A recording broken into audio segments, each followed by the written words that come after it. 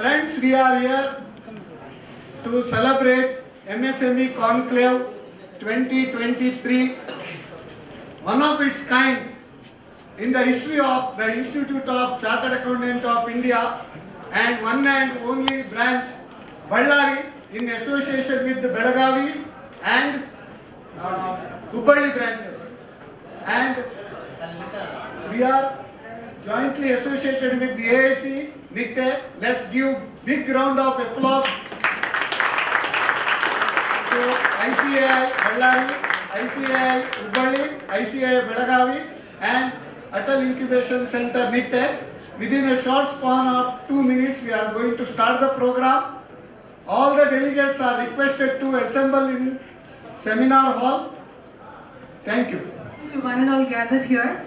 So we'll be starting the session very soon. So I request all the delegates to quickly have their breakfast, as this is going to be a wonderful event for the entire day with enriching sessions, knowledge giving sessions. I can see a lot of students already coming and sitting here and a lot of members also.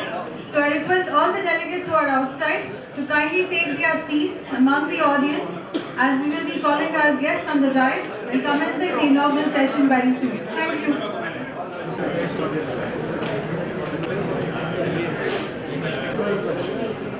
Yes. Start. Yes. Please make yourself comfortable in your seats and preferably keep your phones in silent modes as we are going to begin the program now. Namaste. We CA Komal Jain and CA Akshata Doka, hosts of this 2-day seminar, feel very privileged to stand before you and extend a warm welcome to each one of you present here. And a special welcome to our chief guest, C. Pradeep Nair sir, DGM SBI AO Ballari. Guest of honor Shri Ashwin Kotambri, President Vijayanagar District Chamber of Commerce. And CAS Panarat sir. Sir, we welcome you all to the dais.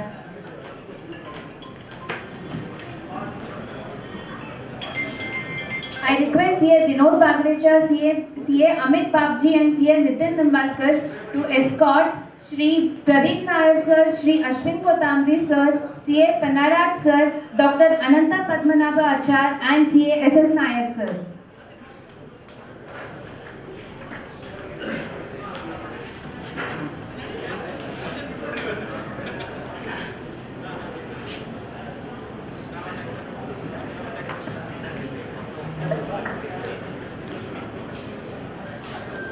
Let us begin the event now. I would request everyone to please raise for the CA motto song.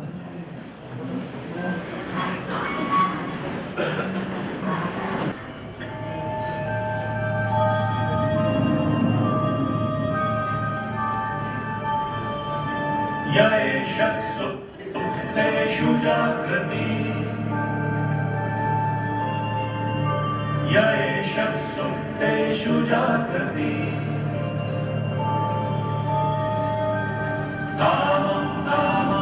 Tamam sho nirvimana Tadeva shukram Tadeva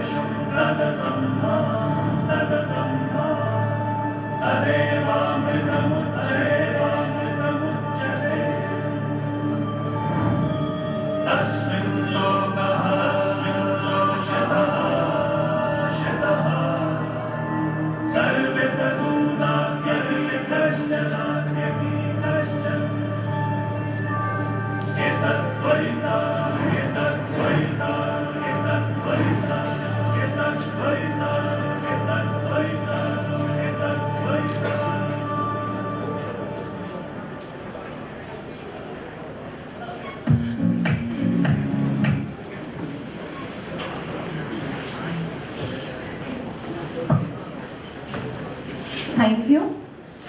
I request our own fraternity member CA Anil Bharadwaj sir for a prayer song.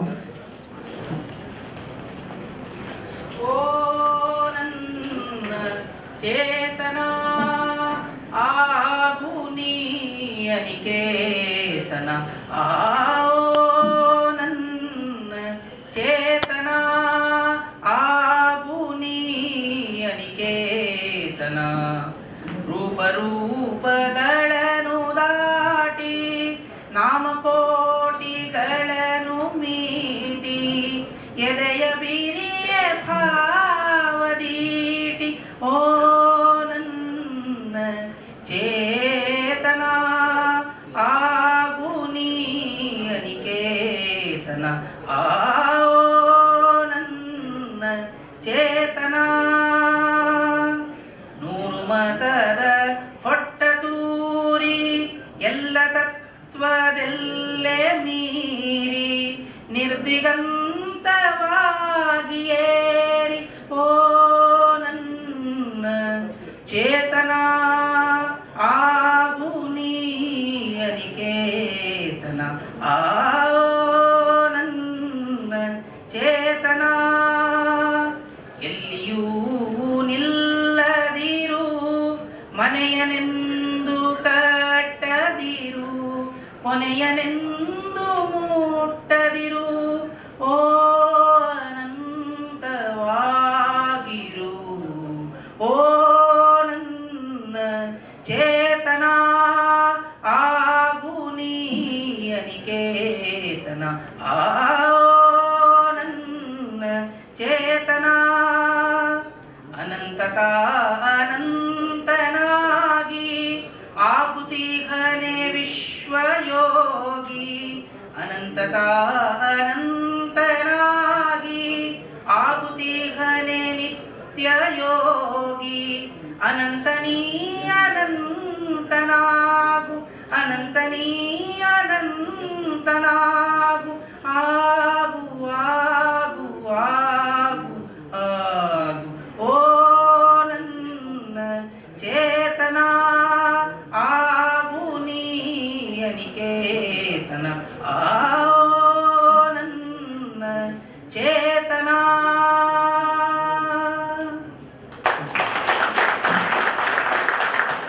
Thank you, sir. Now, I request our Ballari branch chairman Vinod Bagacha sir to give welcome speech. Respected dignitaries on the dais and off the dais, it's a great honor and pride to welcome you all to this MSME Conclave 2023 organized by Ballari branch of SIRC of ICAI jointly with Hubballi and Belgavi branches in association with AIC NITTE Incubation Center supported by Niti Aayog. The theme of this conclave is Reach the Unreached. It means to share the knowledge to MSMEs to face crucial challenges of self-reliance and adopt appropriate strategies and solutions to empower and achieve the sustainable growth in their business. The 2 days conclave is organized to explore prevailing government schemes and provide policies to entrepreneurs. This is a unique program, first of its kind, organized by ICAI across its 165 branches, and Ballari branch has taken the initiative to organize such a great program. On behalf of all the 3 branches, it's my privilege to welcome the dignitaries on the dais. First and foremost, I heartily welcome State Bank of India Deputy General Manager Shri Pradeep Nair, Chief Guest in the dais. To do the honors, I call upon Vice Chairman Ballari branch Nagandav.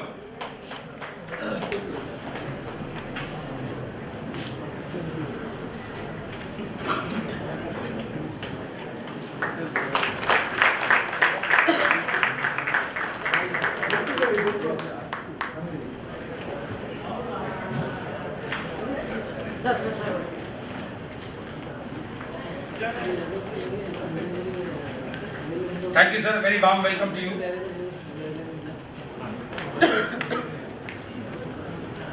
We heartily welcome guest of the honor, Shri Ashwin Kotamri, President, Vijayanagara District Chamber of Commerce, to this august gathering.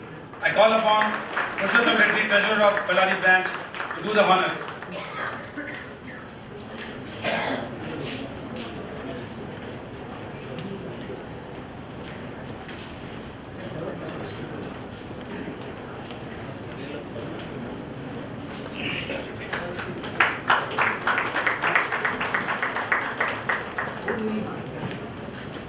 Thank you, sir. Very warm welcome to you. We further welcome Dr. A.P. Achar, CEO AIC NETE. Without their support and association, this program would not have been possible. We heartily welcome you, sir, and I call upon Vishwanath Achari, member of Ballari branch, to do the honors.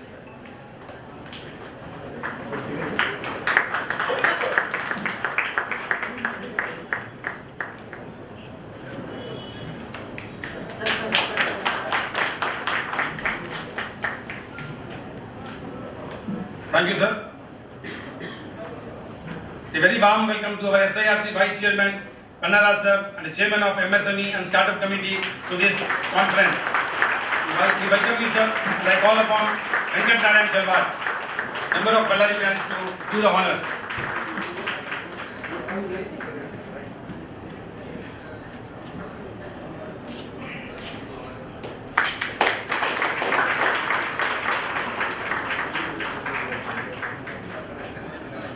Thank you, sir. Sir, past chairman of Mangalore branch of Ballari. He is the man behind this conference. We heartily welcome you, sir, and I call upon Hubli branch secretary, Sri Sanjeev Hadamani, to do the honors.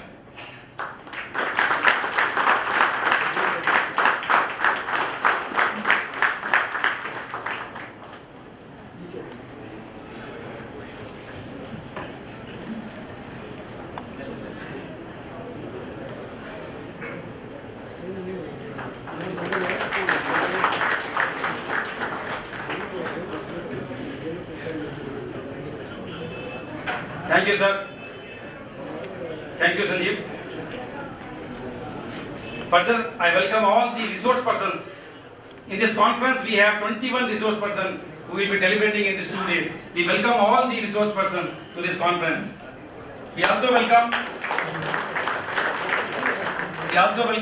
MSME entrepreneurs and delegates to this conference.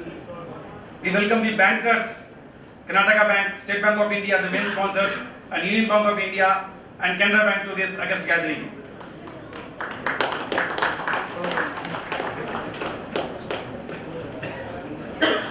Accompany our chair in the third row. Hubli, Belagavi, Bagalkot, Bijapur, Ilkal, Sirsi and many other places who have been attended in large number. We welcome you, sir, to this conference. We welcome article students from MBA college and engineering college to this conference and press people to this conference. We once again heartily welcome you, sir. I conclude my welcome speech with a quote which is very much relevant to this MSME conference. A good doctor understands medicine, whereas a great doctor understands patient. A good teacher understands the subject, whereas a great teacher understands the student. A good entrepreneur makes profit. A great entrepreneur understands customer satisfaction. A good chartered accountant understands all the statutes, whereas a great chartered accountant ensures compliance by the client. A good banker understands the financials, whereas a great banker understands his customers. Let's give a big round of applause to all our great teachers. They are so present for the 2 days. And great bankers, our sponsors, Big Brother, State Bank of India, and other brothers, Canara Bank, Karnataka Bank, and Union Bank of India. We have a great entrepreneurs who are contributing substantially to our GDP. We have a great chartered accountants who are continuously mentoring MSME enterprises. This type of conclave will definitely create many more entrepreneurs and startups so that all of us are benefited. Wish you all a very happy, prosperous and fabulous year 2023. Jai Hind, Jai Karnataka, Jai ICI. Thank you. No event can be a success without the blessings of Almighty. Lighting of lamp is considered as a mark of auspicious beginning of the ceremony. I would request all the delegates to step forward to the inauguration ceremony by lighting the lamp.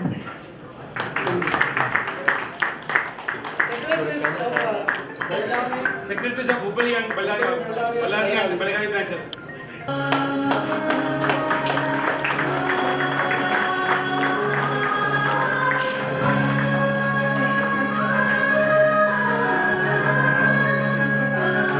Sir, in the bunny.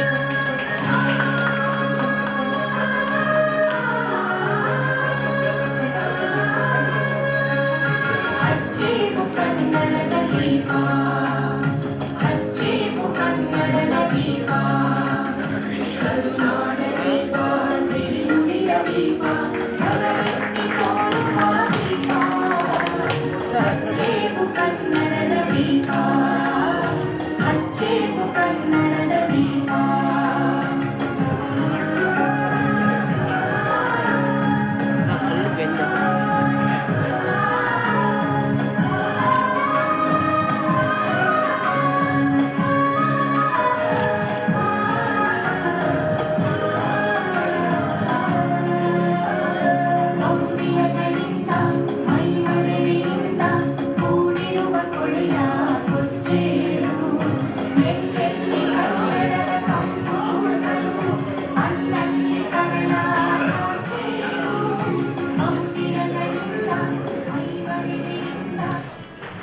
Thank you everyone. Once again, we welcome to the MSME Conclave 2023 jointly organized by Ballari branch of SIRC, Hubballi branch and Belgavi branch in association with AIC NITEC Incubation Center. This event would have not been possible without our esteemed sponsor. This event is sponsored by State Bank of India and co-sponsored by Karnataka Bank, Canara Bank and Union Bank of India. Thank you all for your generous contribution. Special thanks to Anand Motors and Vasvi Lubricants Private Limited for their contribution. Now, I request CA SS Nayak sir to give opening remarks for the conference. Respected dignitaries on the dais and my dear participants.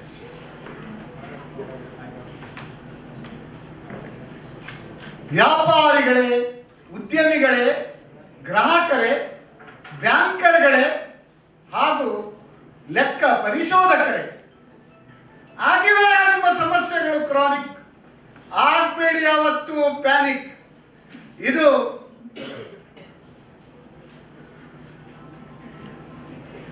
ICAI AIC NITEC MSME conclave clinic ಇಲ್ಲಿದೆ. 21 resource person ಅವರ ಅನೇಕ ವಿಷಯಗಳ tonic. ನಾನು CASS Nayak,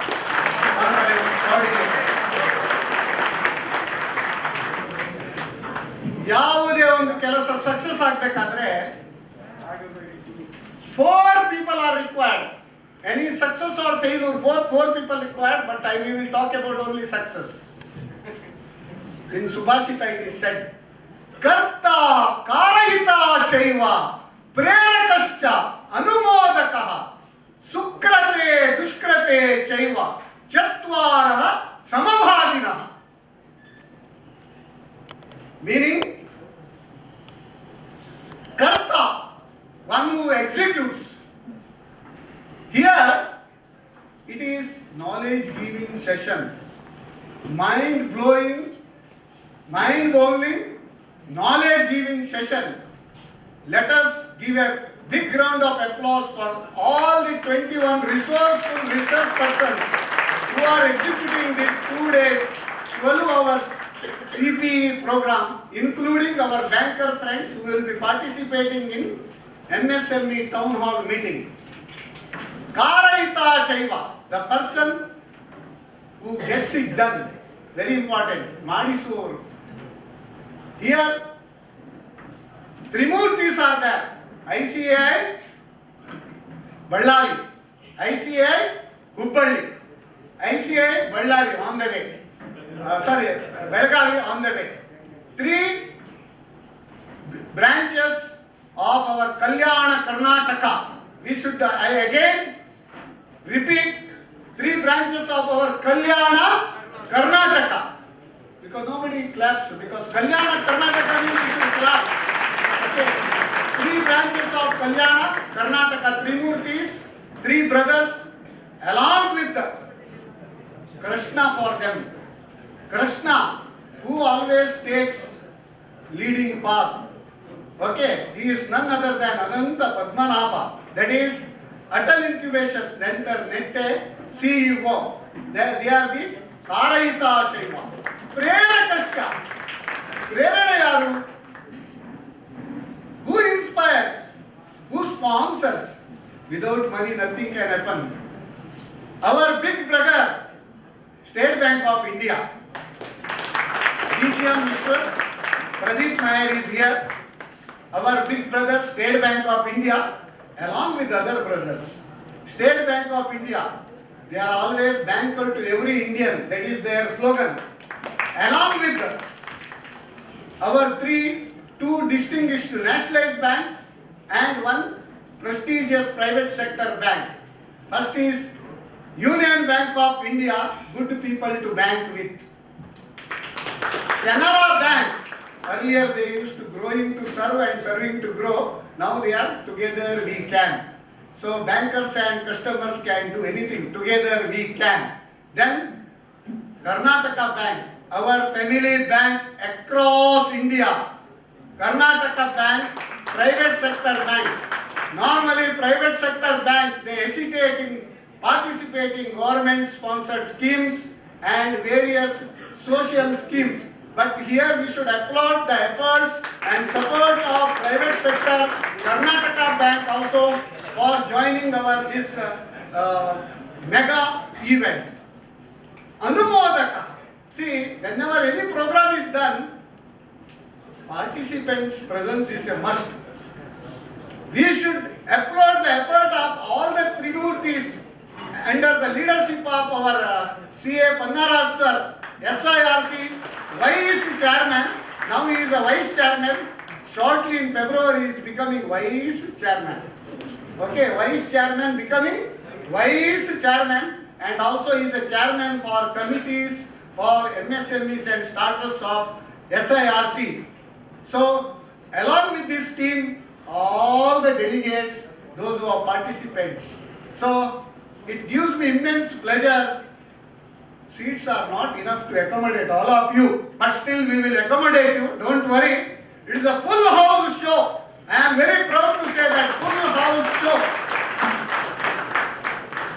Okay, so all these four people are responsible for the success of this event. So well begun is already half done. I can see enthusiasm in all of you. Definitely this program will be grand success. And why this question of MSME Conclave has arisen? See, there are various schemes announced by the government. There are various schemes, what you can tell, plethora of schemes announced by bankers for MSMEs. Our banking ecosystem, the MSME ecosystem is such, we can say that we are proud Indians. Nowhere in the world, banking ecosystem and MSME ecosystem in India and startup ecosystem in India will not match any other country. We are the third largest startup ecosystem in the world, and Bangalore is the first number one startup ecosystem in Karnataka. Now our Deputy Chief Minister, he has already announced about beyond Bangalore. Beyond Bangalore means Kalyana Karnataka will come to first. Kalyana Karnataka, there are lot of talents, lot of opportunities, lot of genius people. Entrepreneurship is in their blood, but there is a slip between the lip and the cup. The slip between the lip and the cup can be handled by this type of conclave grip. So let this conclave make hundreds and hundreds of new startups and new entrepreneurs, and all our bankers friends are there here to support you. All our Government of Karnataka, Industries Department, Government of India, NSIC, all are here to guide you how you can proceed further. So I don't want to take much of your time. Last, I would like to tell one small thing. Why you need to attend this type of conclave? See, what happens is, people are scared only when the problem comes. Correct? We should be prepared for all kinds of problems. We should take every opportunity as a challenge and every challenge as an opportunity. In spite of COVID situation across the globe, India is the only one country standing tall. Nearly 7% GDP. In all of many countries, there is a negative GDP. We can see our big brother USA is also in trouble, and UK, United Kingdom, sun never sets in United Kingdom. Once upon a time, people used to say they acquired entire the globe, but now see their situation. Of course, our Indian Prime Minister will make some changes there. We should applaud him. The Prime Minister from India, they have borrowed to now United Kingdom also. So that's why all of you, especially I encourage faculty and students, because you should make up your mind. You should be job providers, not job seekers. Today, without a single minute, you will have food for thought and food for stomach both. Enjoy this session, and we are going to award 21 MSME heroes of this region. Glitterful award ceremony today evening. It is our pride to honor them in the August gathering, and I would like to conclude my speech with Udyoge nasti darijnam, Japato nasti pardakam, Maune cha kalamo nasti, nasti jagarite bhayam. Udyoge nasti daridram. One who works hard, he will always prosper. Daridra varalike sadhyave illa if you work hard. Japato nasti patakam. If you are disciplined, if you believe in God, and if you do right thing, you cannot do any sins, you cannot do any mistakes, you cannot do blunder, you cannot evade GST, you cannot evade income tax, you cannot make default in making payment to the banks. Japato nasti patakam, maune cha kalamu nasti. Wherever the friction arises, these loose talks, all these things, if you avoid mauna, if you just be silent during that time, and nasti jagarite bhayam, one who is well informed, one who is getting all the knowledge from all the sides, we will say, ano bhadraha krato yantu vishwataha. Let all noble thoughts come from all sides. If you have knowledge in any field, you need not have to fear for anything. Nasti jagarite bhayam. I should congratulate and applaud the efforts of CA Pannaraj sir, SIRC Vice Chairman and Chairman for Committee of MSMEs and Startups. Along with him, he has taken Ballari branch, Hubballi branch and Belagavi branch to their fold, and this type of event, first of its kind in India, conducted by ICA. I wish you all the very best and happy, prosperous, blissful, fantabulous New Year 2023. Thank you.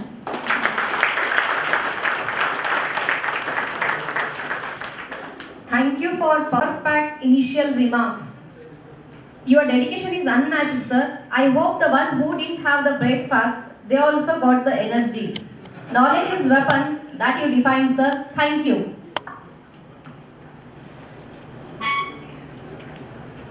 Now, I request Shri Pradeep Nair, sir, SBI DGM, to give the inaugural speech.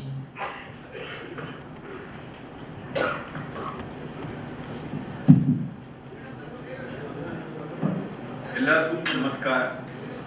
Good morning to all. Very good morning. Yeah, respected dignitaries on the dais, off the dais, participants, students, everyone.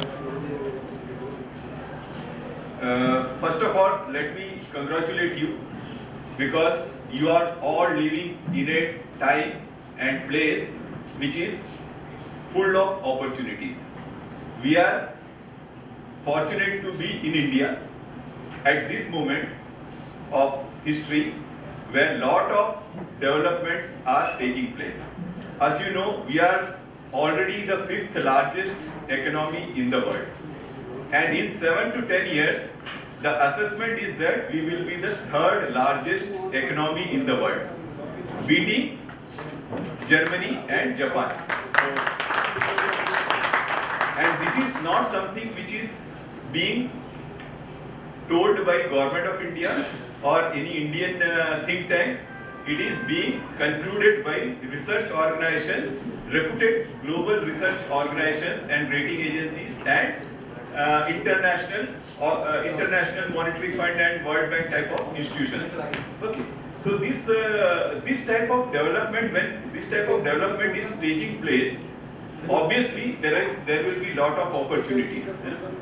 As our Nayak sir was saying, that the people here, they should not be job seekers, they should be job providers.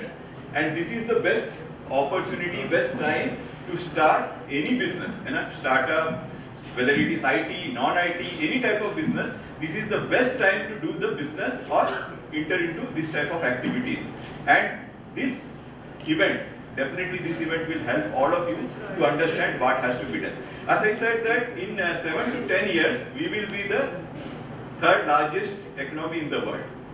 Ernst & Young, today's newspaper, if you have seen that Ernst & Young estimates that by 2047, that is after 100 years of independence, we will, our GDP will be almost 10 times of today. Around 10 times of today. In 25 years, next 25 years, our GDP is going to grow by 10 times. Already we are the most populous nation according to some estimate, because China's population, there is a news report that China's population is degrowing, and that means our population is growing and it is likely to grow for some decades at least. So definitely, if not this year, by next year or next to next year, when official figures come, definitely we will be the largest country in the world in terms of population. But we should not be happy with that. We should be happy only when we are the largest economy in the world, and sooner or later we are going to be there. Okay, it is only a matter of time. The direction is very clear, the speed is also very clear, but definitely we will be there. Okay. Why MSME? We promote MSME so much. Why Government of India is promoting MSME so much? It is because of many factors. Because number one is employment generation. Nayak sir was saying that employment generation capacity. Talking about employment generation capacity. Why not we promote big industries or like Reliance and Tata and those? See, Reliance, Tata, those type of big companies. For each crore of turnover, each 1 crore of turnover, the number of employment they will generate, and each 1 crore of turnover which is generated by an MSME, the number of employment that MSME will generate, it will be huge. MSME will generate much more employment at the same level of growth or same level of turnover. Okay, so at the same growth, that means if GDP growth is 7%, if it is entirely contributed by big companies, employment generation will not be that much. Okay, if it is contributed by MSME, definitely employment generation will be much more. That is why MSME is getting lot of importance these days. Second thing is that not only employment generation, there will be spread of wealth and prosperity. Okay, that means wealth will be spread across the nation, okay, across population, and most importantly, across the regions. Because if the big companies are there, big companies will be based on Mumbai, Bangalore, big cities only. So all the growth, development will take place in big cities only. If MSME is promoted, definitely even smaller centers, even taluk type, headquarter type of places, villages also can participate in the development story. Okay, so that is the advantage of MSME, and that is why MSME is getting lot of attention, not only from the government, from the banks also. Okay, as a bank, we are always our speakers, all the speakers, they thanked SBI for sponsoring this. So I should there is no need to thank SBI for that, because in fact even Chartered Accountants of India, ICI and bank, it is all selfish interest only. Okay, to be frank, okay, if MSME grows, automatically who is going to get the business? bank will get the business, and of course you will also get the business. So it is not it is all in our own self-interest that you should grow. If you grow, definitely we as our business will grow. Okay, MSME is very good business for any bank, and bank has come up with lot of schemes. For example, Mudra, I think you must be knowing Mudra scheme. Mudra is 10 lakhs, up to 10 lakhs loans can be given without any collateral security. Without any collateral security, 10 lakhs. And we are just running after the customers, because we have a huge target to meet, and this year we are running after this budget and target, and every branch manager is trying to achieve that target. But we are not able to achieve still now. So there is lot of scope there. There are other schemes also, definitely that will be explained in these 2 days program. If all of you, that means if all of you need anything from ICI or bank or government of India, definitely everybody is there to support you. And as I already said, that this is the best time to do business. And this is the best place to do business, because best place to do business is India, because if you see, India is the only country which is only major economy which is growing. Okay, and where there is also a roadmap of growth also is very clearly visible. Okay, and we are all there to support all the MSMEs in whichever way you want. Whether your requirement is 10 lakhs or 10 crores or 100 crores and 1000 crores, whatever is your requirement, State Bank of India is the banker to every Indian, and we will be with you always. So with these words, thank you very much and all the very best for this program. Thank you.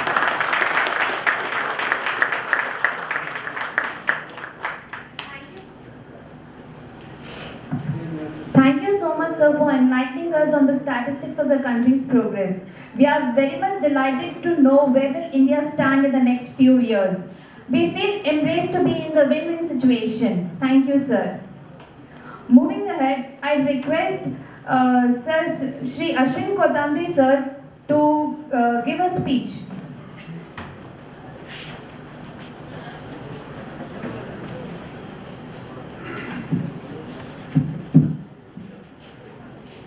Good morning to all.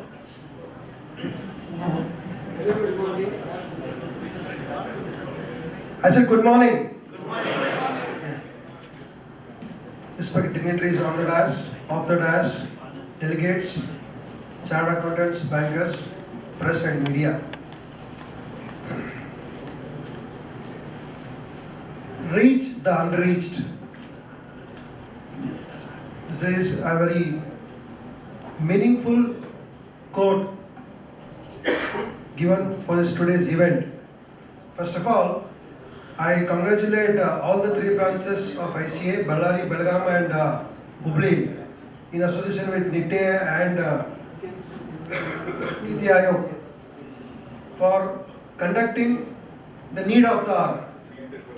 Do you all know the students here and the budding entrepreneurs, why these kind of events or seminars are conducted? It is the bridge between the policies, bankers and to the entrepreneurs. This will help us, our dreams, our future, what we have dreamt. Do you all know, Government of Karnataka, with the help of Mr. Ullas Kamath and the other concerns, 500 acres of FMCG cluster has been identified near Dharwad, wherein they are focusing on the food processing industries, and we should thank the Karnataka Chamber of Commerce in Hubli for also making it their dream come true, wherein, like our CM, his dream behind Bangalore for all the investment in MSMEs. This is the first step. Even we are very happy we are getting an international airport near Kittur, wherein the entire part of the Karnataka will be taken care, and more of business and new companies outside the country will be flowing there and doing their investment in this area. For information, we from Chamber and DIC, we have identified some 50 acres of land between Maramnalli and Hagribomnalli for a new industrial area, because we are mainly concentrating on the food processing, sir, because in this belt we grow more fig and other fruits here. So to boost the small exporters and the farmers for the food processing here, and they can take away and they can carry on to the big clusters where it has been put up in Dharwad. It is rightly said by our industries minister, Udyoga Nedu Udyami Agu.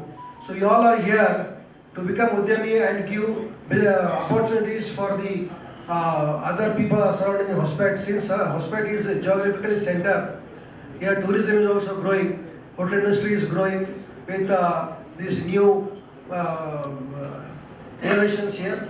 I once again congratulate all the 3 branches and organizers and the bankers, mainly SBI, for sponsoring such a beautiful event. And I am very much confident you all will go out with a full knowledge of your future, what you want to do. And I also congratulate the awardees who have been selected for their own categories. And once again, thank you for the opportunity.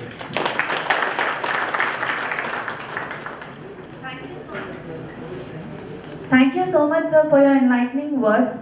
I will now request Dr. A.P. Achar, CEO of AIC NITE, to talk a few words.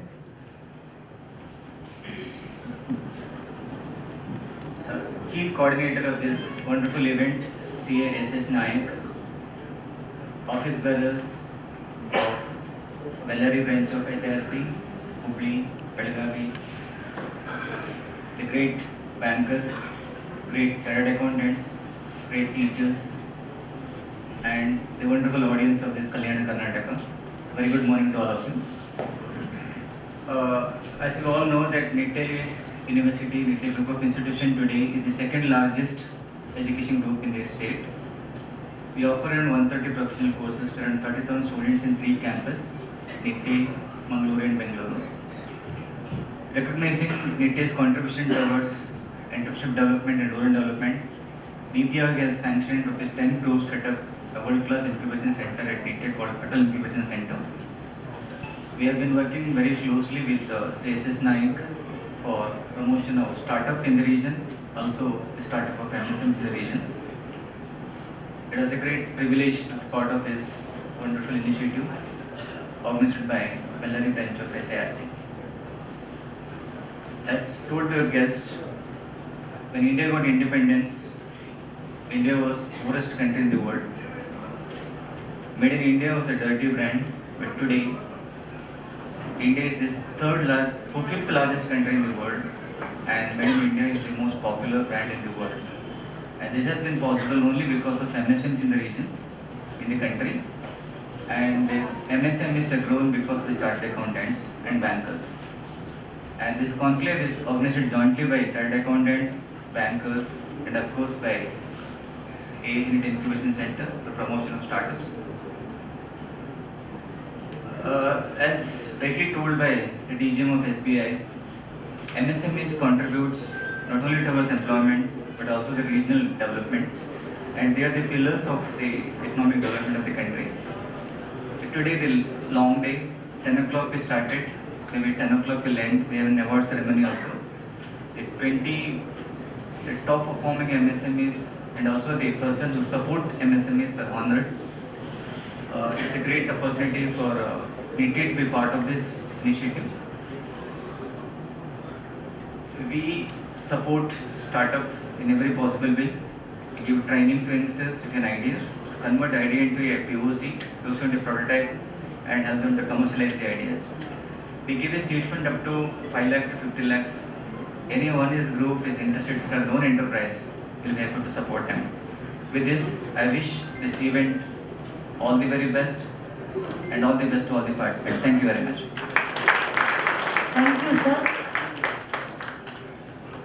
Here, We also recognize the presence of Canara Bank. We welcome you, sir. Thank you. Next, I request CAS Panaras sir, Vice Chairman SIRC and Chairman MSME Committee and Startups, to speak few words. He is the backbone of our Ballari branch.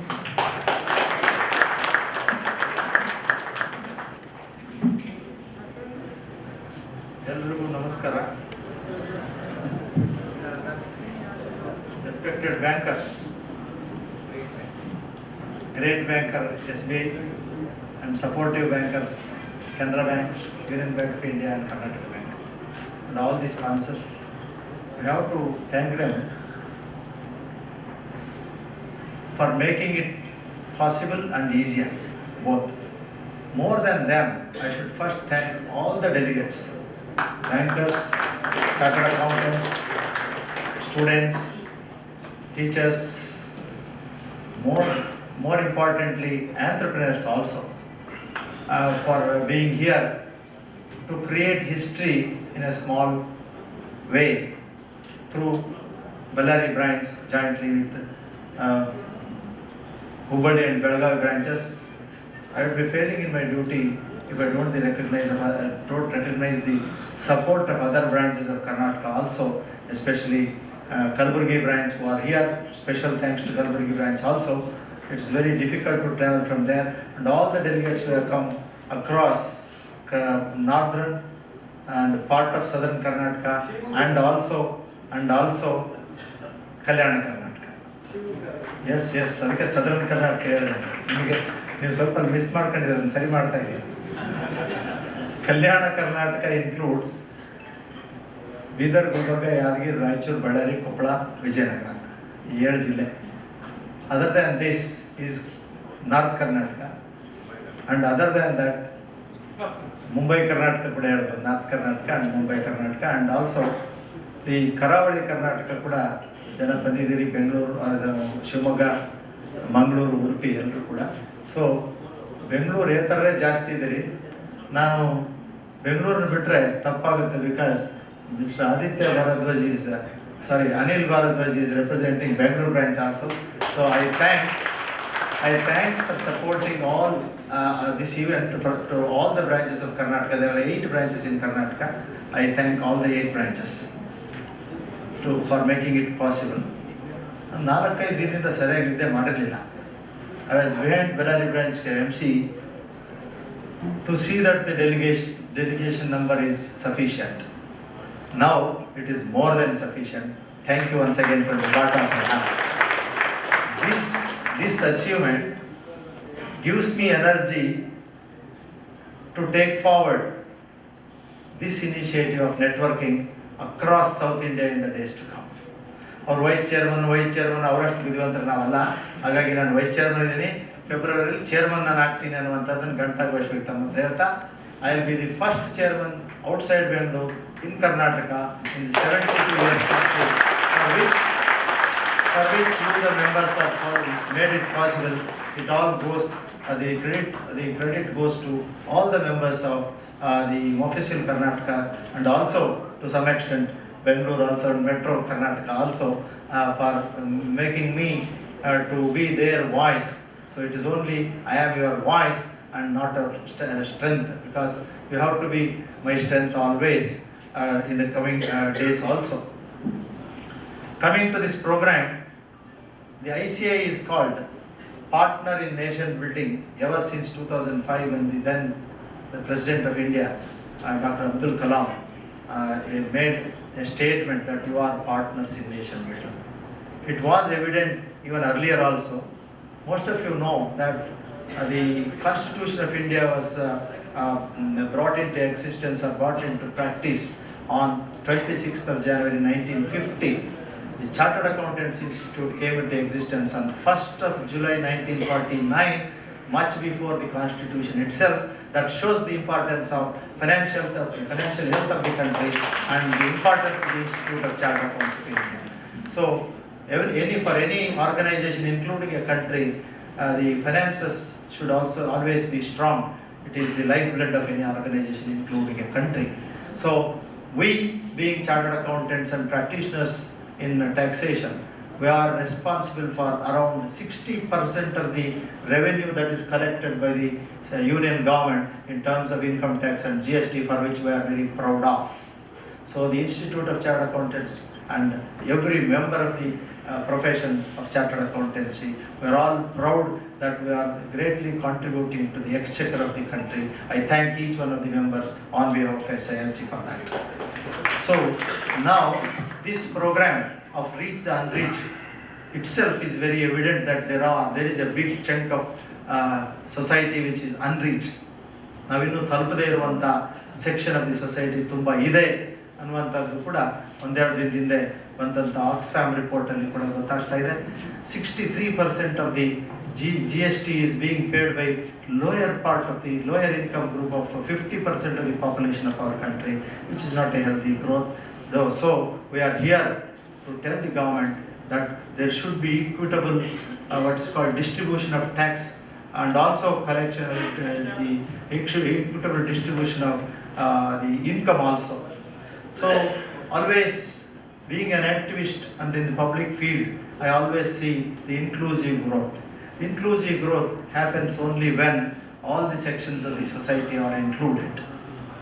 But we are seeing, we are adding billionaire after billionaire every year from our country. At the same time, the poor population of our country also is increasing.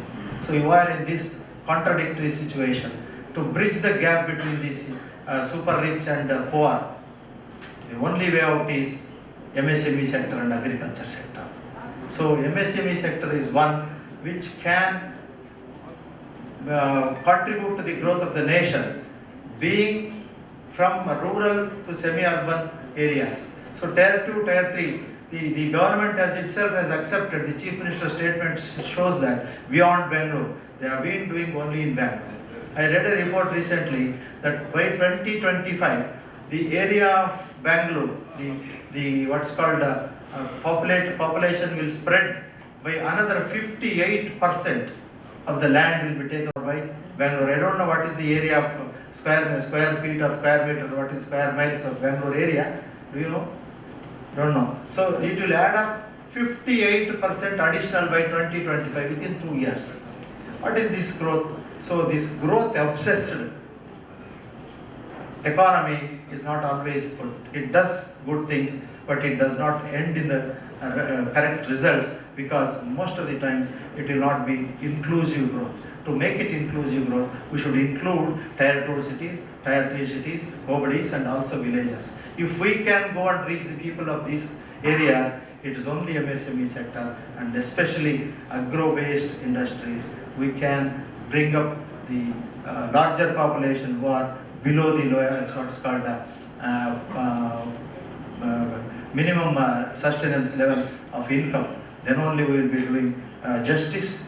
CA Institute is always spearheading this movement, and this concept I got into my mind last year itself. From last July I have been trying to do this program as a committee, as chairman of MSME committee, to show that growth alone will not end up in development. Growth, it gives figures, growth helps turnovers, but will it be enough to see that the income is justifiably distributed to all sections of the society? That is very important. That's where we are here to do MSMEs, to do the strengthening of MSME sector with the help of all the people. This is the first time of its kind, first type of its kind also, because we have involved so many sections of the society to do the work of strengthening the MSME sector, because it contributes 40% of the GDP of the nation and also 60% of the employment other than agriculture.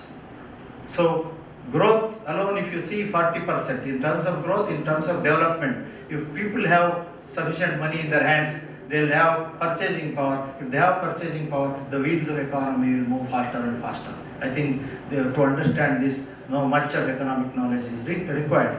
So under these circumstances, it is the responsibility of the CA Institute. It is the responsibility of a chartered accountant representing from smallest branch at SIRC to strengthen Tier 2, Tier 3 cities economies and the practitioners of chartered accountancy. So in this networking of these segments of these MSME industries or MSME sector is very, very vital. See, take it from bankers. 22 speakers are speaking from different sections of the what's called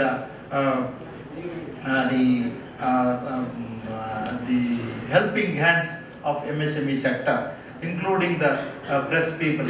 But for you, the sector of MSME cannot reach the rural. ಬಡ ಜನರಿಗೆ ಮತ್ತು ಹಳ್ಳಿ ಜನರಿಗೆ ಗ್ರಾಮೀಣ ಪ್ರದೇಶದ ಜನರಿಗೆ ಮುಟ್ಟಬೇಕಾದ್ರೆ ಈ ಸ್ಕೀಮ್ನ ಫಲಾನುಭವಿಗಳು definitely press will have to pay a major role ಅಂತ ನಾನು ನಿಮಗೆ ಕೇಳ್ಕೊಳ್ತಾ ಇಲ್ಲಿ chartered accountants are called 2 types, medium practice, big practitioners and small and medium practitioners. ನಮ್ಮನ್ನೆಲ್ಲ small and medium practitioners ಅಂತ ಕರೀತಾರೆ. So Nair sir told that it is all our selfish motto to do this program. Yes, I agree with you, sir. Since 1991, we are in a competitive world. Unless you are selfish, you cannot survive. I only request to be selfish beyond self also. It is not enough if one chartered accountant survives. Our chartered accountant fraternity also should survive. It is not enough if only chartered accountants fraternity survives. Our clients also should survive. It is not enough if only clients survive. The bankers also should prosper. It is not enough that this economy stops at that stage. It gives employment to the population at large, and we will all be jointly growing in this economy and making it a ಸರ್ವರಿಗೆ ಸಮಬಾಳು ಸರ್ವರಿಗೆ ಸಮಪಾಳು. ಆಗ ಮಾತ್ರ ಆಗ್ಲಿಕ್ಕೆ ಸಾಧ್ಯ ಅಂತ ಹೇಳ್ತಾ CA ಇನ್ಸ್ಟಿಟ್ಯೂಟ್ನ ಮುಖ್ಯ ವಿಧೇಯವನ್ನು ಹೇಳ್ತಾ ಪಂಪನನ್ನು ನೆನೆಸ್ಕೊಳ್ತೀನಿ. ಆದಿಕವಿ Pampa thousands of years ago he told, ಅರಿವಂ ಪಸರಿಸುವುದೇ ಧರ್ಮಂ, ಅದರ ತಡೆಯುವುದೇ ಅಧರ್ಮಂ. ನಮ್ಮ ಧರ್ಮ to distribute knowledge, to create awareness, to make a human being better human being, to make a human being self-reliant human being. Thank you for accepting our invitation and being here. We will be there to make you understand, to know more about MSMEs and the challenges and how to mitigate the challenges also. If you see this NIFTE, the incubation centers are there to support you all. Students, why we have included students? They are the prospective, what is called entrepreneurs of the society. One statistics Bala sir ಹೇಳ್ತಾ ಇರ್ತೀನಿ, now also I want to tell, TFR, total fertility rate in India is falling down very fast. Total fertility rate is falling down very fast. In Karnataka, the Indian average should be 2.13. Total fertility means one pair, the husband and ganda ಹೆಂಡತಿಗೆ ಆಗಬೇಕಾದ number of children, minimum 2.13 average should be there. Karnataka have reached already 1.7. From 2030, just 8 years away, Karnataka will start having more and more senior citizens, more and more non-earning hands. So we cannot afford to lose the precious youth. Every youth is a jewel or a diamond for the future of our country and state. So I wish most of you ಬರೀ ಉದ್ಯೋಗಿ ಆಗಬೇಡ್ರಿ, ಉದ್ಯಮಿಯಾಗಿ ಉದ್ಯೋಗ ನೀಡಿ ಅಂತ ಮುಖ್ಯಮಂತ್ರಿಗಳು ಕರೆ ಕೊಟ್ಟಿದ್ದಾರೆ. Become an entrepreneur and give employment. With this slogan, I thank also the entrepreneur section. ಬಹಳಷ್ಟು ಜನರಿಗೆ many initiatives of this government and other segments are not known to you. Please concentrate on all the sessions in the coming 2 days and make best use of these sessions and also interactive sessions. Bankers will be there in their own world. Entrepreneurs will be there in their own world. Chartered accountants will be there in their own world. So what are their worlds? We network that tomorrow evening through town hall. Town hall ಜ್ಞಾಪಕ ಬರಲ್ಲ. MSME town hall ಅಲ್ಲಿ ಬೇಕಾದ ಪ್ರಶ್ನೆ ಕೇಳಿ. Bankers are there to answer you. Sir, I would request you to be very sportive tomorrow to receive the questions and also respond to the people because questions always not be happy and pleasureful questions, but definitely you will have pleasure in responding to them to prosper yourself in the banking activity because only together we can and together we will. Thank you.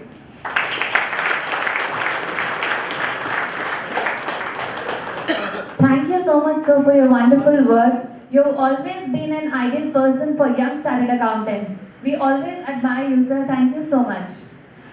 Now I request CA Komal Jain to extend vote of thanks.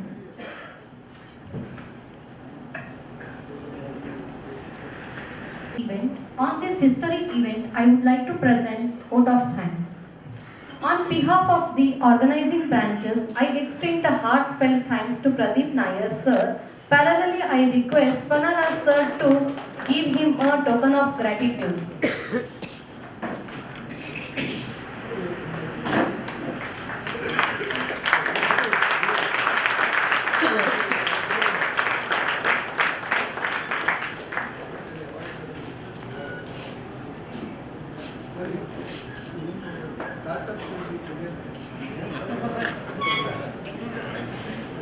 Thank you, sir. I thank you, Mr. Ashwin Kothambri, sir. Parallelly, I request CA Vinod Bagrecha, sir, to give him token of gratitude.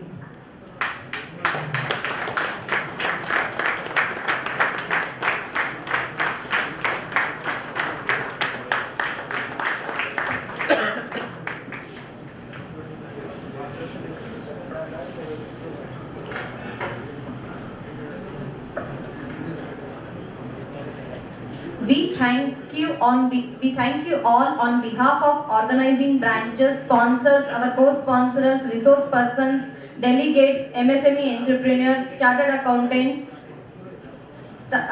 startup owners, then students and other faculties. And if we have missed anybody, even we extend our heartfelt thanks to you. Special thanks to social medias, press.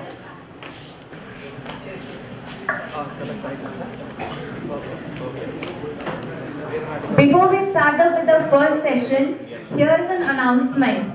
You can never afford to stop learning in this competitive world, and listening is the reasons he is not present here. He will be delivering the topic through virtual mode. I request here Yasaswini to brief about him. Thank you, ma'am. It gives me immense pleasure today to introduce to our esteemed audience a tall leader from our own fraternity, CAK Ullas Kamath ji.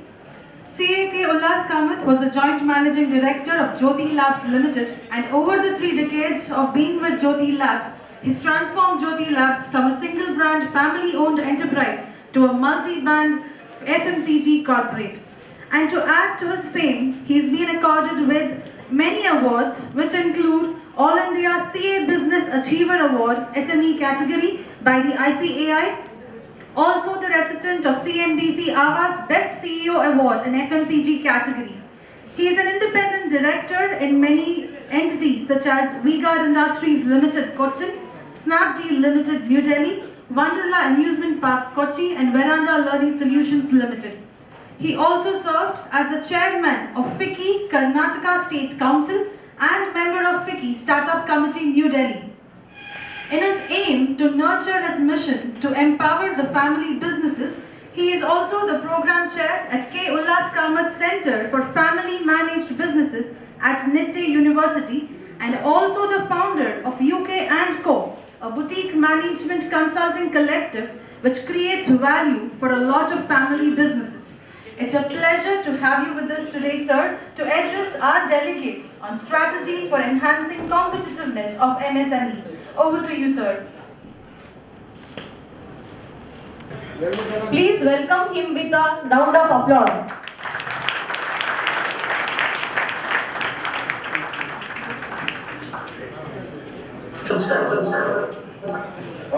Okay. I'm audible now? Yes, sir. Good morning, everyone. Very good morning. Thank you, Yashaswini, for the wonderful introduction, what you have given. And I take this opportunity to thank SS Naik, my friend, for inviting me for this wonderful program of ICAI.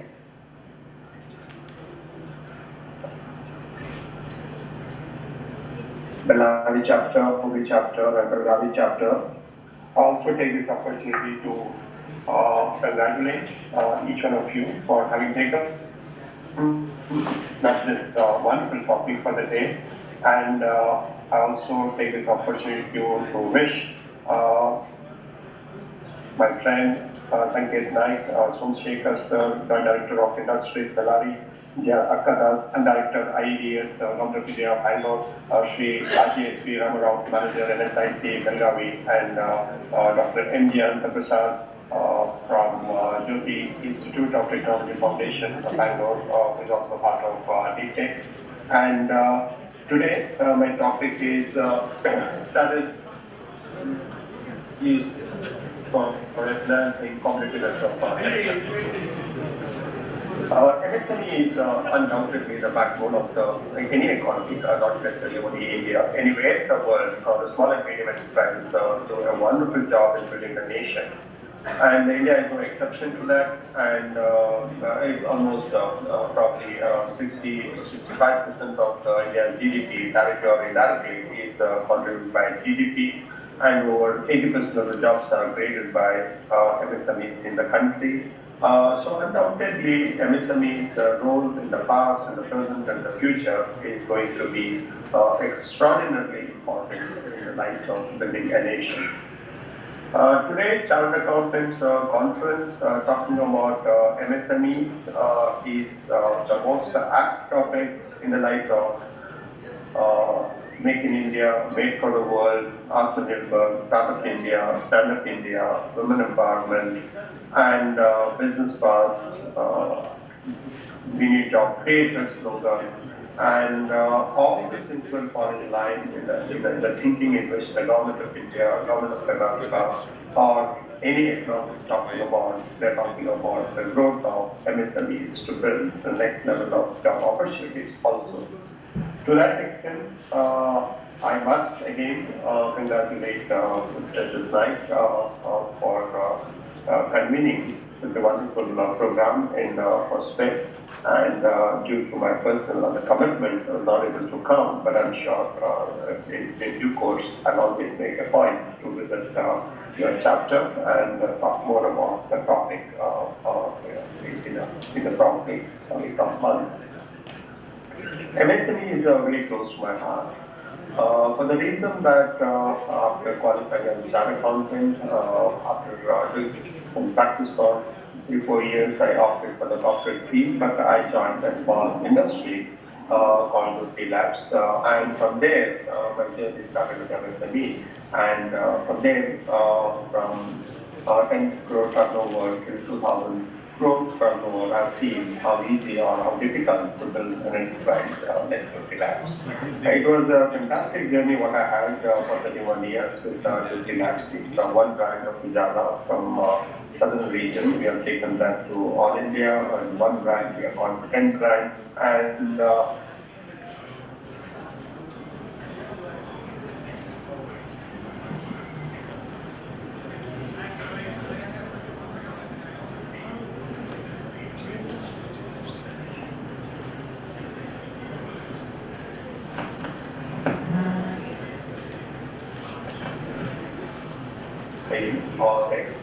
I must confess that we need to be very, very agile, we need to be very, very active, and we need to be seeing what needs to be done, how to be done. That approach is a must, and that is the one which will take you to the next level. Now, the strategies for enhancing competitiveness of our MSMEs, what it was in 70s or 80s or 90s or early 2000s, and now it's all different. So every time when we talk about the strategy, when we talk about enhancement of competitiveness, we need to be true to the present scenario in which we are. Chartered accountants understanding the business is much simpler than anybody else understanding the business as an insider or also as an outsider. My take on that is, as chartered accountants, our job is not just to audit or to file the returns and get the assessment order done and help for compliance. Chartered accountant's job is to see the health of an organization, whether it is small or micro or medium or large, and we need to be with them, the industry, like a general physician. We may not be specialists in business, but we'll be able to make out what is that we can advise them from time to time before the event happens and not after the event happens. Where I'm coming from is that today's MSMEs, most of them are struggling for capital, most of them are struggling with the new technology, most of them are struggling to get good talent on board. Most of the people do not believe in great HR practices. Most of the MSMEs don't know the difference between the sales and the marketing. They don't understand the marketing tools, what is available today. They don't understand the software, what is required to develop the tools for the sales and marketing. Very rarely they use the data. And when they use the data, they are always look forward and they don't look backward to do the analysis. So analytics part of the data, what they have for their company, or for the industry, or for the category, or for the region, or for the state, or for the zone, or for the country, or for the world is very, very minimal. Most of the MSMEs start with the problem, live with the problem, end with the problem, and they blame everyone. Nothing wrong in that, but they blame everyone other than themselves. You have bankers in your sponsors, like Bank of India, one of the finest bankers. I've discussed or addressed many a times the bankers, and they are always right. Their job is to fund the project, and they try to monitor. But most of it, they believe the entrepreneur, think that he has a project, he has a business plan, and he will do that, and as long as he has the ability to pay the interest and the principal, they are comfortable with that.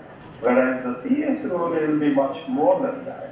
While writing a project report, you need to do the in-depth analysis of what you are raising the money for, and when the money is used only for that purpose. Is there any deviation? It is not acceptable. Is there any DSCR? Not for the purpose of 1.65 times you have put there, but really is there money to pay interest and principal on time? Because both interest and principal, if you don't pay on time, then you know that it will go towards the root of NPA. It is not good to raise the money thereafter. So, point is, where are we today in MSME? I said that probably there are outliers. The top of the pyramid in MSME is doing extremely well. They don't need any support. Bottom of the pyramid are really suffering. They need all the care. There's support from the government, or support from the banks, or support from the consulting agency, or support from everyone they need. And the mid segment, what we have, the middle of the pyramid, what we have is that our wish is that they move towards the top of the pyramid and they don't get into the bottom of the pyramid. So where the CS can play very, very prominent role.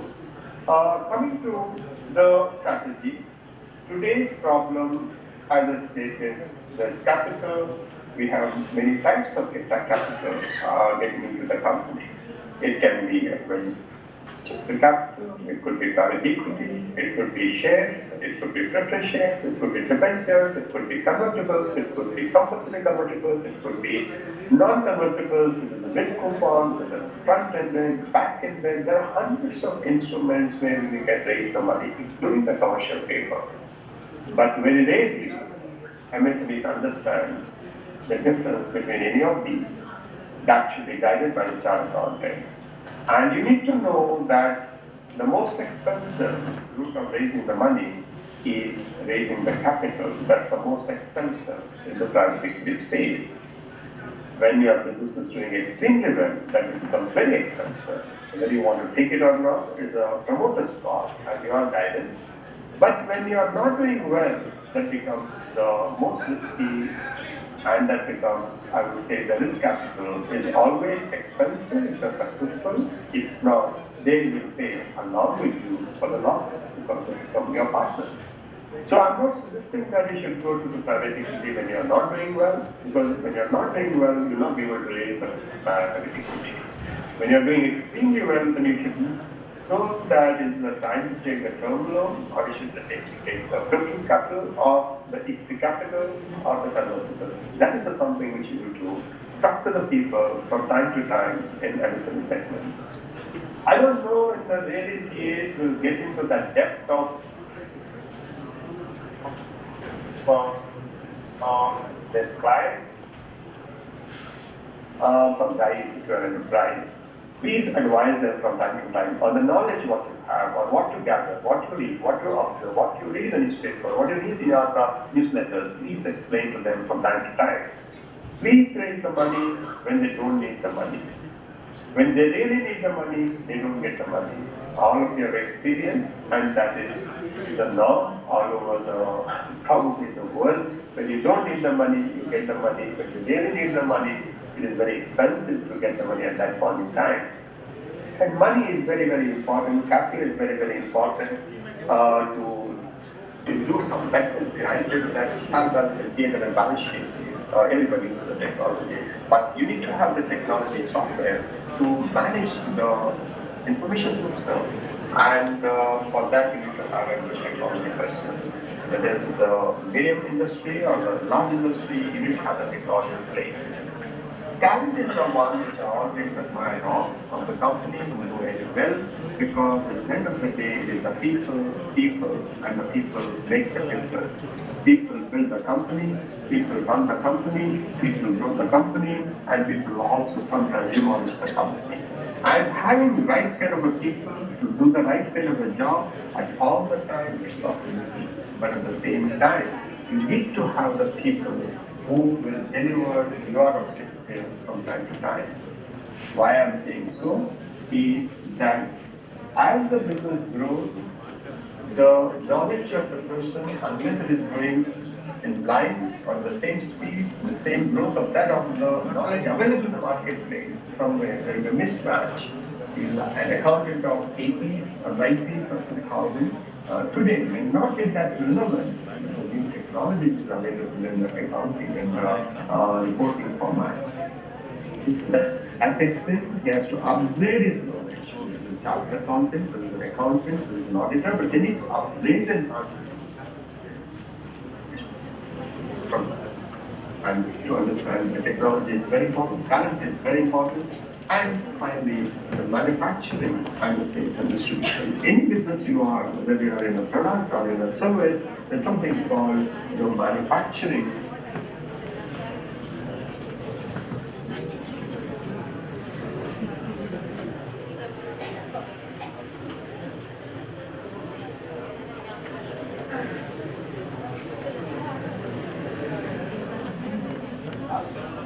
Much time, how many times you have used that in our profession, I do not know.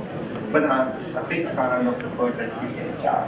So you need to have that program evaluation all the time for your clients, and you need to say that how your productivity is, how their efficiency is improving. We have written 10 marks, 50 marks, or 15 hours rate.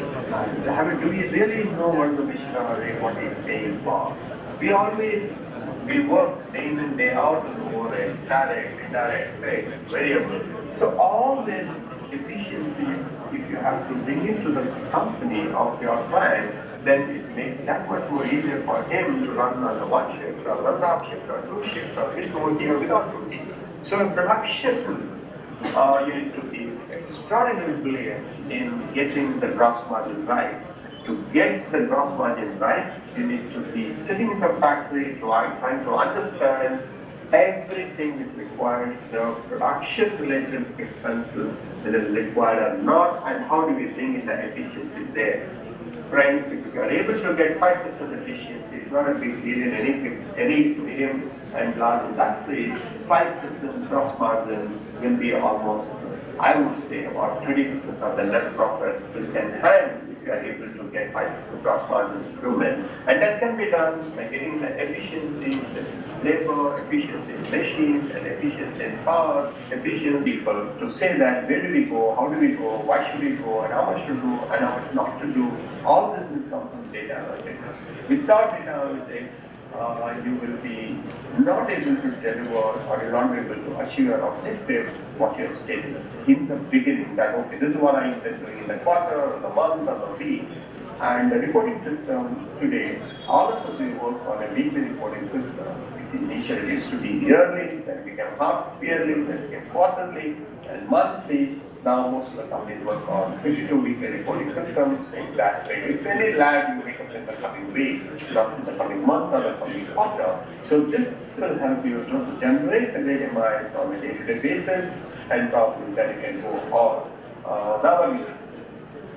Most of the management team of your MSMEs will be very hardworking, very loyal, and have been there for a long time, but their knowledge has to be upgraded.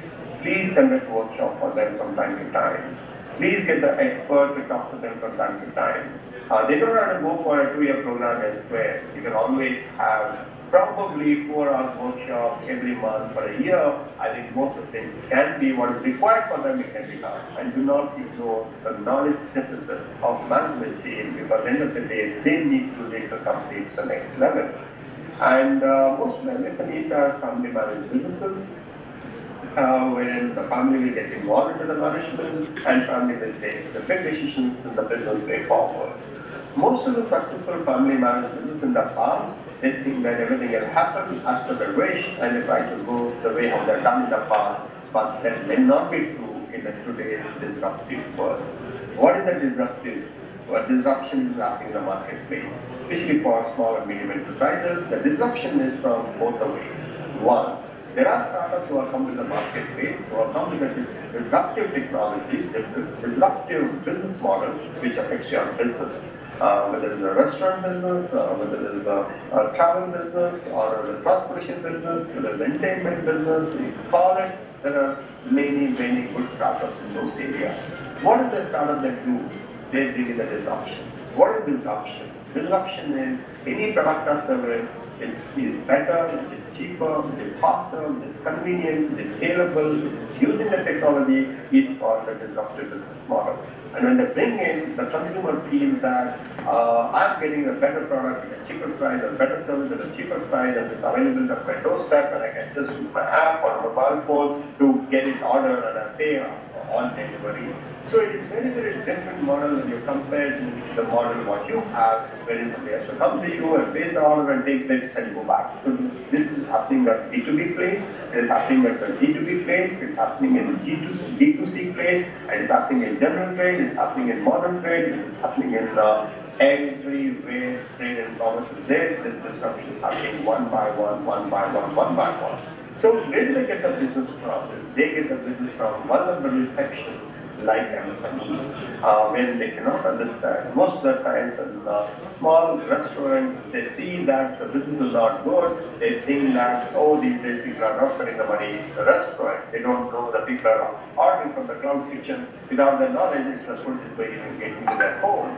And you think, oh, these days corporates are not spending the money in the restaurant, but they don't know that they placed the order and the food has gone to the corporate directly and they're getting a cheaper price in a faster way. So this is where the disruption from the startup, which affects the MSMEs, undoubtedly, because it is the same business pie which they need to get out of. The second one is the grown-ups. Grown-ups are the people who are leaders in the marketplace. They have the cost advantage, they have the unit economics, and they also have the advantage to scale up the way how they have, because they have capital, they have market access, they have the technology, and whatever I said, what MSMEs don't have.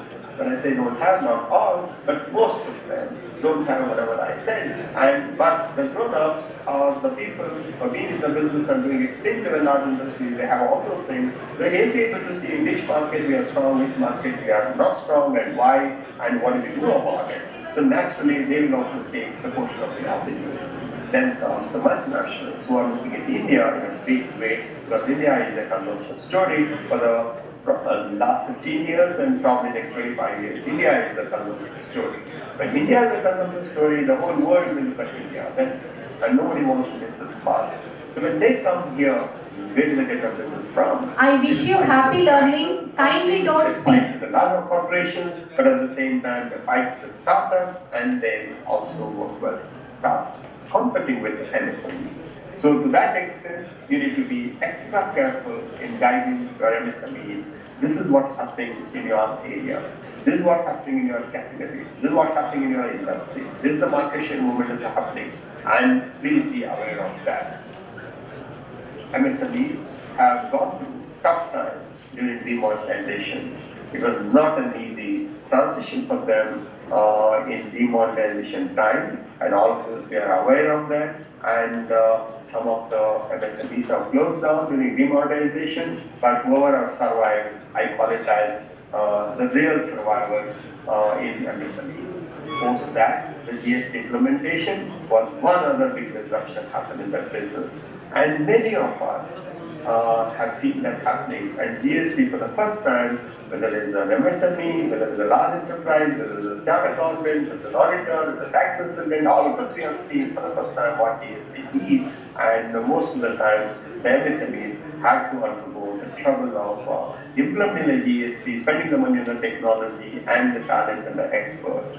Post that. And yes, many have survived in GST thanks to our chartered accountant friends. They have made it happen for their clients very, very conveniently. And India's GST implementation is a case study of work. And many are following that.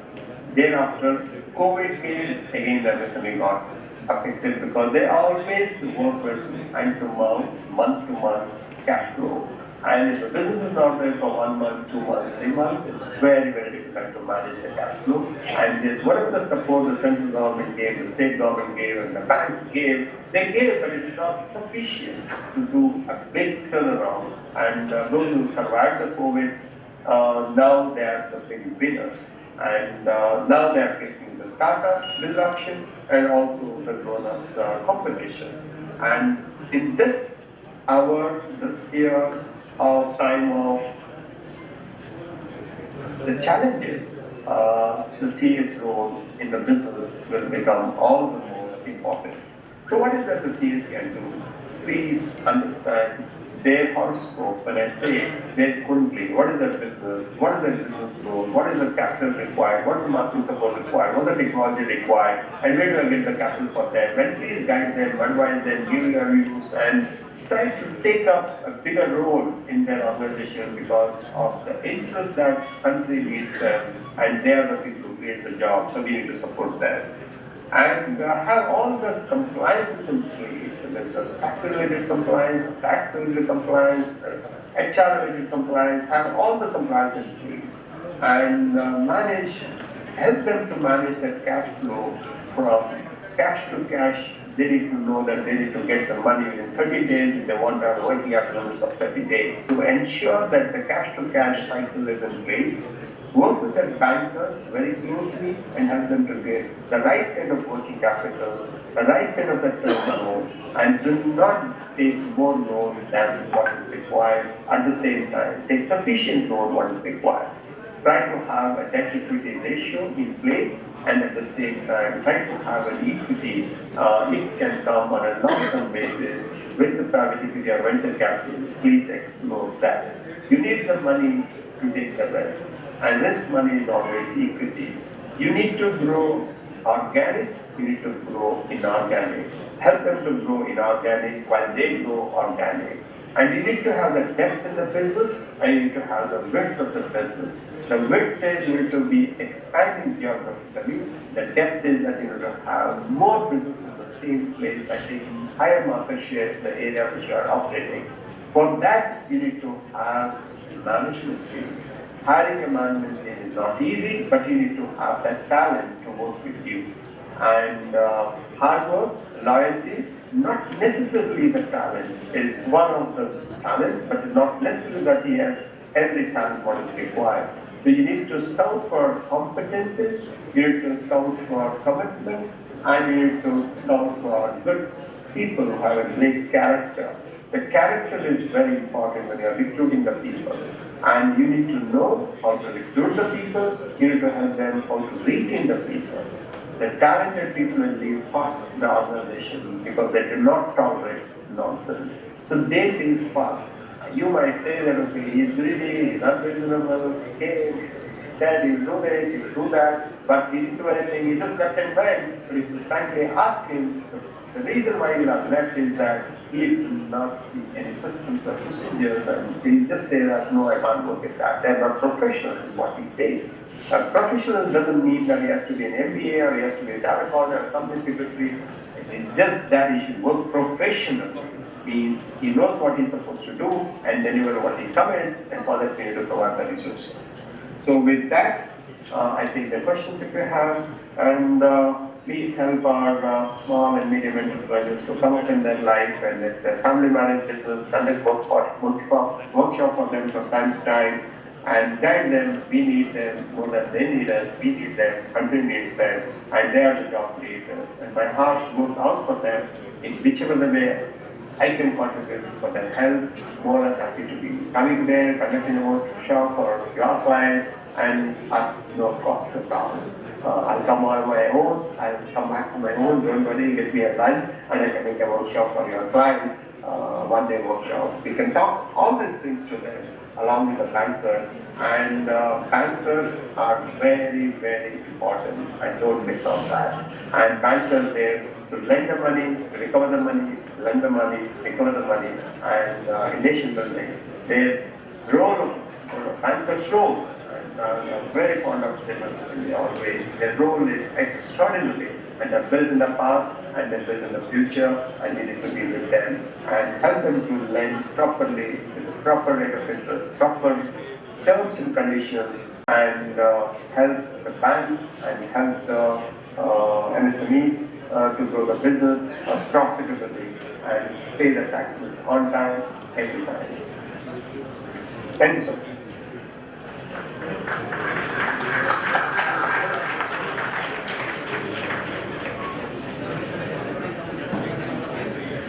That was a great startup of the day.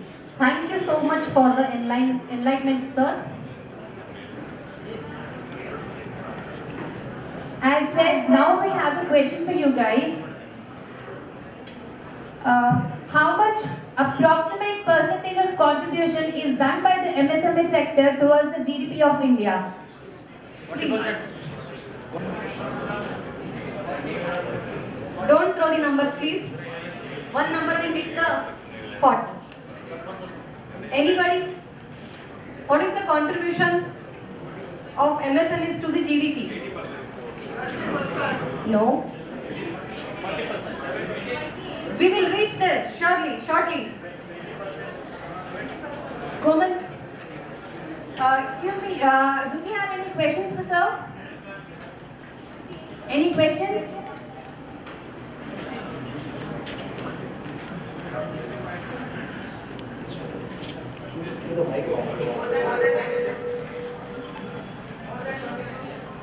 More than 20, less than 30, this is not the answer.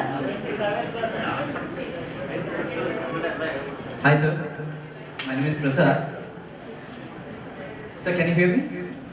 Yeah, I can hear. Sir, you said the strategic growth of the MSMEs are very important at this point of time. We need the proper tools for those things, and the technology is also very important for the same. So what are those things which we can apply in this type of growth actually? The tools which we can use to have the proper growth.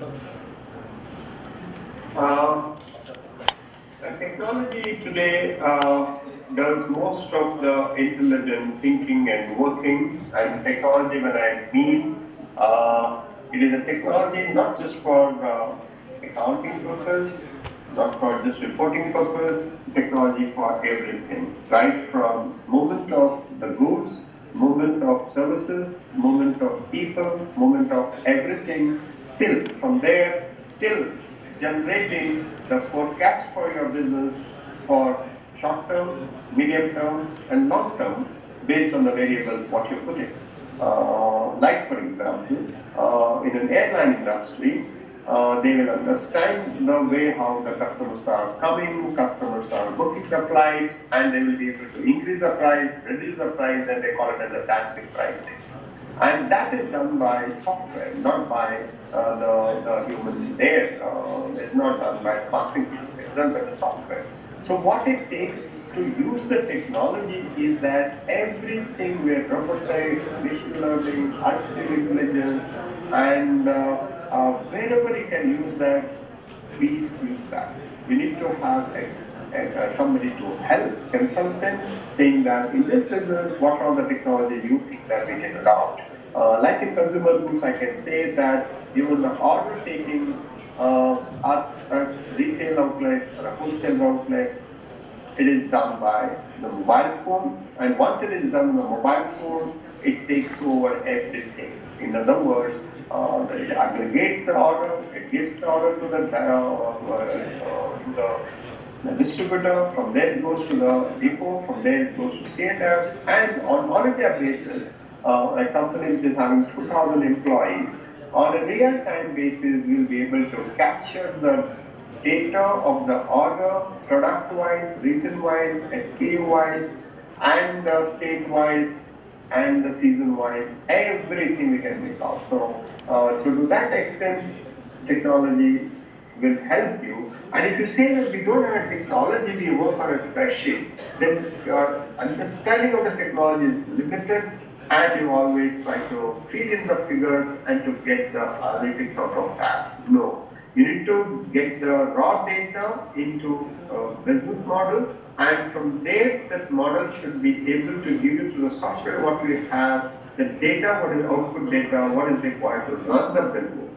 And order can be bottom up, order can be top down, the sales approach can be top down or bottom up. But then how do we manage the working capital is based on the forecast. How do you forecast? It's based on the last 3 years data, last 3 months data, last 3 weeks data. You can forecast the sales for the next 3 weeks, next 6 weeks, next 6 months, next 1 year. So based on that, you place the order for your working capital, especially for the raw material. Then how long you need to keep the raw material, what should be the working progress, all this is comes with the data so that the human intervention is better as much as possible. It should be reviewed so that your efficiency in production, sales, distribution, supply chain will improve drastically. That's what I meant by technology.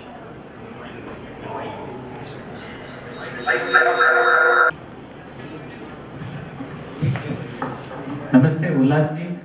Hi, this is Deepak Jain from Shimoga. With regard to, you said the character is more important, and people tend to move out of the system where they find that system is not right. My question is, how can a new fresh chartered accountant can build up a system that can go from 2 crores to 2,000 crores lecture? Very good question. For me, HR is a very, very important area for startup accountants to look at. Even though it's not our core competence, but without people, you cannot do anything. My answer to the question is that you always recruit the people for their competency, because that can be explained about the competency, that can be explained by this is my experience, this is what I've done, this is where all I've done the past, and first in class, second in class. Competencies can always be discussed during the time of interview, and we'll make sure that, okay, he has the right competence to join the company. The second is his commitment to the organization. You will see over a period of time, it could be a month or 2, 3, or maximum 1 year, you will see the commitment of hers to the organization, not to the self. People who have commitment for the self, they move from place to place, place to place. Because for them, their self-growth is more important than the organization's growth. So you need to identify whether he has a commitment to the organization, whether he takes the responsibility, whether he takes the responsibility to deliver, whether he feels good when he delivers, he feels sad when he don't deliver. So you will be able to see the commitment to an organization within the first 3 to 6 months' time. And then in the course of working with him, you know how good his character is. Character, basic character is that one should not tell lies, one should not hide truth, and one should be building an enterprise and part of the member. Then wherever he can add value, he should add value, and he should be physically fit, he should be mentally fit, he should be spiritually fit.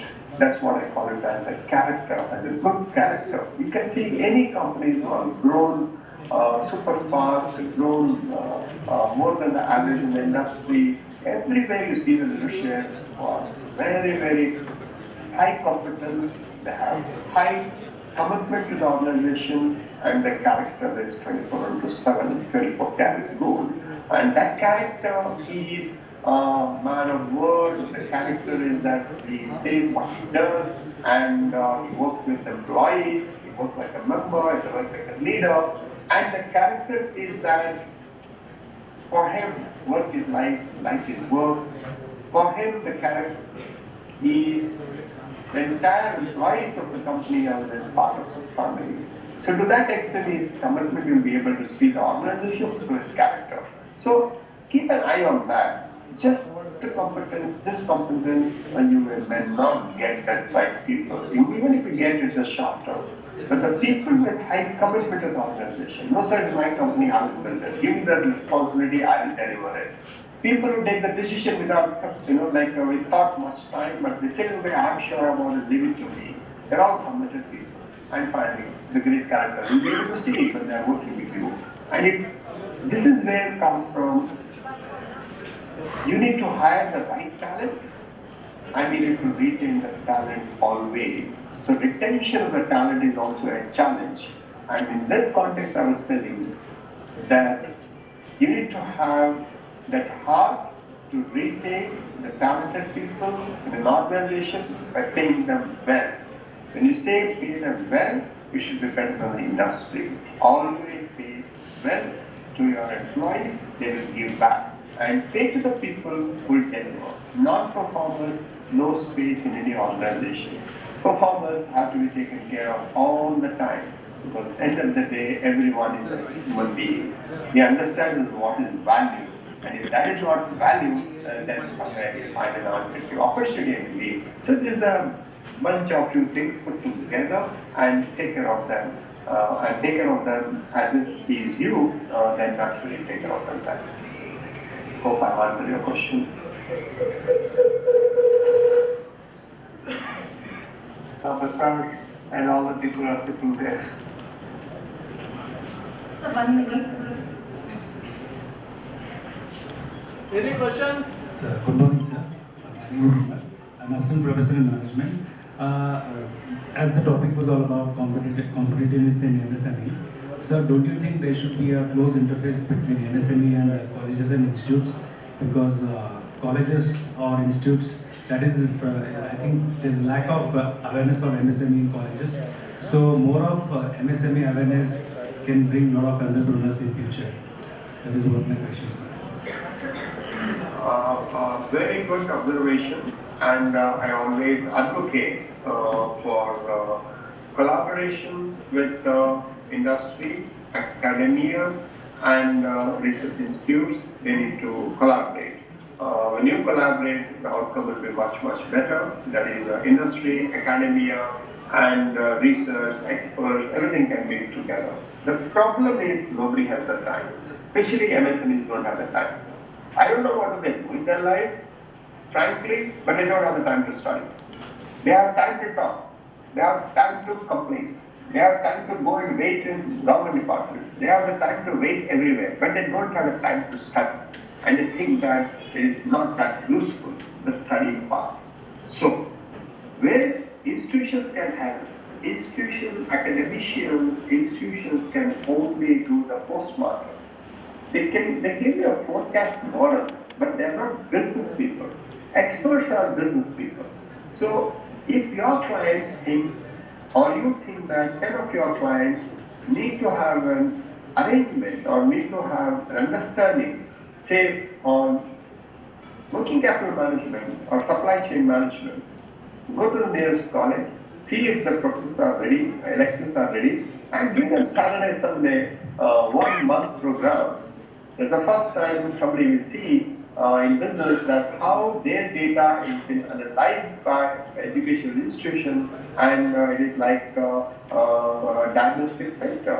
So you get all the data, whether it's a asset test ratio, whether it is the working capital ratio, whether it is current asset ratio, whether it is a cash to cash number of days, whether it is a debt receivable number of days, whether you are working on a positive working capital for how many days of your days, whether you are working on a negative working capital, what are you doing with that? Are you buying for cash or buying for credit? Difference between buying for 30 days, 45 days, whether it's 1.5% difference or 2.5% difference, whether your stock is valued at cost or realizable value, whichever is lower, frankly, whatever stock they give, most of the charters will take that as a number. Because who has the time to go and check on every quarter or every 6 months at the end of the year?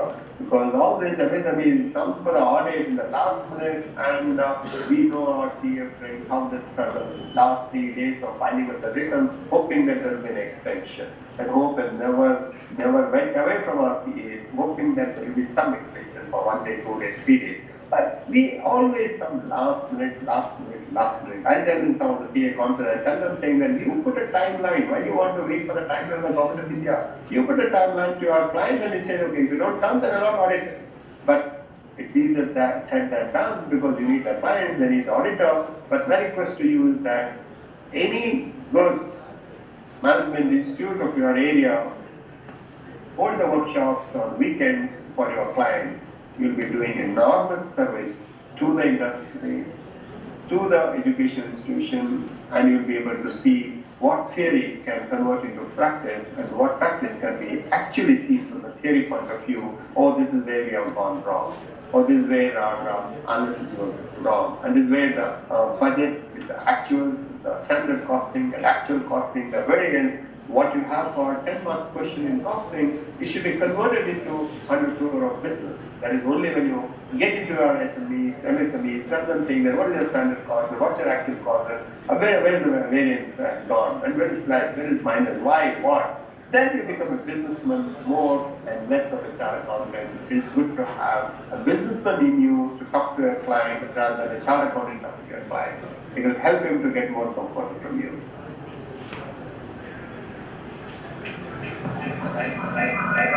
Any other question? We thank you on behalf of all the effective listeners. Thank you so much, sir, for your effective deliberation. Next time I ಬರ್ತೀನಿ, ಬಳ್ಳಾರಿ ಬರ್ತೀನಿ, ಹೊಸಪೇಟೆ ಬರ್ತೀನಿ, ಹುಬ್ಬಳ್ಳಿ ಬರ್ತೀನಿ, ಬೆಳಗಾವಿ ಬರ್ತೀನಿ, Hassan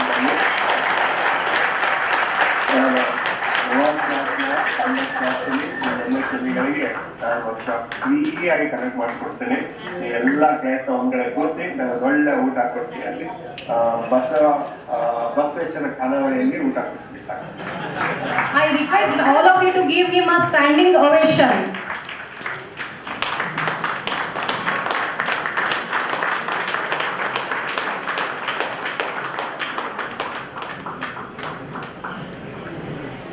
Get the answer now. You might have Googled it. Yes, sir. Yes, sir.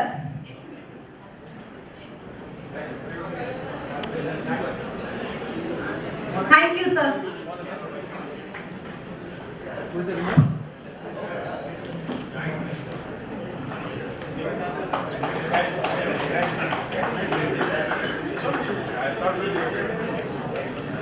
Moving on to our next session. Our next session will be taken up by Mr. Mohammad Arshad, Assistant Director of Indian Enterprise Development Services, Government of India, Bengaluru.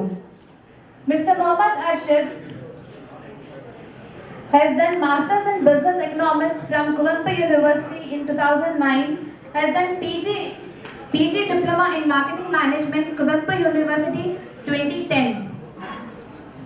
He has worked as a credit executive in Deutsche Post Bank, Home Finance Limited, Bangalore. Worked as an investor in National Sample Service Office, Bangalore, under Ministry of Statistics and Program Implementation, Government of India. Worked as Economic Investigator in Labour Bureau, Chennai, under the Ministry of Labour and Employment, Government of India. Till now, he is working as an Assistant Director as an Economic Investigation in MSME Development Institute of Ahmedabad and Hubli. Please put a round of applause, sir, for Mr. Muhammad Ashir.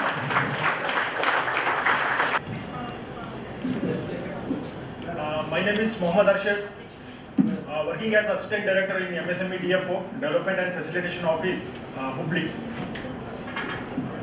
Maybe you know what is MSME, what is the definition of MSME, how MSME classified like micro, small and medium enterprises, and what is the role of MSME for the development of MSME sector, especially in Indian economy. Mainly MSME focus on 5 types of sectors benefits, which covers like skill development, financial benefits, marketing benefits, technological support, cluster based approach, then other benefits what we are providing. For MSME registration and how to get into MSME, what are the different definitions are there, what are the classifications are there, that we will go by one. Next slide please. This is the MSME definition where micro, small, medium enterprises are classified. The investment on plant and machinery less than 1 crore and turnover is less than 5 crores. Those industries are called as micro enterprise. Then small enterprise are 10 crores investment and 50 crores turnover. And medium enterprise are 50 crores investment and 250 crore turnover. If investment is more than 50 crores and turnover beyond 250 crore, those industries called as large industries, and those industries will be covered under Ministry of Commerce and Industries and Department of Industrial Policy and Promotions. Less than 50 crores investment and less than 250 crores turnover, those industries will be covered under Ministry of MSME. Okay. Next slide. How to enter in MSME sector and how to obtain MSME certificate, that is called as Udyam Registration Certificate. Earlier, you may be known as Udyog Aadhar Memorandum. Udyog Aadhar Memorandum, that is migrated into Udyam Registration Certificate from 1st of June 2020. Now this Udyam Registration Certificate, everybody can obtain, like manufacturing sector, service sector, now trade sector is also involved. It is a free of cost certificate, no need to upload any documents, no need to approach any office. By simply logging udyamregistration.gov.in website, you have to fill on the application form. In that, based on your Aadhar, PAN card details, everything, within a 5 minutes you will get Udyam Registration Certificate on free of cost. Okay, next slide please. Now, what are the financial assistance provided by MSME that we will see? One is PMEGP, Prime Minister Employment Generation Program. Here, there are two categories will be covered. One is manufacturing sector and another one is service sector. For trading purpose, to understand what is the turnover of MSME and what are the benefits primary lending institution will provide to trading purpose, those category will be get only primary financial assistance from primary lending institutions. But here, what we are covering, only for manufacturing and service sector categories, schemes will be applicable, not for any trading purpose. Okay, for under PMEGP scheme, for manufacturing sector you will get 50 lakh rupees financial support, and for service sector 20 lakh rupees financial support. Under that you will get subsidy.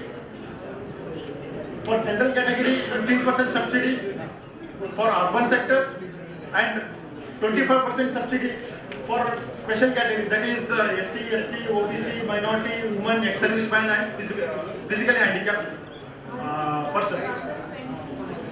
And subsidy comes under rural category, rural sector. For general category 25% and for special category 35% subsidy you will get. You can simply log in kbiconline.gov.in website and submit your application, online application. That application will be handled by DIC of every district and KBIC and KBIB. These are the three nodal agencies, those who are handling PMEGP scheme. Okay, next slide please. Another one scheme is special credit linked capital subsidy scheme only for SC/ST category. Here you will get up to 1 crore rupees financial support and 25% subsidy only for purchasing of machineries, not for any land or building anything, only for machinery. Next slide please. Another one scheme is credit guarantee trust for micro and small entrepreneurs. Here you will get 2 crore rupees financial support without collateral, but under this scheme the bankers will analyze what you have submitted project based on your credit policy and risk parameters. Then your project will be considered and sanction amount will be disbursed under this scheme. Next slide. But there is no subsidy under this CGTMEC scheme. Okay, next slide please. Then Mudra loan. You may be aware that Mudra loan up to 10 lakh rupees collateral free security loan that will be covered under CGTMEC. There are 3 stages: Sishu, Kishore, Tarun.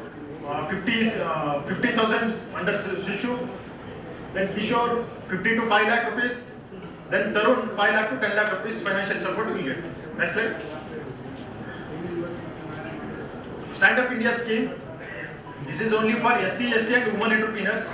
Those who are new entrepreneurs as well as existing entrepreneurs, they will get up to 1 crore rupees financial support, but there is no subsidy. Those who are a woman entrepreneur sector like partnership firm, if woman entrepreneur share is more than 51%, that will be considered as a woman entrepreneur. Those enterprises also eligible under this scheme. Okay. You can approach any national bank or NABARD or any lead bank. From that you can get the benefit of this Startup India scheme. Next slide please.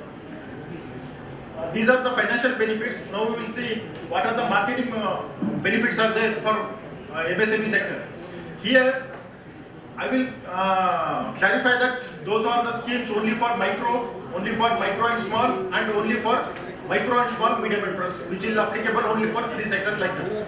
Here domestic trade fair, this is applicable only for micro and small enterprises. Medium enterprises are not covered under this scheme. Where MSME entrepreneurs, they can participate in domestic trade fairs like Pan India level, any international trade fair that is organized in India, where you can participate. And for special category, like for general category, 80% subsidy will get on stall charges, 100% subsidy for SC/ST women and aspirational districts. In Karnataka, aspirational districts are Yadgiri and Raichur districts. Apart from that, for space rent, apart from that, contingency expenditure you will get, that is publicity, then travel charges from to second class AC and economic class airfare, then publicity and freight charges, to and fro freight charges you will get. Maximum support will get 25,000 rupees. Club together for space rent and contingency expenditure for metro cities 1,50,000 rupees, for non-metro cities like Tier 2 and Tier 3 cities 80,000 rupees maximum subsidy you will get. Next slide please. The international trade fair, individual MSME cannot participate under international trade fair. Minimum MSME delegation has to participate. Like minimum requirement is 10 MSME has to participate. Here there is no criteria for micro or small. MSME, any MSME enterprise can participate. Minimum 10 applications should be provided. Based on that, 100% installed for micro, you will get. Maximum is 3 lakh rupees. And airfare is economic class, 100% you will get. And freight charges, that is maximum 50,000 rupees. Freight charges you will get. Then next slide please. Next slide. Another one is vendor development program. Any state PSUs like public sector undertaking, central government departments, or any government departments, it's mandatory to purchase 25% procurement from micro and small entrepreneurs out of 25%, there are 356 items, 358 items is mandated to purchase from micro and small entrepreneurs only, like small components like nails, bolt and washers, or any petty items. That is 358 items. It's mandated to purchase micro and small entrepreneurs. Out of 25% procurement, 4% for SC/ST category and 3% for women entrepreneurs. Till now, Government of India has not achieved 3% women entrepreneurs target. It's a golden opportunity to become a woman entrepreneur and avail this benefit under public procurement policy. The next slide, please. Then under capacity building, micro and small entrepreneurs, they can get the benefit of packaging techniques. Maximum benefit will get 50 lakh rupees. Like homogeneous product manufacturing group of industries like food processing or any handicraft related, Government of India will provide packaging techniques or any technical support through CFTRI Mysore, National Institute of Fashion Technology and any other departments. Government of India will MOU with those departments and they will provide technological support or packaging, any technological support to those industries, those who are not adopted any modern technologies. Under this scheme, they will get these benefits. Then, next slide.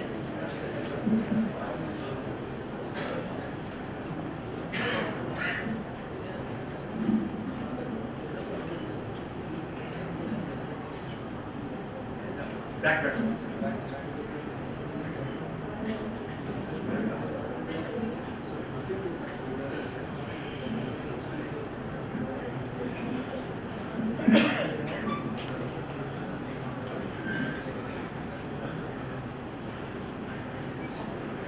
Next slide. Next slide. Then adoption of barcode. This scheme is applicable only for micro enterprises, not for medium and small enterprises.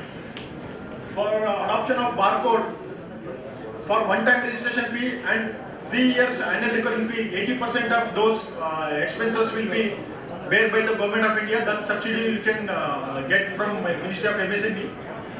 But only the condition is one-time registration fee and first 3 years financial year benefits. That is 80% benefit you will get, and maximum benefit we will get, that is 50,650 rupees. Apart from that, those entrepreneurs, those who have obtained 100 MSME, yes, that is not mentioned. Now 100 is not, 100 is increased to 1000 number of barcode, you will get 1000 number of unique barcode, not for 100 number of barcode. That is revised guidance. Last month only we received. Now Government of India is providing barcode subsidy for 1000 number of units. Those who obtained from micro entrepreneurs, they will get maximum benefit of 50,650 rupees under Ministry of MSME. The next slide.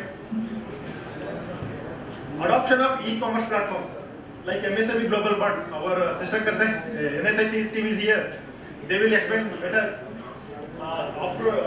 For adoption of global market, global marks web portal.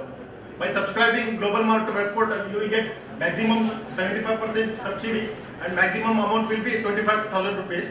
That will be briefly explained by the NSIC department. Next slide, please. This is the website, MSME Global Market, B2B portal. Next slide. Next. Like another one website is there, that is only for marketing website, like Gem portal. We are all common public, we are all purchasing goods through through Flipkart and Amazon. Like Government of India has introduced Gem portal for the procurement of those department and PSUs, those who are not dealing with any big tenders or big procurement or related any dealing these kind of articles. Now it's a mandate to purchase 500 to 5 lakh rupees goods and services through Gem portal only. Here you will get all the benefits like public procurement policy and those 4% of reservation from SC/ST category and women entrepreneurs. All benefits you will get under this GEM portal. Here you can register by depositing 5,000 rupees as a caution money, and you can easily log in. You can upload your catalog and you can sell the products, those and goods and services to Government of India. Next slide, please. Cluster and infrastructure support. Government of India is providing cluster and infrastructure support. One is under MSc CDP scheme, only for micro and small entrepreneurs cluster development program. Under this scheme, homogeneous product manufacturing group of industries, those who are not adopted any modern technology, those who are not able to modernize their industries based on due to heavy financial implementations, Government of India is providing those industries based on their cluster development approach. Those industries under Section 8 company, they will form as a Section 8 company and they will prepare as a special purpose vehicle, and they will submit an applications under MSc CDP scheme for formation of cluster. Here, from 5 crores to 10 crores a year, Government of India will provide 75% of subsidy, and 10 CR to 30 CR, Government of India will provide 60% of subsidy. Apart from that, state government, Government of Karnataka will provide 10 to 20% subsidy, and special purpose vehicle what they have created by small entrepreneurs, micro and small entrepreneurs, they will their contribution is 10 to 20%. This overall benefit of micro and small entrepreneurs under this program, Government of Karnataka has created this one.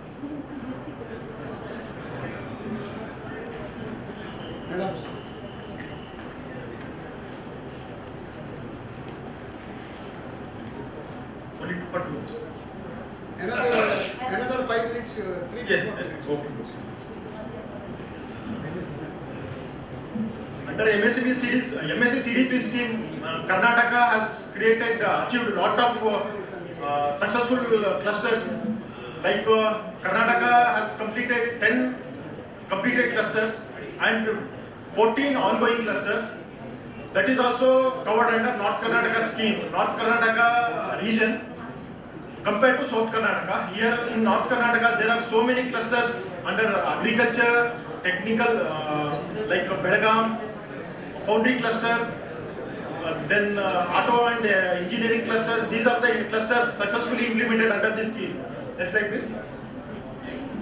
That is infrastructure development under MSc CDP scheme. Those who are industrial estate, those who are not provided any facilities like infrastructure, common infrastructure like road, drainage, or any street lights, or common health service center, or common meeting hall, anything. Under this scheme, those industrial estate get benefit under infrastructure development. Next slide, please. Another scheme is Spurti clusters. Spurti cluster is only for artisan-based cluster. Those who are not, those who are doing ancestral-based means activity, economic activity like handloom, handicraft, or any small pottery, or any artisans. Those are not well versed with any modern technology. Under this scheme, they will get soft intervention, hard intervention, technological support. Maximum benefit they will get 5 CR. Next slide, please. For up to 500 artisans, they will get 2.5 CR financial support. More than 500 artisans, they will get 5 CR financial support from Government of India. Next slide, please. This is the new scheme Government of India recently launched, Zero Effect, Zero Defect, under United Nations Sustainable Development Goals, like where zero effect for environment, zero defect for the product, those who are exported from India to any other countries, which will not be rejected, and entire consignment will be sent back to India. Based on this, Government of India has introduced zero effect, zero defect scheme on 3 stages, that is bronze, silver and gold. For MSME sector, they are very difficult to obtain ISO 9000, 14000 or any 22000 certificates. Here they will get 3 stages certificates, bronze, silver, gold. Government of India now is providing 10,000 rupees as a reward, joining reward points for bronze certificate. MSME can get free of cost bronze certificate by registering on Z certifications. Next slide please.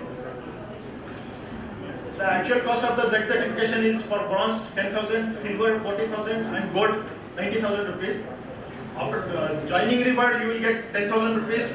That 10,000 rupees you can utilize for getting bronze certificate. Free of cost bronze certificate you will get, that is valid for 1 year. Later on, if you want to expand your unit by upgrading silver to gold, and based on your expenses and based on your performance, that benefit you will get from Government of India. Next slide please. There are different, one slide back please. You will get like international trade fair benefits, like cluster based approach benefits. Then you can participate in any international trade fairs, and financial benefit you will get from nationalized banks like processing fee charges and priority in primary sector lending. Next slide please. Then lean manufacturing scheme, where you will minimum 10 units you will get clubbed together. They will create a special purpose vehicle for adopting modern technology to reduce their production cost, like Six Sigma, these kind of modern techniques like Japanese techniques, that by adopting those techniques you can reduce your production cost by minimizing your production cost to make a profit, to obtain the maximum profit. Next slide please. Then incubation center, like Atal Incubation Center, NITI. We are also giving incubation centers for engineering colleges. Those who are eligible by submitting documents based on their infrastructure support and what are the infrastructure available. We are verifying those infrastructure and we are giving incubation center for engineering colleges. In Hubli, we have given one IPFC center, Intellectual Property Facilitation Center for BBB College. IIT Dharwad, they have obtained incubation center, and Belgaum, some of the college, and Bagalkot, one college has obtained incubation center. Here we will get 50 lakh rupees financial grant from Government of India. Next slide please. Under MSME Idea Hackathon 2.0, under this scheme, Government of India is providing 15 lakh rupees financial support to those who are submitted ideas that will be analyzed by empowered panel, which is formed by the Ministry of MSME. And if that idea is selected, you will get 15 lakh rupees financial support from Ministry of MSME. That is not any loan or anything, it's a grant. By using that grant, you can mentor your ideas, you can nurture those ideas, and you can commercialize those ideas based on this financial support, and you can introduce your ideas in an innovative way in the market. Okay, next slide please. These are the 15 themes where you can submit ideas on under MSME Idea Hackathon, but last date is already over, 14th of November 2022. Like this financial year also, we are expecting MSME Idea Hackathon 3.0. Where when this notification will come, we will circulate to all industries associations and engineering colleges. Based on this information, you can submit the ideas under this scheme. Next slide please. Next slide. This is also design clinic scheme where engineering colleges, they can obtain design clinic under their incubation center, and they will get 40 lakh rupees financial support. Maximum micro 75% and 60% from small and medium entrepreneurs. And student will get 2.5 lakh rupees financial support by Government of India. Next slide please. This is also on the Intellectual Property Facilitation Center, what we have developed in IPFC College, what we have developed in BBB College. Here you will get for foreign patent 5 lakh rupees financial support, domestic patent 1 lakh rupees, GI tag. GI tag means geographical indication for like Karnataka Kasuti Works, Double Gundaris, these kind of GI tag, they will get 2 lakh rupees financial support. Design registration, earlier side what we have shown, that design certification, you will get 50 lakh rupees financial support. For trademark registration, 10 lakh rupees financial support. You can get through IPFCs what we have developed in different colleges. Next slide please. all the scheme benefits and what are the scheme newly introduced, you can get my MSME web portal, that is my.msme.gov.in. You can log in and you can get all the schemes of benefits and what are the new schemes introduced, everything. Just like this. To avail all the benefits of Ministry of MSME, it's mandatory to register MSME data bank. It's a no need to pay any fees, it's a free of cost, and you have to register under MSME data bank to get any benefits from Ministry of MSME. Next slide, please. Next slide.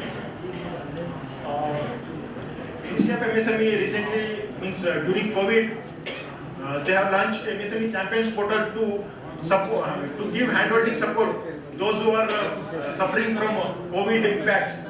Here you can register your grievance, what are the problems you are facing. Those grievances can be registered under this MSME Champions Portal, and you can seek guidance, what are the assistance are available. Apart from MSME, Ministry of MSME, any other ministries, that grievance will be forwarded to other ministries. This portal is linked with all the ministries and departments of central government. And you can give the suggestions to the Government of India, how to improve those schemes, what are the drawbacks of those schemes, how misusing those schemes, and based on your suggestion, thus those schemes will be amended in future. Next slide, please.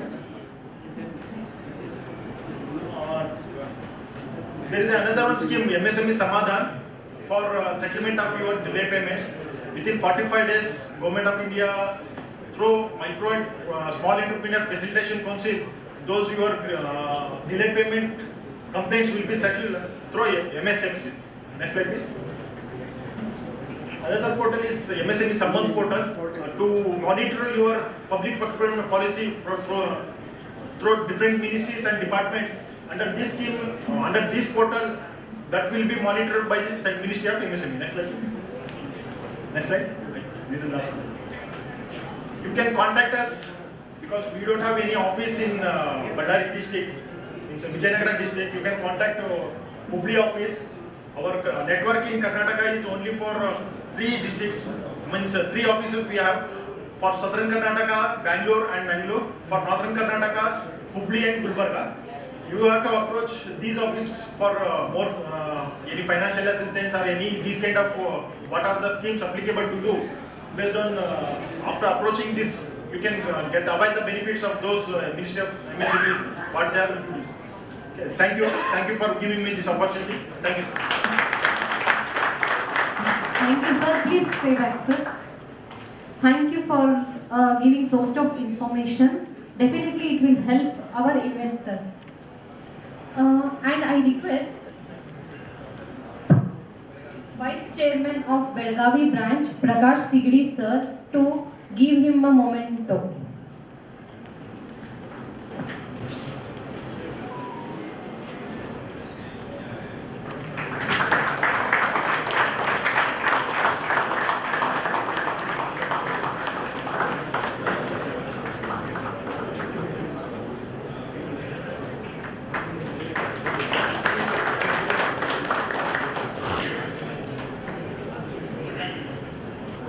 Session will be taken up by Shri R.J.S.V. Ramarao sir, Manager of National Small Industrial Corporation, which comes under Ministry of MSME, which supports MSME for the growth in various aspects. Please put a round of applause for Ramarao sir.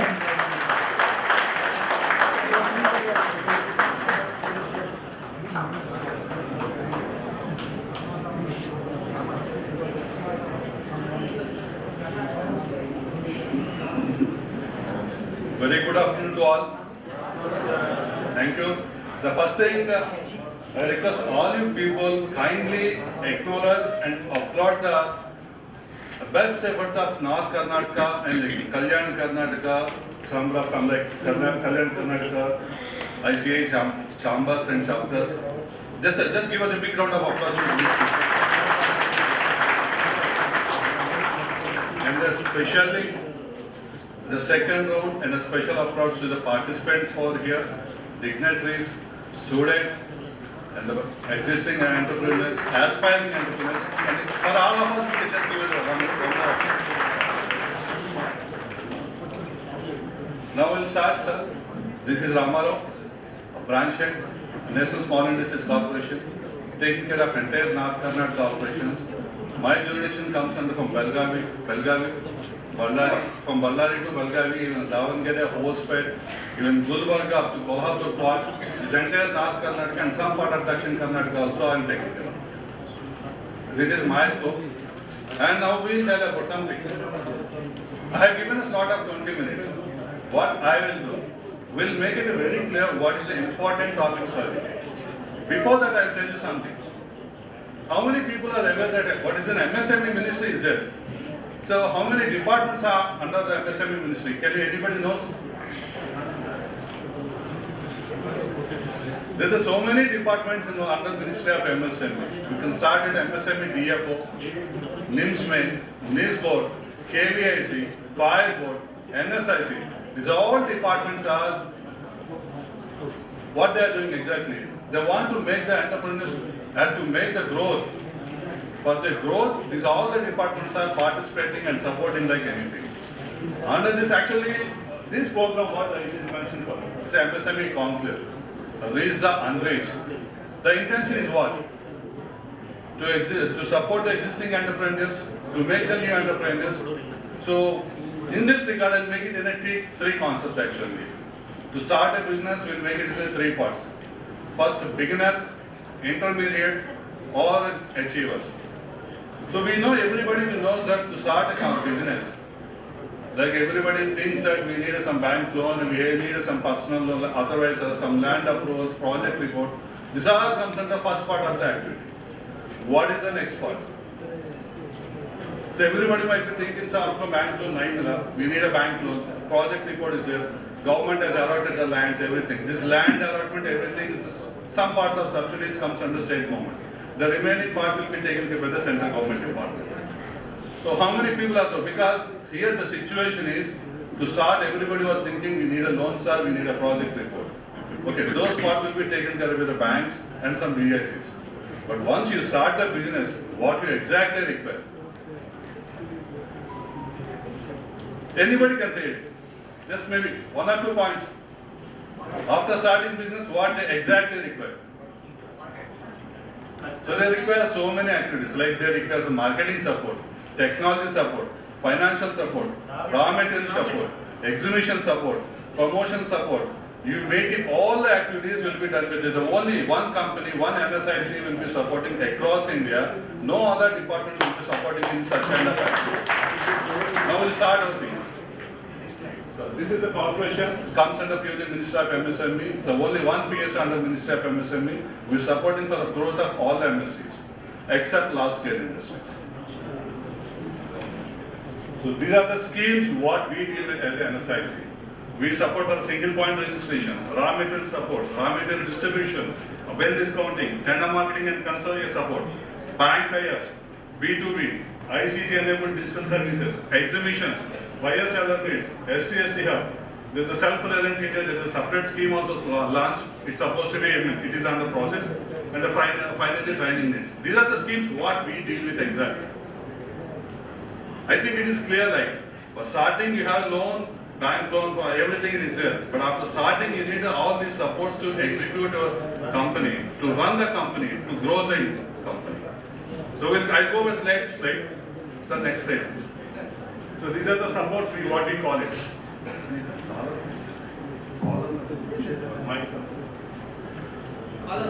Otherwise you can have a line. So this is okay?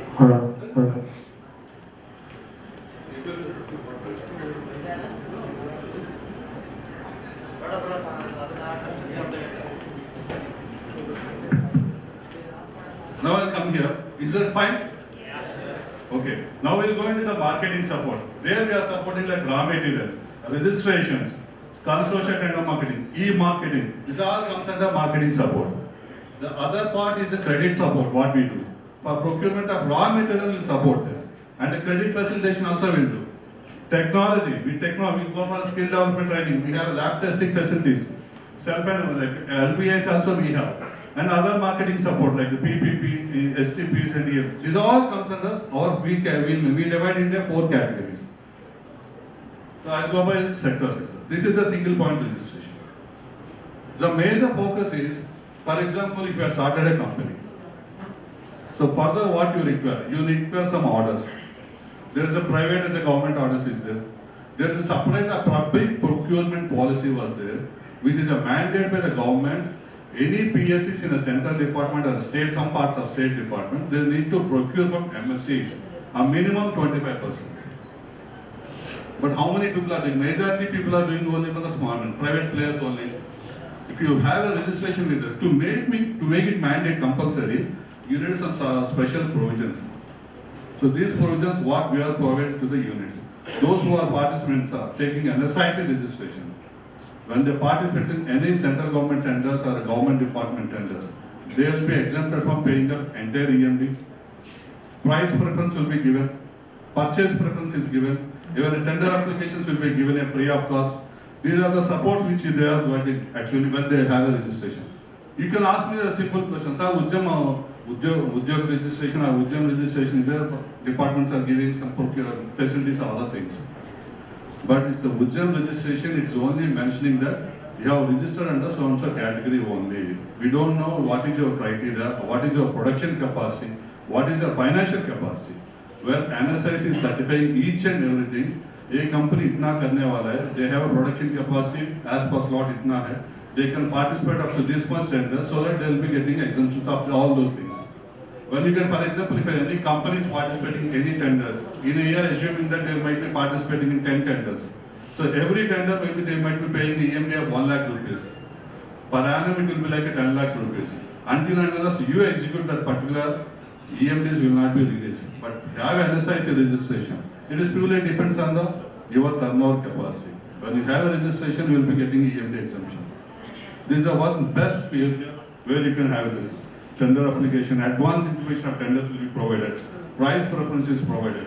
These are all for the benefits of the small scale industries, not for the large scale. Micro, small and medium enterprises. Certain extent, majorly we are emphasizing on micro and small enterprises. And this is the raw material assistance. This is actually one more beautiful. No other bank, no other financial department will give you such kind of support.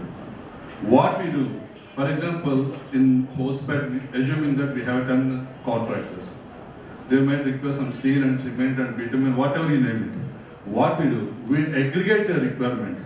For example, 10 clients are there. Everybody 10 might be requiring some 1,000 tons of cement. Each and individual procuring only 100 or 150 tons only. We aggregate that material.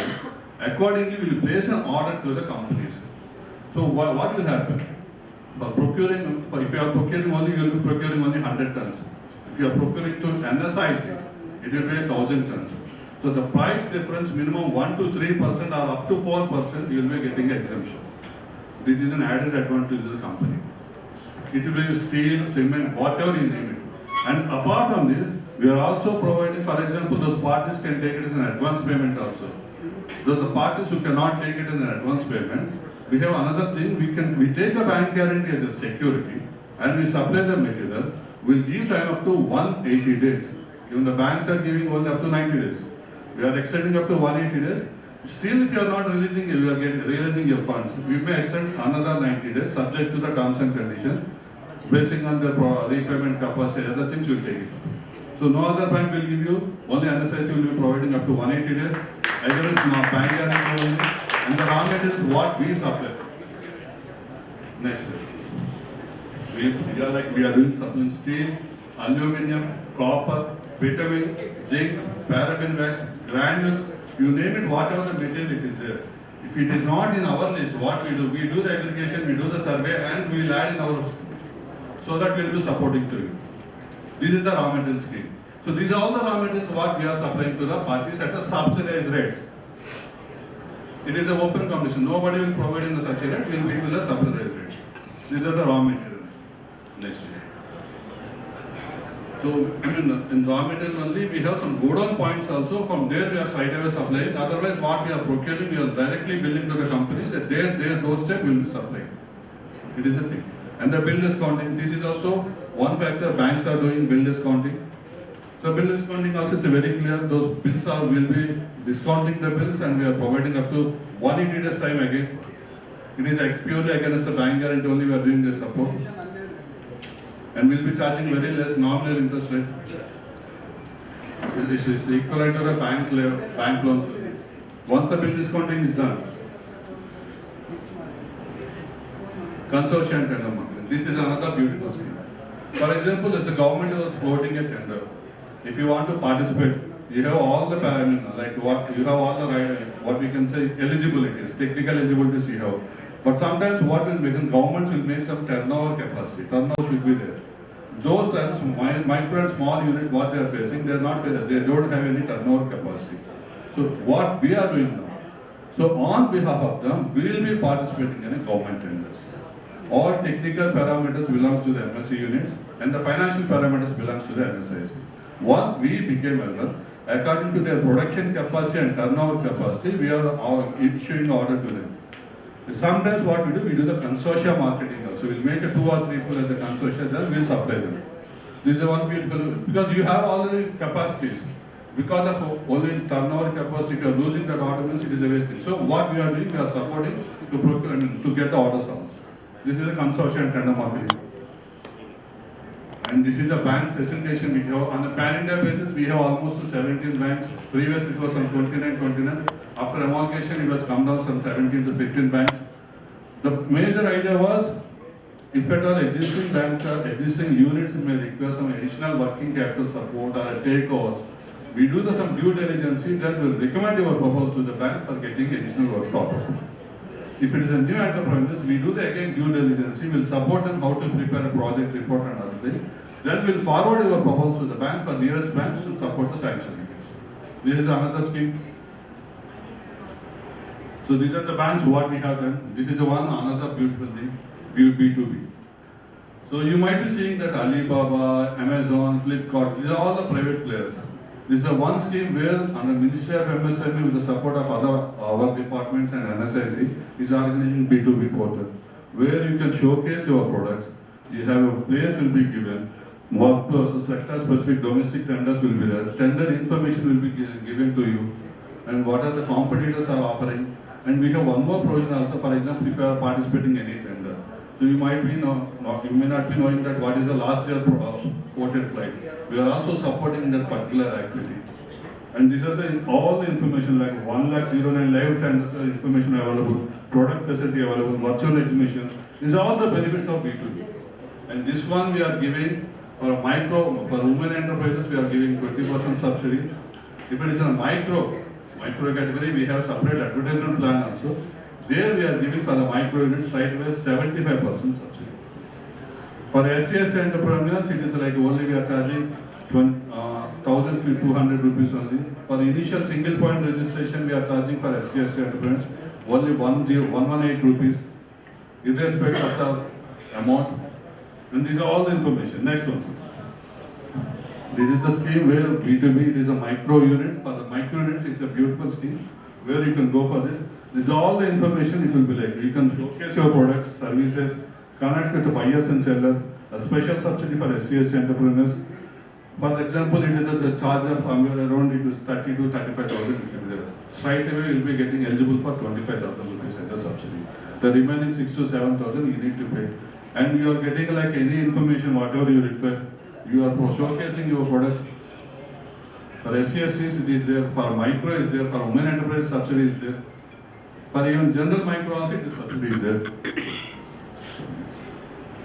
And we have almost signed with other private players also to support you like anything. We have adequate for software solutions, we are providing as a subsidized rate. We have a DNB for getting bank loan rating, bank loans and other things. You may require some credit reports. These things also we are supporting at subsidized rates. Airtel is providing the subsidized plans to the MSC units in association with the size. Zoho, cloud services, books online, accounting packages, everything. These are all the partners of subsidies. Like it is fluctuating from 10 to 20% or 30%. It depends on the category and it depends on the plan which you are going to operate. These are all the benefits.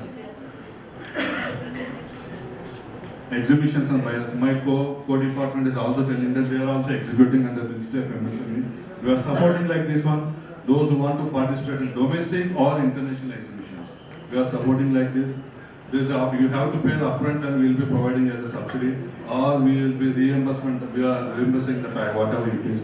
When a flight charges you are doing, we are even, whatever the material you want to carry for the exhibitions, those things also we are subsidizing. This is the exhibition and buyer seller meeting. Why this buyer seller meetings are required? Because majority of the people doesn't know where to supply their products. So what we do, we create one platform over there. So where you can directly interact with the buyers as well as the sellers. You can interact with them and you can exchange your views and ideas so that you can display or you can market your product at their itself. This is another one. We are the exclusively nodal agency for implementing SC hub activities.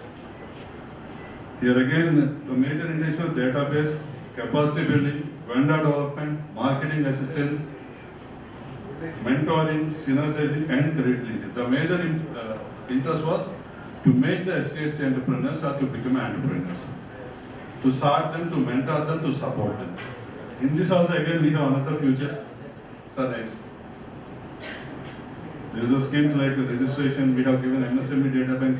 They register with MSME. We are providing at 118 rupees as a special cases. And marketing assistance support we are doing. And the National Monitor Manufacturing Complex Program, CPSS, whatever. These are all the schemes. If you are any registered SC entrepreneur out there, if they require any support, if you can able to reach us, we can support you. What are the eligible parameters? We can support their exam. So these are the existing things we are almost doing. We are tripod also, tribal things.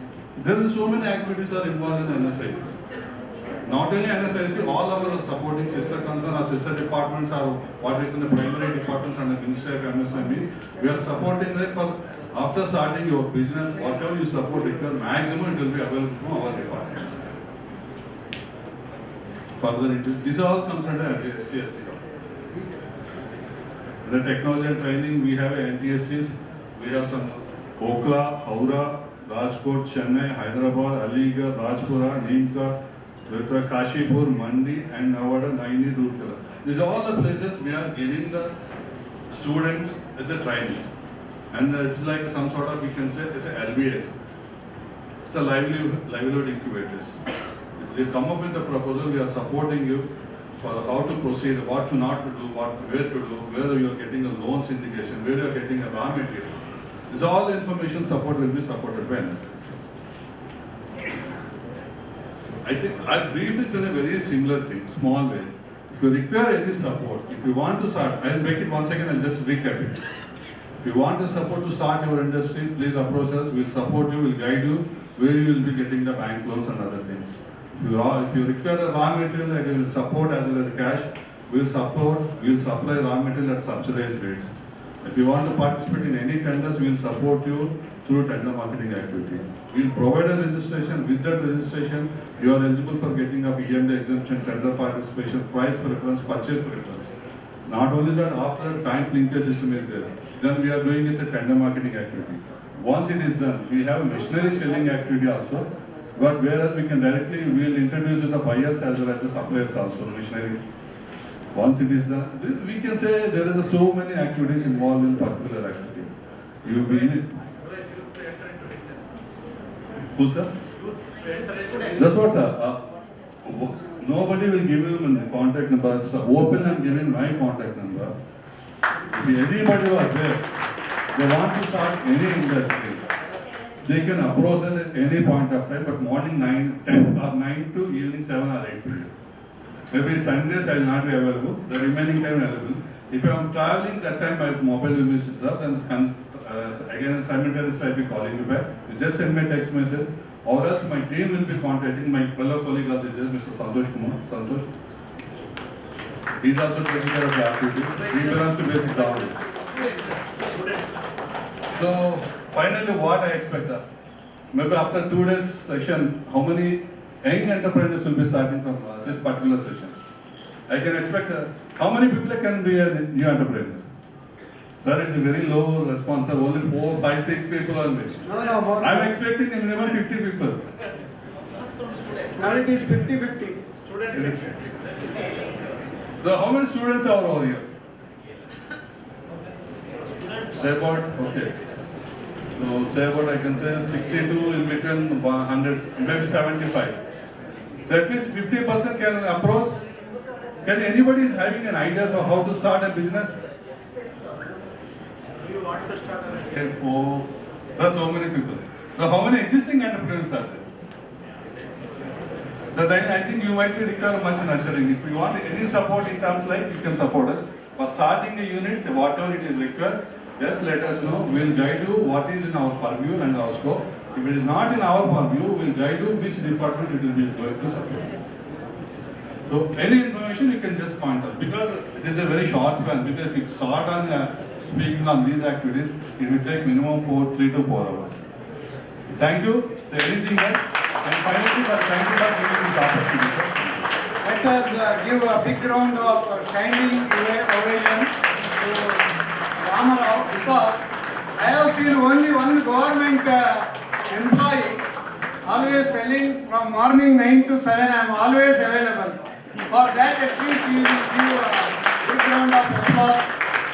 Sir, we require people like you in central government organization so that our MSMEs can still do better, and we request you to kindly be there in tomorrow our MSME town hall session. Your presence makes us more informative, and tomorrow at 3 o'clock you please be here, sir, so that we want more and more inputs from you so that many outputs will come. Thank you very much. And I'll make it one more thing, please, sir.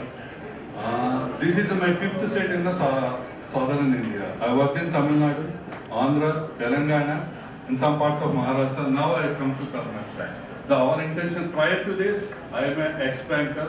I worked in a small bank like private banks. I worked in ICICI, HDFC, IndusInd Bank. There I have dealt with debt management, recovery part, and the business development also. So maybe my corporation was thinking that maybe my presence is required. I don't know how many days we'll hear or how many months we'll hear.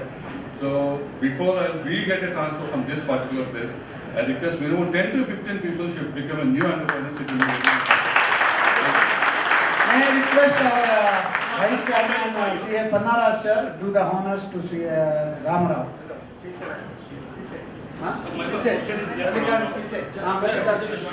Also, you can also join together. One question. Yes. No, question will be tomorrow. No question now because time is already one. Tomorrow MSME town hall, 1.5 hour session. Then you can ask question, please.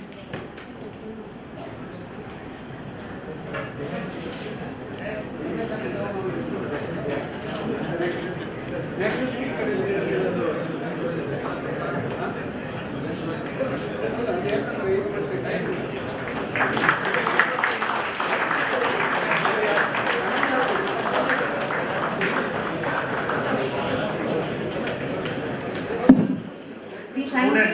Students, are you convinced what I told you in your colleges? Those who don't know, who don't want to do business, ಏನು ಗೊತ್ತಿಲ್ಲ ಅಂದಿದ್ದಲ್ಲ M Com V N college, Vijayanagara college ಎಲ್ಲಿದೆಯಪ್ಪ ಇದ್ದಳು ಗೊತ್ತಾಯ್ತಾ ಏನು ಮಾಡ್ಬೋದಂತ? ರಾಮರಾವ್ ಅವ್ರ number ತಗೊಂಡ್ರೆ ಸಾಕು, you can do the business. Do you agree? Students not agree? If you agree, claps. If you agree, claps. You should become entrepreneurs. ಉದ್ಯಮಿಯಾಗು, ಉದ್ಯೋಗ ನೀಡು, not become only employee. Mohammad Tasneem sir, Industrial Extension Officer, Hosapete, to address the gathering. Mohammad Tasneem sir. Next startup session. We take a break for lunch. This session will be presented by Dr. A.P. Achar, CEO of Atal Incubation Center, Nitte, Karnataka, and on the topic startup ecosystem in India. Good morning. Shall we start? Yes. As I told in the morning, India has become the fifth largest economy in the world and want to become third largest economy. And Karnataka has a vision to become $1 trillion economy by 2025. So in this contest, a lot of hope is on the youngsters to become entrepreneurs, or there's a lot of hope for many startups to come up in India. I'll just give a brief about the evolving ecosystem for all of us to pursue new enterprises or pursue startup in a very big way. India has been best known for enterprises, new enterprises for a long time, but because of the colonial rule for 200 years, the entrepreneurial spirit of Indians has been completely destroyed. Now after 2014, the government of India is making a very special effort to promote startup among youngsters.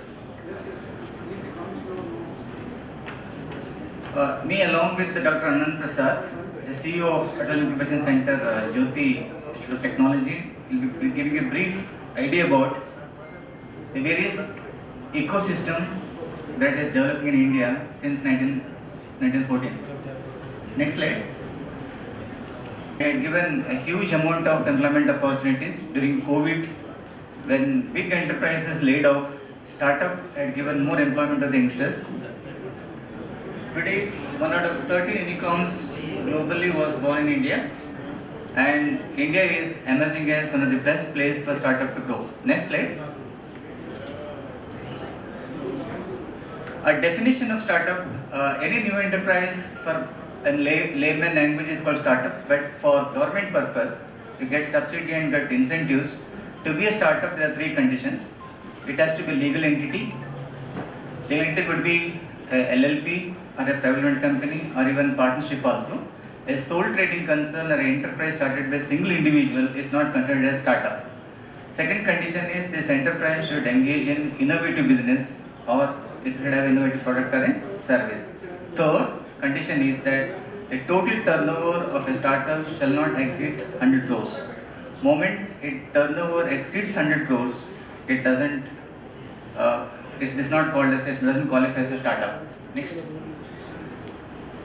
The stages in a startup. First stage in creating a startup is desire to be an entrepreneur. I think this workshop at Conclave like this is an opportunity for you to develop a desire for an entrepreneur. Unless you don't have a desire to be an entrepreneur, you cannot build an enterprise at all. You might all know that Ambani, when he was working in a petrol pump, he had a burning desire to be a petroleum manufacturing company. So all those entrepreneurs you look at, they had a very strong desire, very engaged to be an entrepreneur. That's the first stage. Second is the idea generation. Where do you get ideas? Anand Prasad will tell you more about how to generate business ideas. If you want to be an entrepreneur, you must develop multiple ideas, evaluate it, and select only one idea at a time.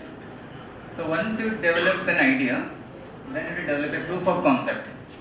So many times you develop very innovative ideas, very crazy ideas, but we don't know whether, you might have heard about Raman Pillai, from water he want to manufacture petroleum. But is it possible? The idea is good, but is it possible? That's why you develop a proof of concept. Once you develop a proof of concept, then develop a prototype, a working model. Then you have to go for a functional product, to go for a market product, but many times the product is innovative, it will have a proof of concept, but it doesn't fit into market. So market will accept only when it is viable for the most of the people to buy it. Many times the price, if it is very high, then people may not be able to buy it. Sometimes because of the sentiment, like nano car, you might have heard about, it's the best car, but it's fake in the market. There is just no market product fit. Then you have to create, once you have a functional product, then you have to create a legal entity. For a long time in India, creating a legal entity was a very, very difficult task.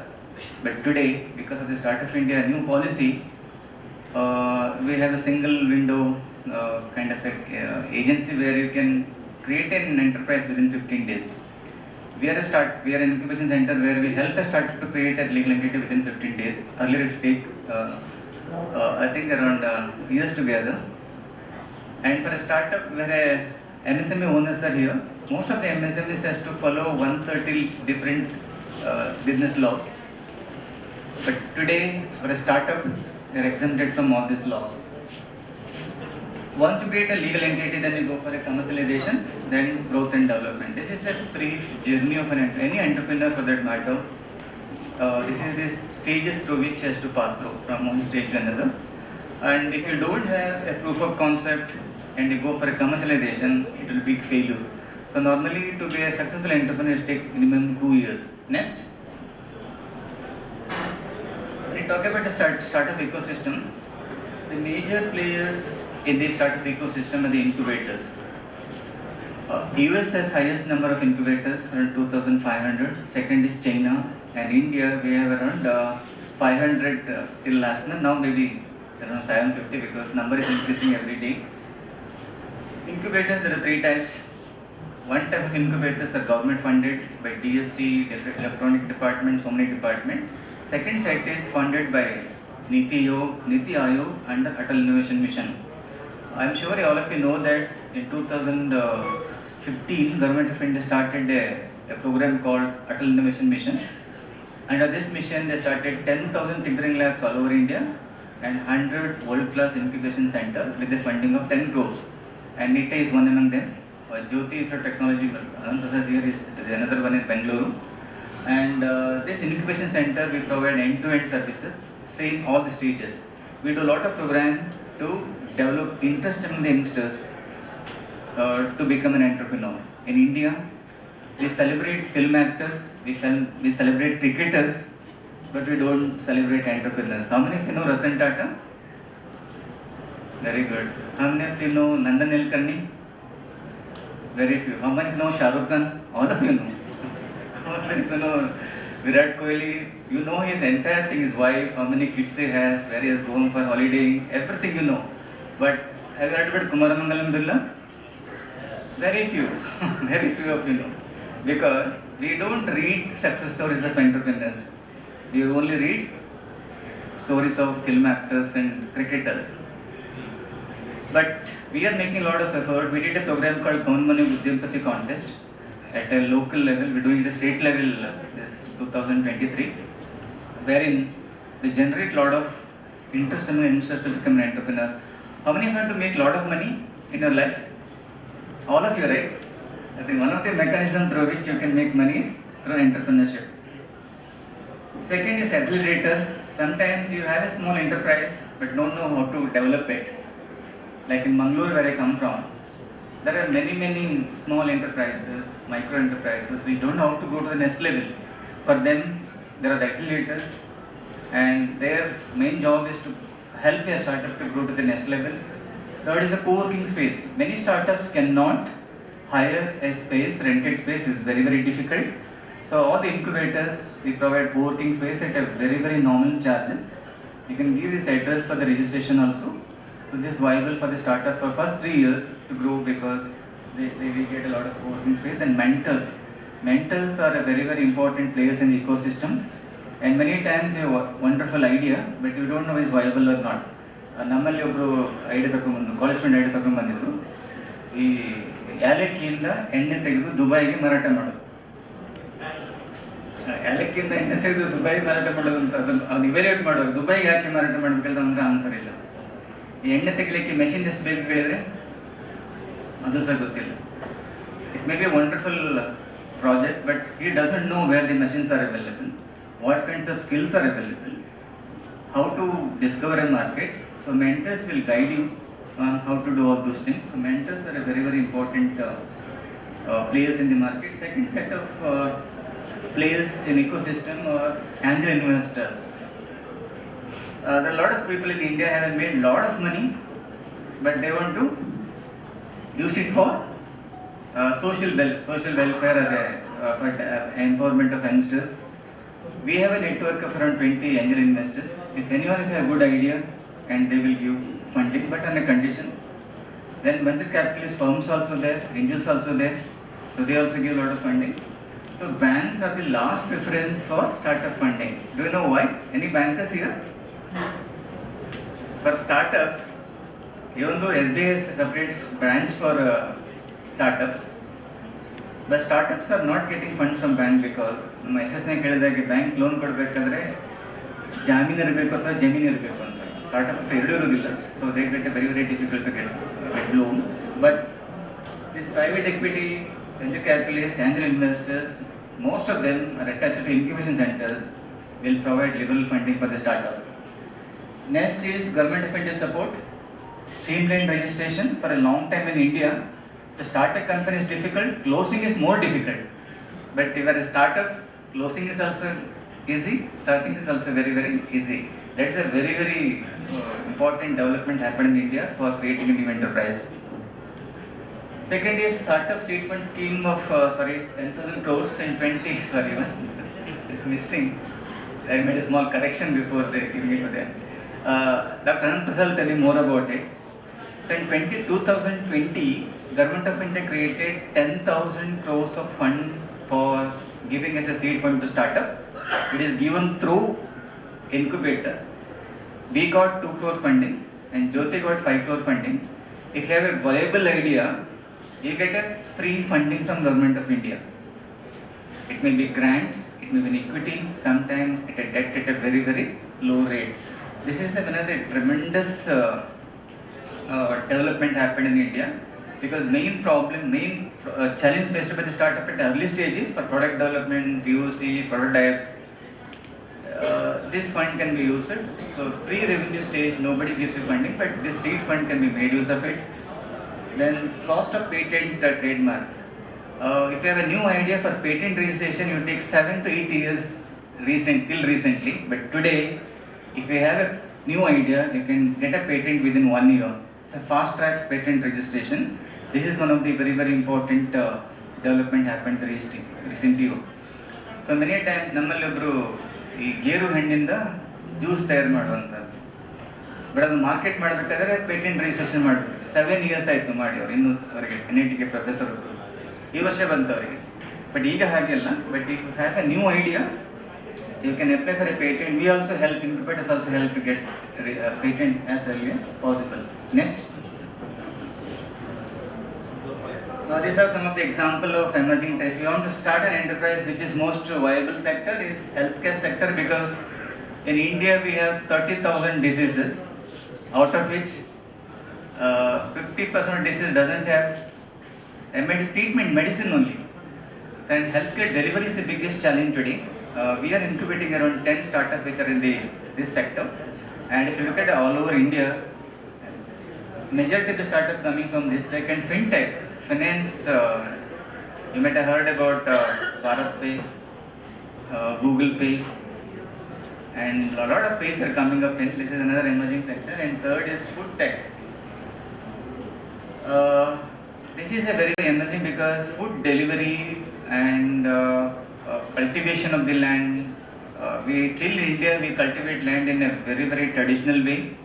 Lot of technologies are available. You might have heard about vertical farming and different types of scientific farming, and lot of startups are coming into this place. We are incubating one startup where they take not waste land, unutilized land on a lease.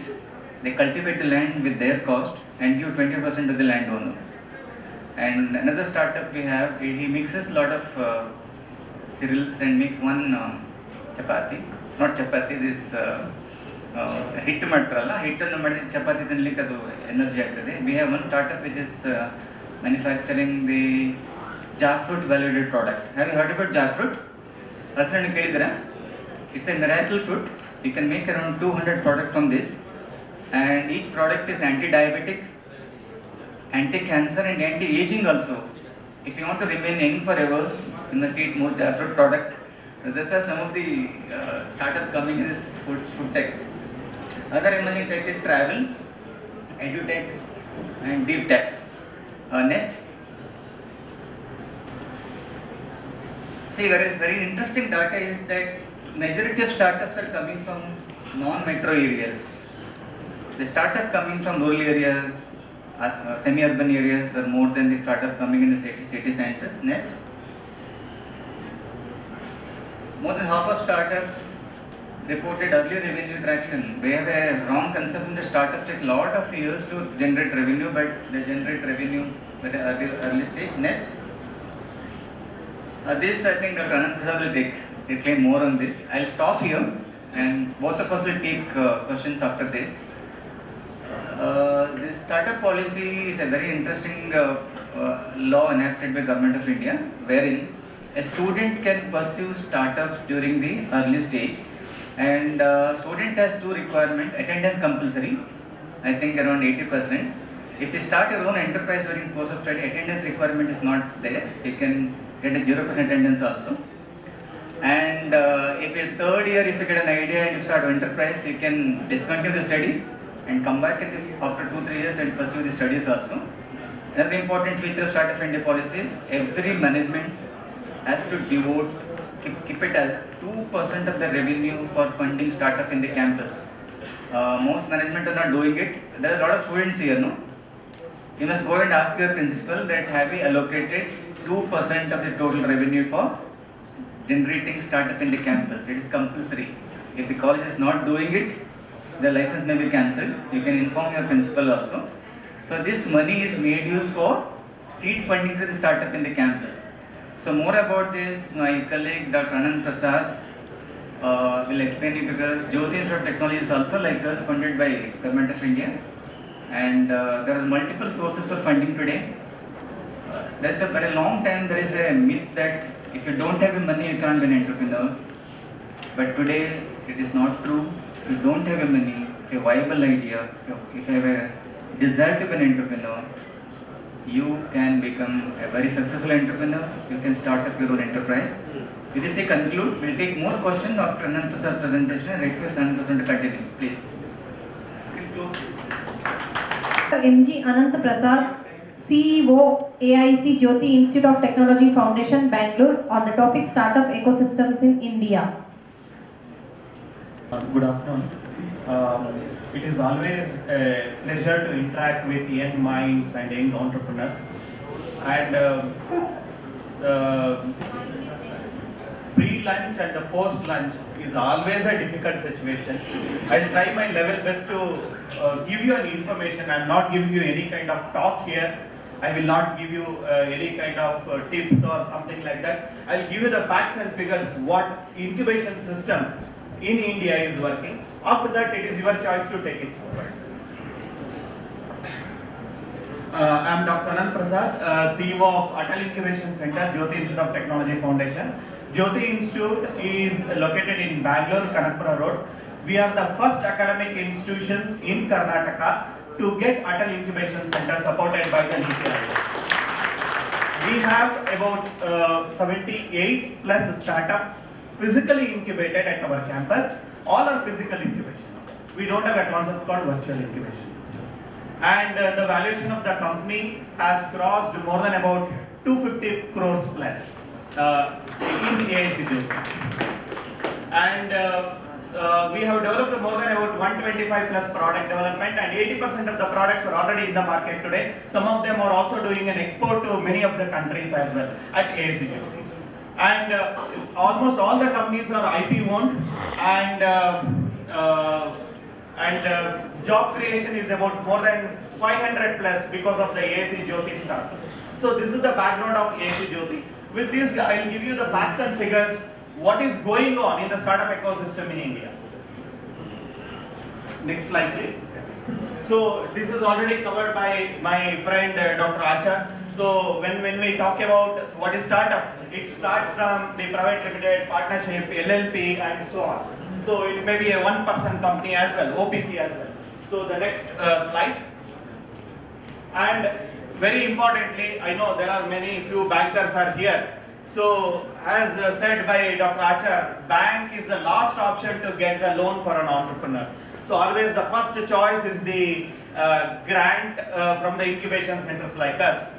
The reason is bank authorities, they don't understand the innovation and the product development. That is where the problem starts. So because they have a certain guidelines, they have to follow on that. So that is the one problem. So banks do not understand the innovation process. Importantly, banks stress a lot about collaterals and important security things. Banks do not have any provisions to develop intellectual assets.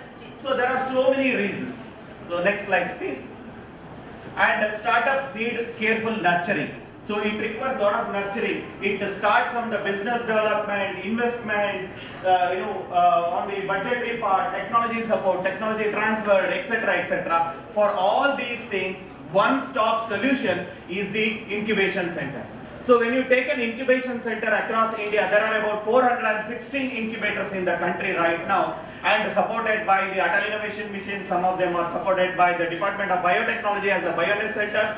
There are many incubators under the MIT, so and so on. So yeah, Atal Innovation Mission, under the Atal Innovation Mission, we are an AICs, Atal Incubation Center. So the next slide, please. So very important thing what Startup India started, we are all aware of it in 2016. So the Startup India is giving the complete 360-degree support. It starts from the registration of the company to get the seed funding support and to nurture them, mentor them. So many options are available, including closing of the startup also they are helping us. So the complete 360-degree support they are providing under the Startup India seed funding. This is a fantastic facility created by the government of India. It is a vision of Sri Narendra Modi ji. So the next slide, please. I'll give you one small story of our AIC Jyoti under the Startup India seed funding, what we have done. The photo which you are looking, the last guy, his name is Mr. Adappa. He is from Gulbarga. He is an 8th dropout guy working in a garment. Basically, he is an innovator.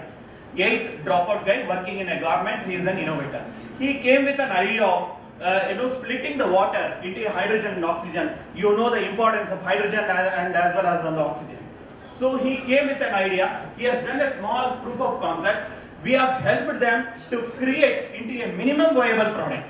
Minimum viable product with the support of AIC Jyoti technical mentors.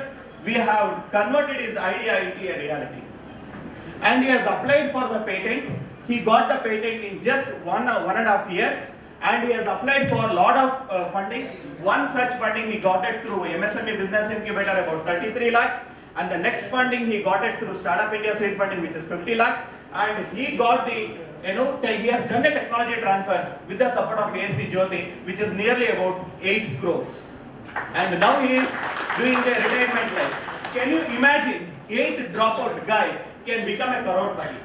So this has made possible, Startup India made it possible, and now he is basically a full-time startup director. He started his own company. In fact, good that is, during the COVID time, in the second wave, his technology is used by many people, including the government of Karnataka, to create an oxygen.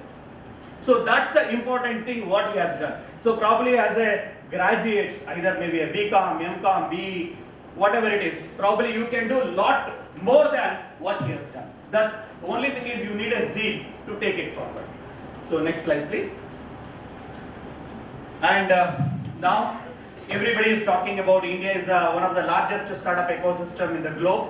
So the actual facts, 69,000 plus startups are recognized under the DPIIT, and 47%, at least one women director. That's a good thing actually. Maybe in due course of time, so of course women will cross more than 50%. They are the major stakeholders, and very importantly 630 plus district with at least one recognized startups in the country right now. 7.5 lakhs jobs created by 69,000. So that's a huge employment generation happened because of the startup ecosystem. And when you take the top 3 states, of course, after the Maharashtra, Karnataka, Delhi is there. So we are also there on that. And the top 3 sectors as mentioned by Dr. Achar again. So IT services, healthcare, life sciences, education, etc., etc. So the next slide, please. And so world's 3rd largest startup ecosystem with about more than 60,000 startup recognized, 60 certified, whatever I mentioned in the previous, the same thing is under the umbrella of this. The next slide. When it comes to the Karnataka business incubation startup and ecosystem, Karnataka stands the number 2 position after Maharashtra, and Karnataka government is having a wonderful startup facility under the government of Karnataka. Now the call is open for the Karnataka Kalyana thing that is under the K Elevate, Karnataka Elevate scheme, which is about 50 lakhs of grant. Even there is also another grant. Now the call is open for an entrepreneur. Anybody can apply, even an individual innovator can also apply.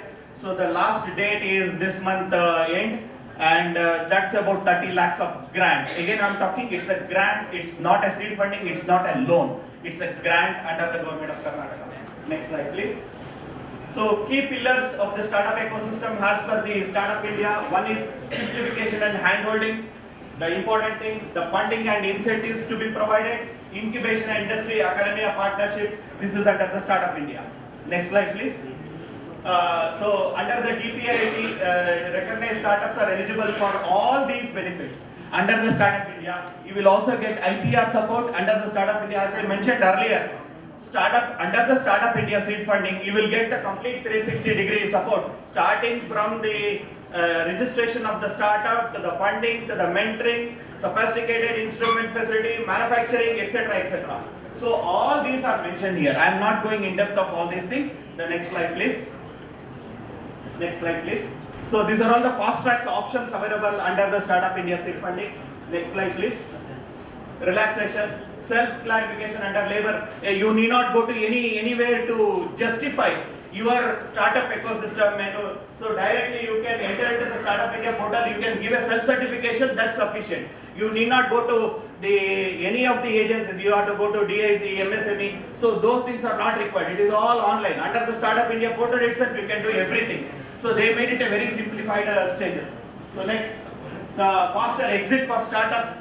Closing also it is very easy now. Next slide. Extension for 3 years, tax exemption. Of course, the chartered accountants probably they are well versed with these things. So this is another important option. Tax exemption, you will get it under the startups. Next slide, please. And exemption for the purpose of class. Of course, probably in the afternoon they are going to cover under all these things. Next. This is where I wanted to focus more on, because when we talk about business or an entrepreneurship, important thing starts from the vitamin M, which is money.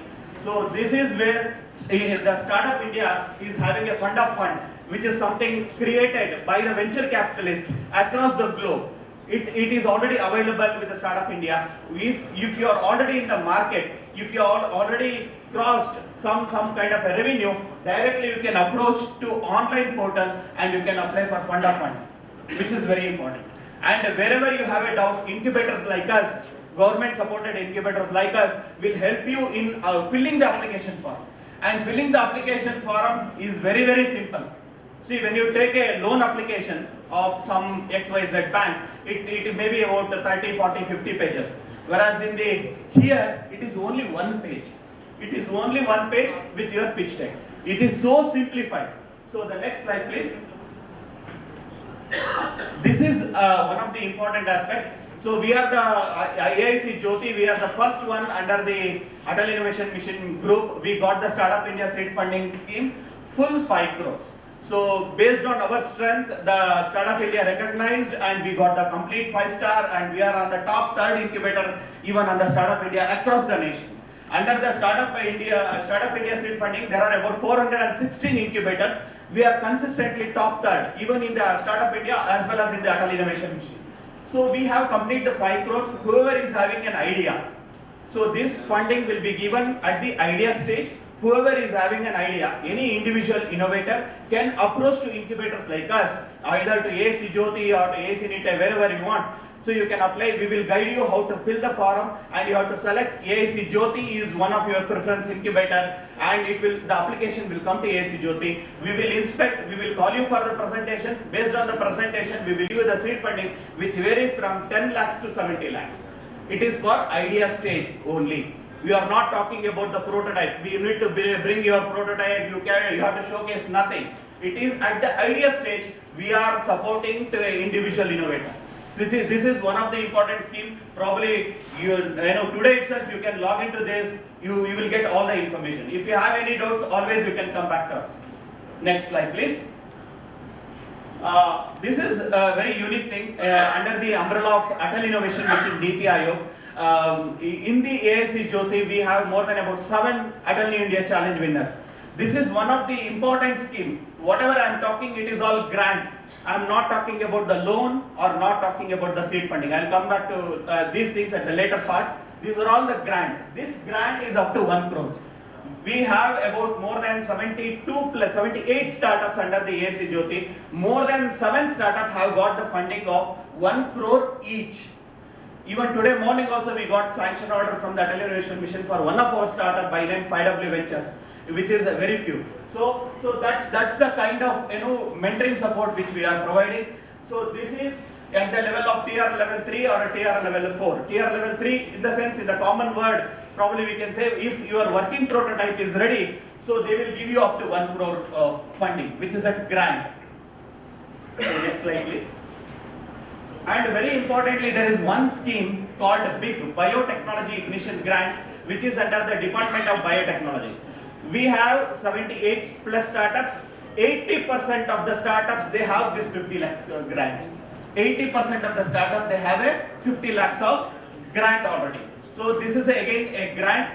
Those who are working in the area of healthcare, food technology, devices and sensors, IoT connected to healthcare, IoT connected to food, everything, most of the things are covered, even Ayurveda, homeopathy, devices, everything are covered under the Big Biotechnology Ignition Grant. Now the call is open. In case if you need, you can just Google DBT, Department of Biotechnology Big Grant, or you can also contact us. So probably we can guide you. The application format is very, very simple.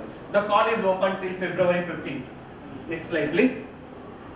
And of course, this is already covered by all our things. So next slide, please. Mudra loan, of course, covered by our previous speaker. Next. So SIDBI, again, this is also covered. Next. PMEGP program, it is known to you. These are all the important things by under the Government of India. Next slide, please. Pradhan Mantri Kisan Sampad Yojana. This is the very well connected towards the agricultural sector. Next slide, please. Atal Tinkering Labs. So when you take about the Atal Innovation Mission, after Shri Narendra Modi ji started the Atal Innovation Mission, the first step is taken at the Atal Tinkering Labs. So there are more than now about 20,000 plus Atal Tinkering Labs across the country in the schools, located in the schools. They have given a grants to the schools to procure a sophisticated instruments like 3D printer, additive manufacturing, softwares, everything, where students are working on the 3D printing technologies, additive manufacturing technology. They are talking about entrepreneurship. See, at this age, maybe in this group, the age average may be about 30, but whereas in the students of 7th, 8th, 9th standard students are talking about entrepreneurship because of this Atal Tinkering Lab. So we are mentoring lot of Atal Tinkering Lab across the country. ASC Jyoti, we are doing it, and they have showcased their product to the Honorable Prime Minister also in some of the occasions. So Atal Tinkering Lab is one important area. Probably you can also approach to them. You can use their technology, sophisticated instrument facility to convert your idea into a reality. The next one, please.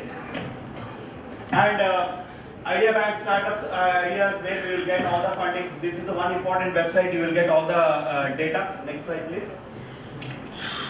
Next. I'll just give you an idea, some problems, what we have problems today. In fact, always I tell them, a simple thing, we have billions of people with billions of challenges. As an Indian, we have millions of challenges, we should use it as an opportunity and solve them to become an entrepreneur. So there are many such problems. There are about 8,000 farmers leaving the villages and coming to the urban cities. So you can solve their problems. And similarly, there are millions of waivers active in India, so you can use them. Migration is a big problem. Less than 50% engineering graduates are unemployable. This is the data available. And quality of school education in India is it is below the average. Probably as an entrepreneur, this is an opportunity how you can improve the education system in India, and you can use various edutech things, and you can use. And of course, supply chain. Next slide, please. How much time I have, sir? Because it is already 1:40. 30 minutes. Okay. So maybe you can also work on the fresh foods, vegetables, keeping the fresh foods for a long time. Simple technology you can use.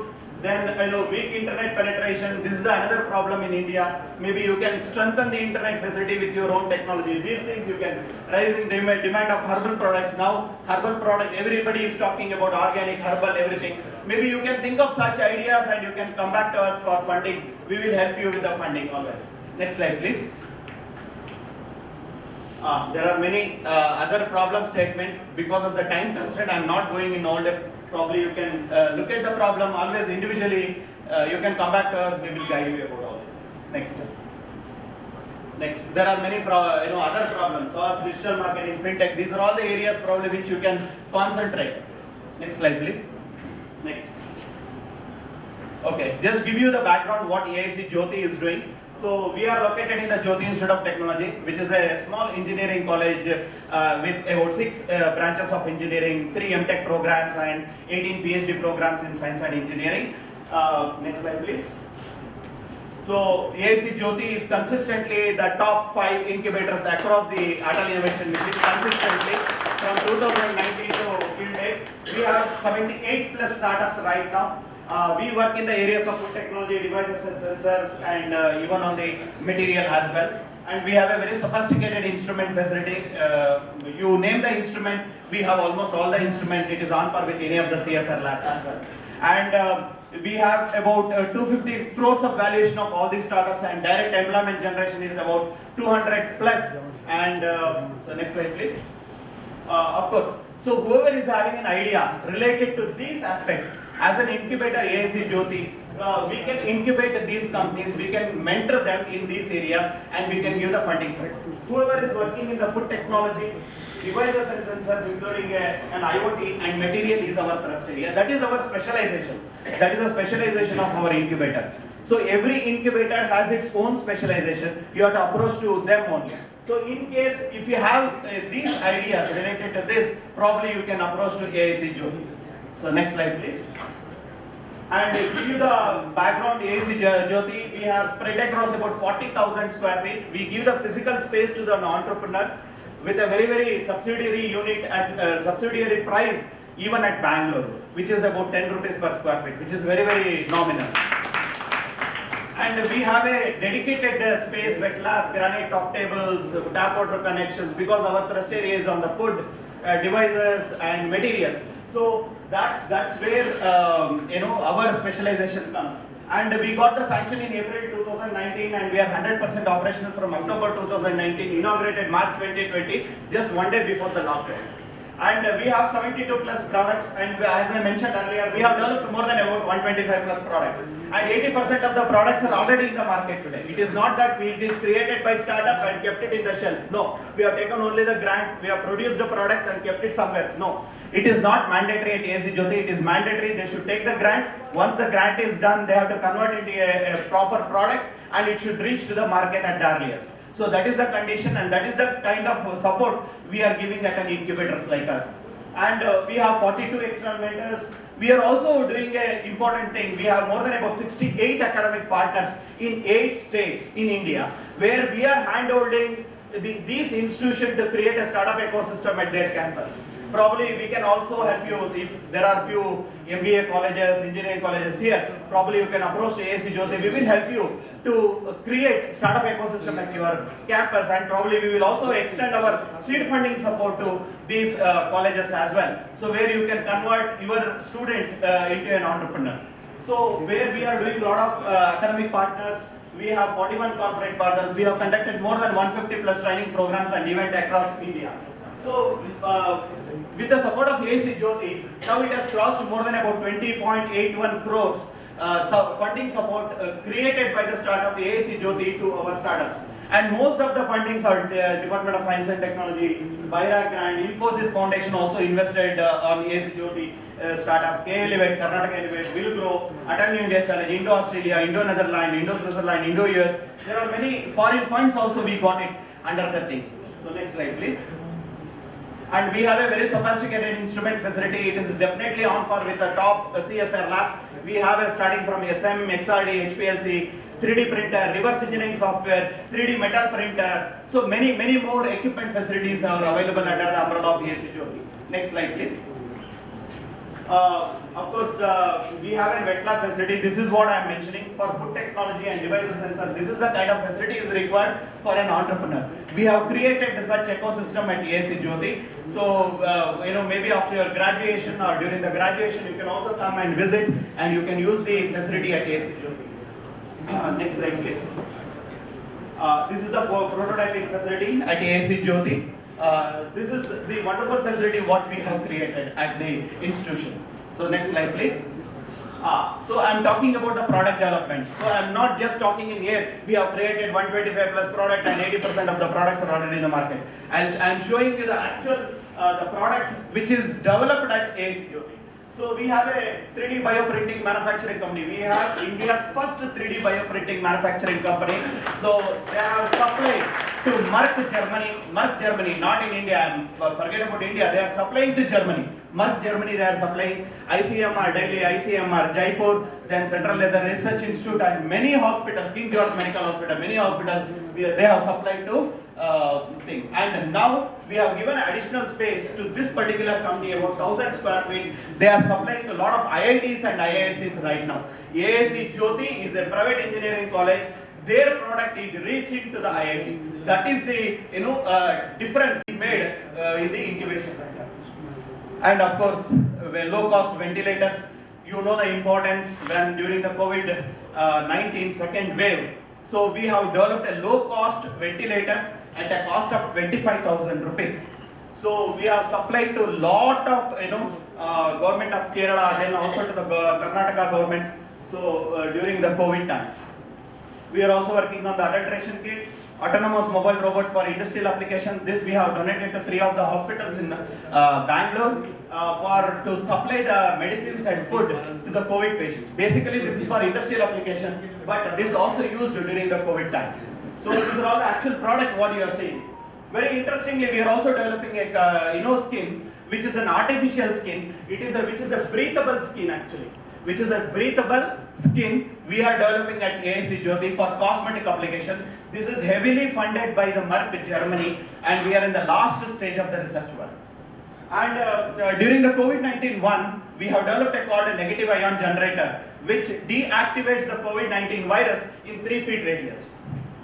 So this is already available in the Amazon. Only thing is ICMR approval is not there. But we have an approval from the Singapore Virology Lab, which is a very sophisticated virology lab across the globe. They have given an approval. We are also working on the 4 PM bar, which is an energy bar. We are also working on the CT scan to 3D printing. So we have a technology. So the CT scan will take the picture and we will convert into a prototype. So that option is also available with us. So next slide, please. And many other things, blood-free glucometer. So thanks to Dr. Achar from the ASNIT, they have funded to one of our startup. So blood-free glucometer, as the name indicates, they don't take blood, they take only saliva and test it. The results are on par with the same blood. They got an ICMR approval and we have given additional space for the fabrication, for the manufacturing. Similarly, wine making kit, we are also working on the EV vehicles. EV vehicle, it's a complete design I'm talking. Not the parts, the EV complete parts we are developing at ASC Jyoti and many other products. So there are many other products. Shortage of the time, I'm not explaining. In case if you are interested to know, always you are welcome to ASC Jyoti. And as I mentioned, we are helping 68 academic partners in 8 states. So we have partners in Andhra Pradesh, Tamil Nadu, then also in Himachal Pradesh, Uttar Pradesh, Maharashtra, Odisha, and also many in Karnataka as well. So these are all our partner institute where we are helping them with the creating a startup ecosystem. So just to give you highlights, we incubate company who is working on the product development and technology based, not on the service. It should be a product or technology based startup. And our average startup age is at ASC Jyoti is 2.5 years only. 2.5 years only. It is not crossed 5 years, 10 years down the line. No, it is all young startups 2.5 years, and our TR level is 3 to 6. And 250 plus crores of valuation of our ASC Jyoti startups. Employment generation, because of these startups, it is 200 plus. We are scaling up in next year, 2023. In this year, it should be employment generation should be a 500 plus. And all these companies at ASC Jyoti, it is mandatory, it should be IP owned. And if possible, they have to export their product to the outside countries. So this is the highlights. So thank you very much for all your support. And thanks for the opportunity. Thank you so much, sir. Any questions from the audience? startups are getting API, you can also be in the state. Question.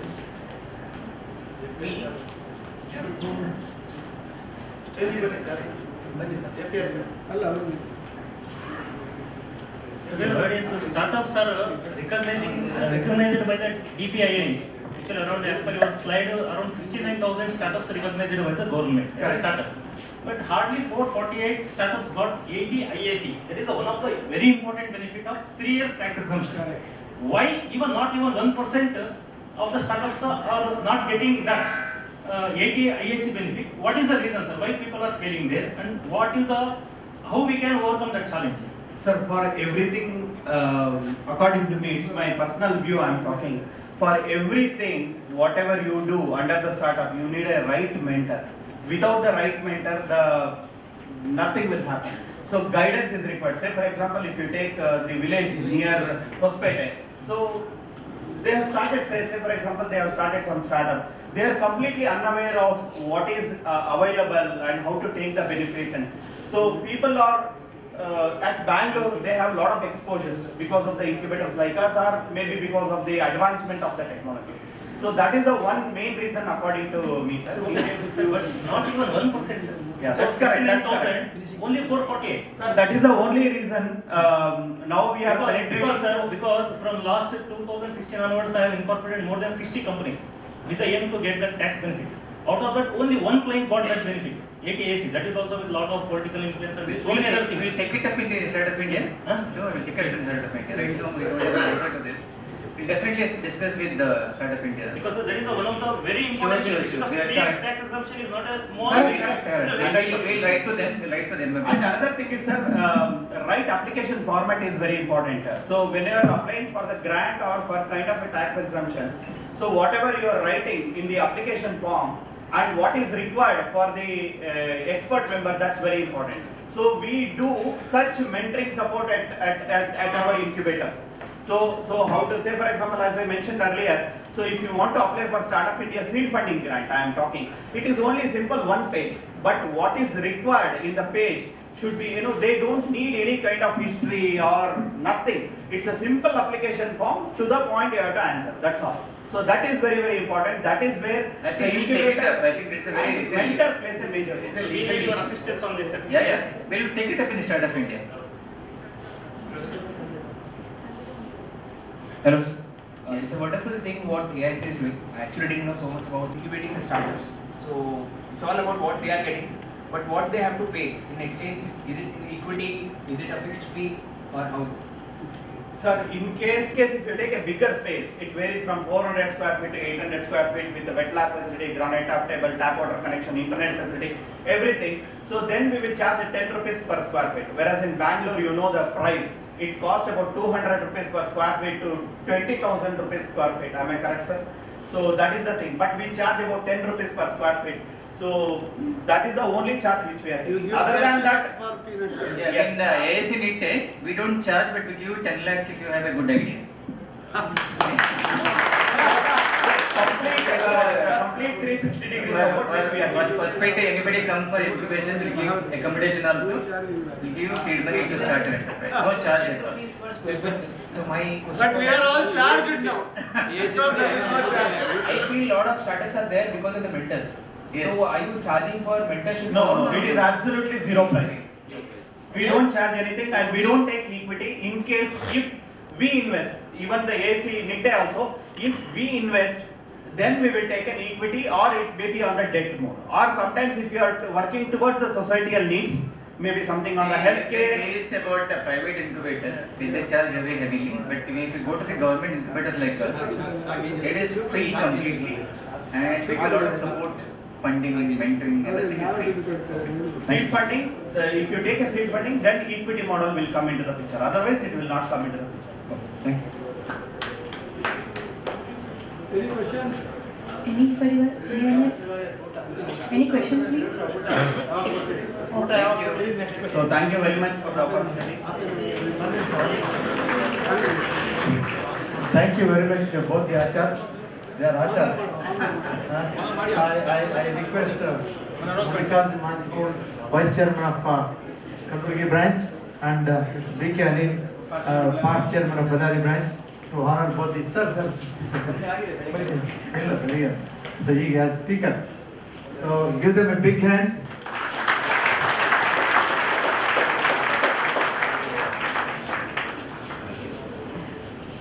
How was the session? How was the session? Good? Claps in the city. ನಾವೆಲ್ಲ ದಿನ 3 ಗಂಟೆ 2 ಗಂಟೆ ಅಷ್ಟೇ ಮಾಡ್ತೀವಿ. 10 ಲಕ್ಷ ಕೊಡ್ತೇನೆ ಅಂತ ರಾಹುಲ್ ಸಿಂಗ್. 10 ಲಕ್ಷ ಕೊಡ್ತೀವಿ ಅಂದ್ರೂ ನೀವು ಚೀಟಿ ಹೊಡೆದಿದ್ರಿ.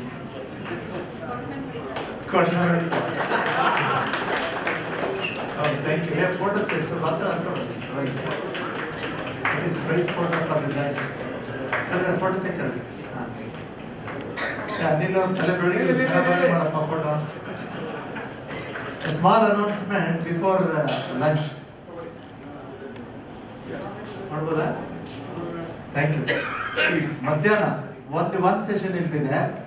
That will be on how MSMEs are funded, number one. Number two, what are the opportunities for backbone of this conclave?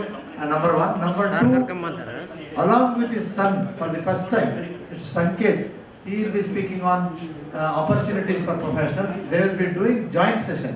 So first time, father and son are doing a joint session to see that you don't sleep over. Okay, so you will not be. It will be. You will not be getting bored. So now you will have a very what's called loud and sound session in the second half. Please join back for lunch. Students, because of the rush in the morning, students it is arranged in the same hall below this hall, the ground floor. For others, the same breakfast hall. So please have lunch and also please come back in 30 minutes. 30 minutes please to see that 2:25 will start the session. Thank you. Above packed lunch. I request you all to please settle down. I once again request anyone standing out of the hall, please come and settle in the room. Karnataka Bank, Canara Bank, Union Bank of India, and special thanks to Anand Motors and Vasily Lubricants Private Limited. Let's begin the next session of the day. This session will be presented by CA SS Nayak, past chairman of Mangalore branch of SIRC of ICAI, and CA Sanket S Nayak from Bangalore. Their topic of discussions will be funding for MSMEs from banks and financial institutions and professional opportunities in MSME sector. I would request CA SS Fini to brief about them. Thank you, ma'am. So I'm going to introduce those people who actually need no introduction for today. You have witnessed the wonderful coordination that has been done through the entire day. So let me take the privilege to introduce CSS Nayak to the audience.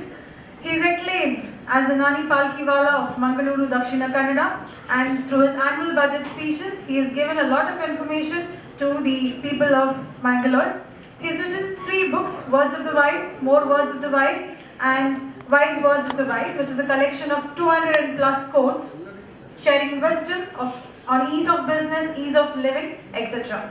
He has a lot of accomplishments to his name, like the KBL Nitte Lifetime Achievement Award at the MSME Conclave for exemplary contributions to MSME sector, Lifetime Achievement Award for mentoring MSMEs and startups at the HDFC BCCI MSME Conclave Mumbai, Nitte KBL MSME Ratna Award in MSME Conclave of 2019, Karnataka Rajyotsava Dakshina Kannada District Award 2021 for social service, Samaja Ratna Award at the Rajangana of Sri Krishna Temple, Udupi, Basavashri National Award, 5th World Kannada Vachana Sahitya and Samskritika Sammelana, Mangaluru, and he also addressed on the topic of role of humor in life at Akka Sammelana held in Dallas, USA.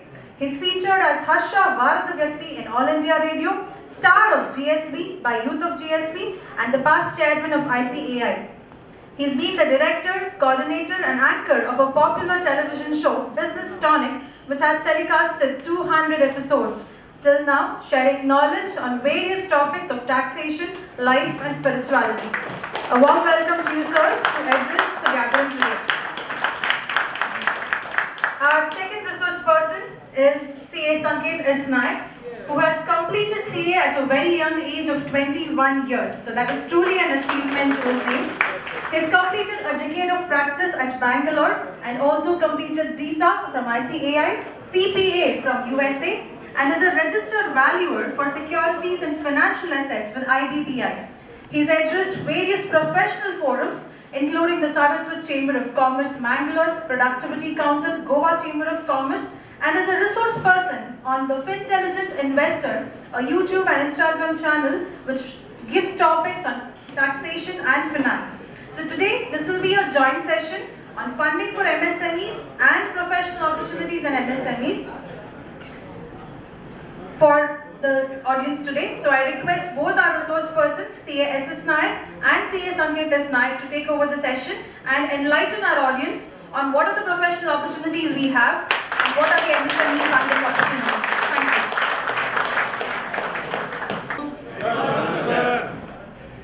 Good afternoon. Are you sleeping? No. Had to sleep after my speech. Okay, good. Let me start from a lighter note.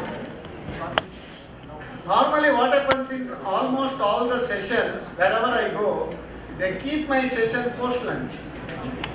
Then I ask some people, sir, why you are keeping post-lunch session for me? Then they told, we don't want audience to sleep.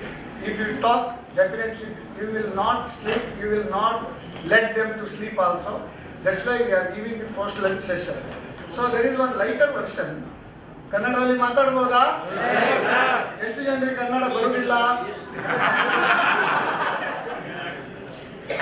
ಒಂದು ಸಾರಿ ಏನಾಯ್ತು ಅಂದ್ರೆ ಒಂದು ಕ್ಲಾಸಲ್ಲಿ Discovery ಮತ್ತೆ invention ಅದ್ರ ಬಗ್ಗೆ teacher ಪಾಠ ಮಾಡ್ತಾ ಇದ್ರಂತೆ. ಯಾವುದ್ರ ಬಗ್ಗೆ?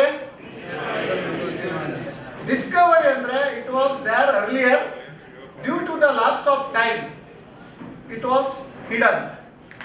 ಆಫ್ಟರ್ ಸಮ್ ಟೈಮ್, ಈಗ ಮೊಹೆಂಜೊದಾರೋ ಹರಪ್ಪ ಇರ್ಬೋದು, ಅಲ್ಲೆಲ್ಲ ಉತ್ಖನನ ಮಾಡುವಾಗ we could find out lot of ಹಳೆ ಶಿಲಾಯುಗದ ಕೆಲವು ಐಟಮ್ ಎಲ್ಲ ಸಿಕ್ಕಿದೆ ಅಲ್ವಾ, that is discovery. Invention means which was not at all existing earlier, now it is invented newly, like our Startup India initiative and all, they are finding out new things, correct? Now in petroleum we are mixing naphtha and all, these are all invention, correct? Teacher used to explain, but in spite of very nice explanation, ಎದುರು ಬೆಂಚಲ್ಲಿ ಕೂತ ಭಾರದ್ವಾಜ್, ಅನಿಲ್ ಭಾರದ್ವಾಜ್ ಕೂಡ ತೂಕಡಿಸ್ತಾ ಇದ್ರು. ಪಾಠ ಕೇಳೋದ್ರಲ್ಲಿ ಇರಲಿಲ್ಲ. Last ಬೆಂಚಿನವ್ರು ಹೇಗಾದ್ರು ತೂಕಡಿಸೋರು. ಆವಾಗ ಟೀಚರಿಗೆ ಬಹಳ ಬೇಸರ ಆಯ್ತಂತೆ. If anybody gives proper example for distinguishing between discovery and invention, I will give prize ಅಂತ. ಅನಿಲ್ ಭಾರದ್ವಾಜ್ ಹೇಳಿದ್ರಂತೆ, ಪನ್ನಾರಾಜ್ ಸರ್ ಹೇಳಿದ್ರು, ಲಾಸ್ಟ್ ಬೆಂಚಿನವರು ಯಾವಾಗಲೂ ಹೇಳೋದಿಲ್ಲ ಮ್ಯಾಮ್ ಅಂತ ಕೈ ಎತ್ತಿಲ್ಲ. ಮ್ಯಾಮಿಗೆ ಸರ್ಪ್ರೈಸ್ ಆದರೂ, okay tell me. Then he told, my father discovered my mummy and invented me.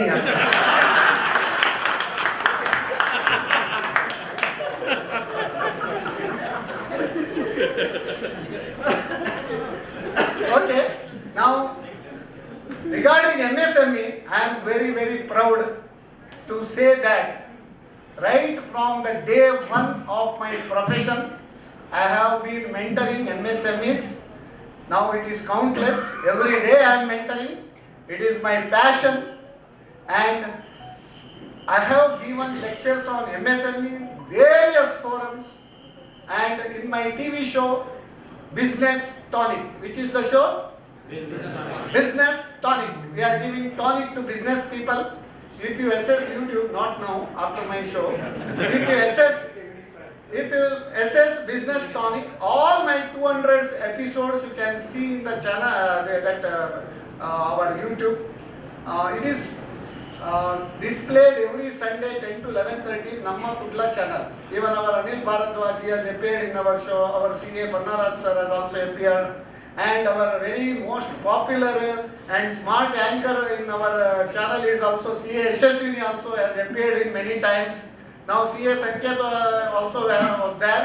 In our 200 show, more than 400 resource persons have appeared. You say whatever may be the topic, that topic is there in Business Tonic. many professionals, many academicians, many faculties, they refer it as a reference material or deliver lecture or give advice. If you say about RARA, we have done 2 to 3 episodes. If you talk about our branding, marketing, if you talk about GST, if you talk about income tax, if you talk about MSME, even that on International MSME Day also we have conducted a program on MSME. So this is the small introduction. Now, why this startups and MSMEs are more relevant? See, normally in an official area and most of the places what happens, Pannaraj sir ಹತ್ರ ಒಂದು 10 ಜನ article ಮಾಡಿದ್ರೆ ಅವರು practice ಮಾಡೋದು ಪನ್ನಾರಾಜ್ sir ಇದು ಯಾವುದಾದ್ರೂ 2 file ದೂರ customer ಹತ್ರ ಹೋಗಿ ಪನ್ನಾರಾಜ್ ಸರ್ ಎಷ್ಟು ಫೀಸ್ ಆಗ್ತಾರೆ ನಿಮಗೆ 50,000 ಯಾಕ್ರಿ ನಾನು 30,000ಕ್ಕೆ ನಾನು ಮಾಡಿಕೊಡ್ತೀನಿ ನನ್ನ ಹತ್ರ ಬನ್ನಿ ಅಲ್ವಾ ಸತ್ಯ ಹೇಳಿ ಕೆಲವೊಂದು ಏನು ಮಾಡ್ಲಿಕ್ಕೆ ಆಗೋದಿಲ್ಲ ನಮ್ಮ ಹತ್ರ ಕೂಡ ಹಾಗೆ but if you practice in startup and MSME sector you can be the leader. ನೀವು ಇನ್ನೊಬ್ಬರ ಫೈಲ್ ಕದಿಯುವ ಅಥವಾ ಇನ್ನೊಬ್ಬರ ಫೈಲ್ ಎಳೆಯುವ ಕೆಲಸ ಮಾಡುವ ಅಗತ್ಯವೇ ಇಲ್ಲ. I am very proud to say that in my 35 years of profession, even single file of other chartered accountant I have not snatched. So I am very proud to say 35 years profession I have completed, and in spite of that even single file. So you should be the creator of files. See, in initial stages, if a customer approaches you, if you support them, if you help them, if you handhold them, if you nurture them, if you mentor them, if you train them, if you teach them how to go in an ethical business practice, they will never leave you. They will never leave you. Even in case of banks, banking habits, right from day one you should make transaction in some banks. Yen ಮಾಡ್ತಾರೆ, I don't want to comment upon your new generation bank, but still I want to comment. Somebody asked one question. There was a program in Taj Gateway. This Z Business, they conducted Dare to Dream program across India, 30 places. In Mangalore, they conducted one show, Dare to Dream. In that, myself was the lead speaker. So, addressing all top entrepreneurs of Mangalore. In that show, one person asked, nowadays nationalized bank, they are having inertia, they are not supporting, they are public sector, but our HDFC or ICICI, Axis, they are all very good, tech savvy, that, this, that, all they asked. Then they told, what is your opinion? I don't want to discourage anything. Then I told them, see, nationalized and our Indian banks, they are like Indian wife, and this new generation banks are like American wife. ಗಂಡ ಗೊರಕೆ ಹೊಡೆದ್ರೆ ಕೂಡ divorce notice ಕೊಡ್ತಾರೆ ಅಮೆರಿಕದಲ್ಲಿ ಅಲ್ವಾ. ಇಲ್ಲಿ ಇಂಡಿಯಾದಲ್ಲಿ ಆ position ಇಲ್ಲ. That's why I always encourage our ನಮ್ಮ ಸ್ಟೇಟ್ ಬ್ಯಾಂಕ್ ಆಫ್ ಇಂಡಿಯಾ ಆಗ್ಬೋದು, ಕರ್ನಾಟಕ ಬ್ಯಾಂಕ್, ನಮ್ಮ ಫ್ಯಾಮಿಲಿ ಬ್ಯಾಂಕ್ ಅಕ್ರಾಸ್ ಇಂಡಿಯಾ ಆಗ್ಬೋದು, Canara Bank, it is from my place only. Ammembal Subbarao Pai has founded that bank. Then Union Bank of India ಇರ್ಬೋದು. All these banks, one thing I will tell you, ಸ್ವಲ್ಪ ಆಚೆ ಸತಾಯಿಸ್ತಾರೆ, ಆದರೆ ನಿಮಗೆ whenever you want any support, definitely they will support you. With this small note, I would like to continue our session. Now, funding, financing and subsidies. Morning, many people, they took a lot of PPT presentations, right? So normally what happens, speakers speak as per the PPT, right? Correct? According to me, power corrupts politician, PowerPoint corrupts speakers. Power corrupts politician, PowerPoint corrupts speakers. But I have prepared a lot of PowerPoints, but I will not go as per the PowerPoint, but I will go on speaking as per my speak PowerPoint will be played. That is other way around. Okay, that will be rarely you can find everywhere. With this small note, I would like to continue. Over to Sanket, you can just brief.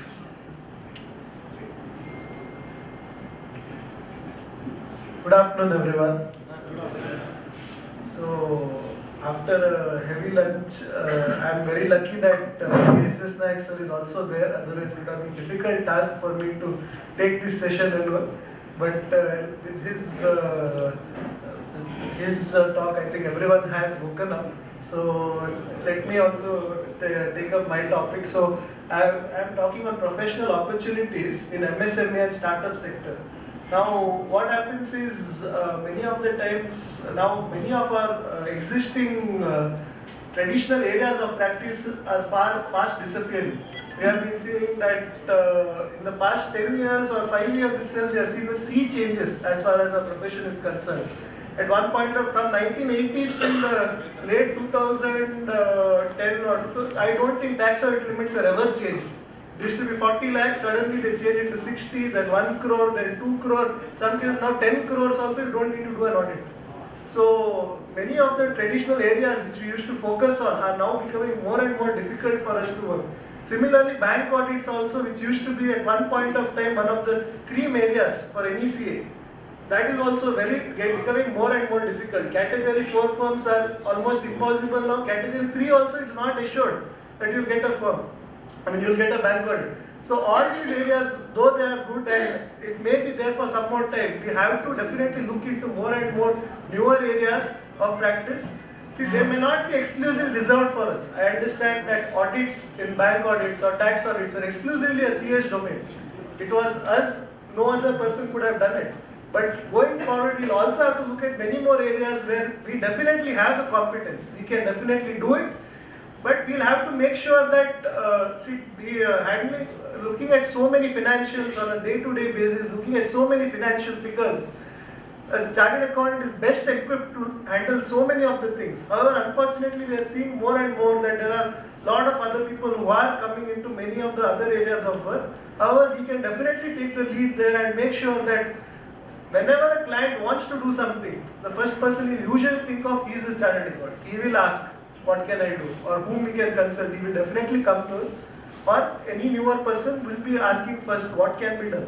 So this is something where we need to take the initiative and we need to focus on some areas which many of us may already be doing. And if not, there may be some more areas which we definitely need to take a leap right now. Now areas of, okay, let us cover about this micro, small and medium enterprises for, this is MSMEs. Now morning we had lot of sessions, right? We had lot of sessions in the morning, correct? But did you catch any points much? Be frank. Could you catch many points? Be frank, no problem. They are not there here. Morning, those who have taken session, they are already there. Be frank. Did you catch much? If you catch much, what you could catch? See, one thing I will tell you. Here, MSME definition. Who doesn't know? Everybody knows MSME definition. When it is changed, what is tiny, what is micro, what is small, what is medium. Now service and manufacturing is done away, that definition. All this for ಶಾಲೆಯಲ್ಲಿ ಕ್ಲಾಸಲ್ಲಿ ಫಸ್ಟಿಗೆ attendance register ಕರಿತಾ ಹೋಗ್ತಾರೆ, 15 ನಿಮಿಷ ಅಲ್ಲಿ waste ಅಲ್ವಾ. ಆಮೇಲೆ main ಕೋರ್ಸಿಗೆ ಬರ್ತಾರೆ. ನಮ್ಮಲ್ಲಿ ಇಲ್ಲಿ ಕೂಡ ಅದೇ ಪ್ರಾಬ್ಲಮ್. ಊಟದಲ್ಲಿ ಸ್ಟಾರ್ಟರ್ ಜಾಸ್ತಿ, ಡೆಸರ್ಟ್ ಜಾಸ್ತಿ. Main course we miss, correct no? So I will come to the main course so that you will not miss it, correct? Let me hit directly. Suppose if any entrepreneur will come to you, okay, they want money for any business, right? The easiest way to get the money, how it is possible? See, if you go to any bank in a normal course, if you want any loan, correct? How much margin you have to put? 25% margin you have to put. Suppose if your cost of the project is 25 lakhs, or if the cost of the project is 50 lakhs, how much margin you have to put? 25% of 25 lakhs means 6 lakhs 75,000. Here 25% of 50 lakhs, 12 lakh 50,000. If you don't have much money, then you will go to whom then? If you want money, especially new generation entrepreneur, first they will go to whom? Sorry? Father or mother, correct no? First ತಾಯಿ ತಂದೆಯವರು ಹೇಳೋದು, ನಿನಗೆ ಇದು ಬೇಡಪ್ಪ, ಎಲ್ಲಿ ಆದ್ರೂ job ಇದ್ರು ಹೋಗು, ನಿನಗೆ ಇದು ಉಸಾಬರಿ ಬೇಡ ಅಲ್ವಾ? They are the first people to discourage. Am I right? ಅಪ್ಪ ಒಳ್ಳೆ ಬಿಸ್ನೆಸ್ ಮಾಡಿ ಇಡೀ ದಿನ. So I don't blame Marwadis. Marwadis are most intelligent and most making lot of money. Even Marwadis, I have very good appreciation joke. Shall I tell with the permission of Vinod? Okay? One Khandan Marwadi, Jamlalal Das. Okay, Jamlalal Das, Jain Italy. So he was Khandan, very great. He was in his last legs, 80 plus. ಹಾಸ್ಪಿಟ್ಲಿಗೆ ಹೋದ್ರು, ಅಲ್ಲಿ ಹೋದ್ರು, ಇಲ್ಲಿ ಹೋದ್ರು, ಎಲ್ಲಿ ಹೋದ್ರು ಆಗಲಿಲ್ಲ. BKS ಅವ್ರದ್ದು ಕೂಡ ಹಾಸ್ಪಿಟ್ಲಿಗೆ ಹೋದ್ರು. ಅವ್ರು ಹೇಳಿದ್ರು, ನೋಡಪ್ಪ ನಮ್ದು ಹಾಸ್ಪಿಟಲ್ ಹೇಗಾದ್ರೆ ಗುಣ ಆಗುದಾದ್ರೆ ಇವಾಗಲೇ ಹೇಳ್ತೇವೆ, ಬೇಕಾದ್ರೆ ದುಡ್ಡು ಖರ್ಚು ಮಾಡಿ ಆ ಟೆಸ್ಟ್ ಈ ಟೆಸ್ಟ್ ಇನ್ನೊಂದು ಟೆಸ್ಟ್ ಮಾಡಿ ನಿಮ್ಮದು ಹಣ ಮಾಡೋಣ. ಇವ್ರದ್ದು ಟೈಮ್ ಮುಗೀತು, ನೀವು ಜ್ಯೋತಿಷ್ಯರನ್ನು ಬೇಕಾದ್ರೆ ನೋಡಿ ಟೈಮ್ ಆಗಿದೆ ಇವ್ರದ್ದು. So what you can do is ಮನೆಗೆ ಕರ್ಕೊಂಡೋಗಿ ಎಲ್ಲ ಕ್ಲೋಸ್ ರಿಲೇಟಿವ್ಸ್ನ ಕರೆಸಿ ಮತ್ತೆ ರೆಡಿ ಮಾಡಿ ಅಂತ. So then Jamnalal Das then he told me, अरे प्यारी बीबी ललिता तू किधर है? ललिता आई, मैं क्या करूं? ಗಂಡ ಮೇಲೆ ಹೋಗುವಾಗ ಮತ್ತೆ ಹೆಂಡತಿ ನಗಡ್ಲಿಕ್ಕೆ ಆಗ್ತದೆ, ಅಳಬೇಕಲ್ಲ. मैं क्या करूं? थोड़ा गंगा जल तो डालो. ठीक है, गंगा जल हाकिದ್ರು. मेरा बेटा विनोद तू किधर है? मैं इधर हूं ना पापा. क्या करूं? थोड़ा गंगा जल तो डालो. ओ पापा, गंगा जल डालो. मेरा प्यारा बेटा मेरी प्यारी बेटी शीतल तू किधर है? मैं इधर हूँ पापा. क्या करूं? थोड़ा गंगा जल तो डालो. ओ पापा. मेरा प्यारा बेटा मोहन तू किधर है? मैं इधर हूँ पापा. सब लोग इधर है, फिर दुकान में कौन है?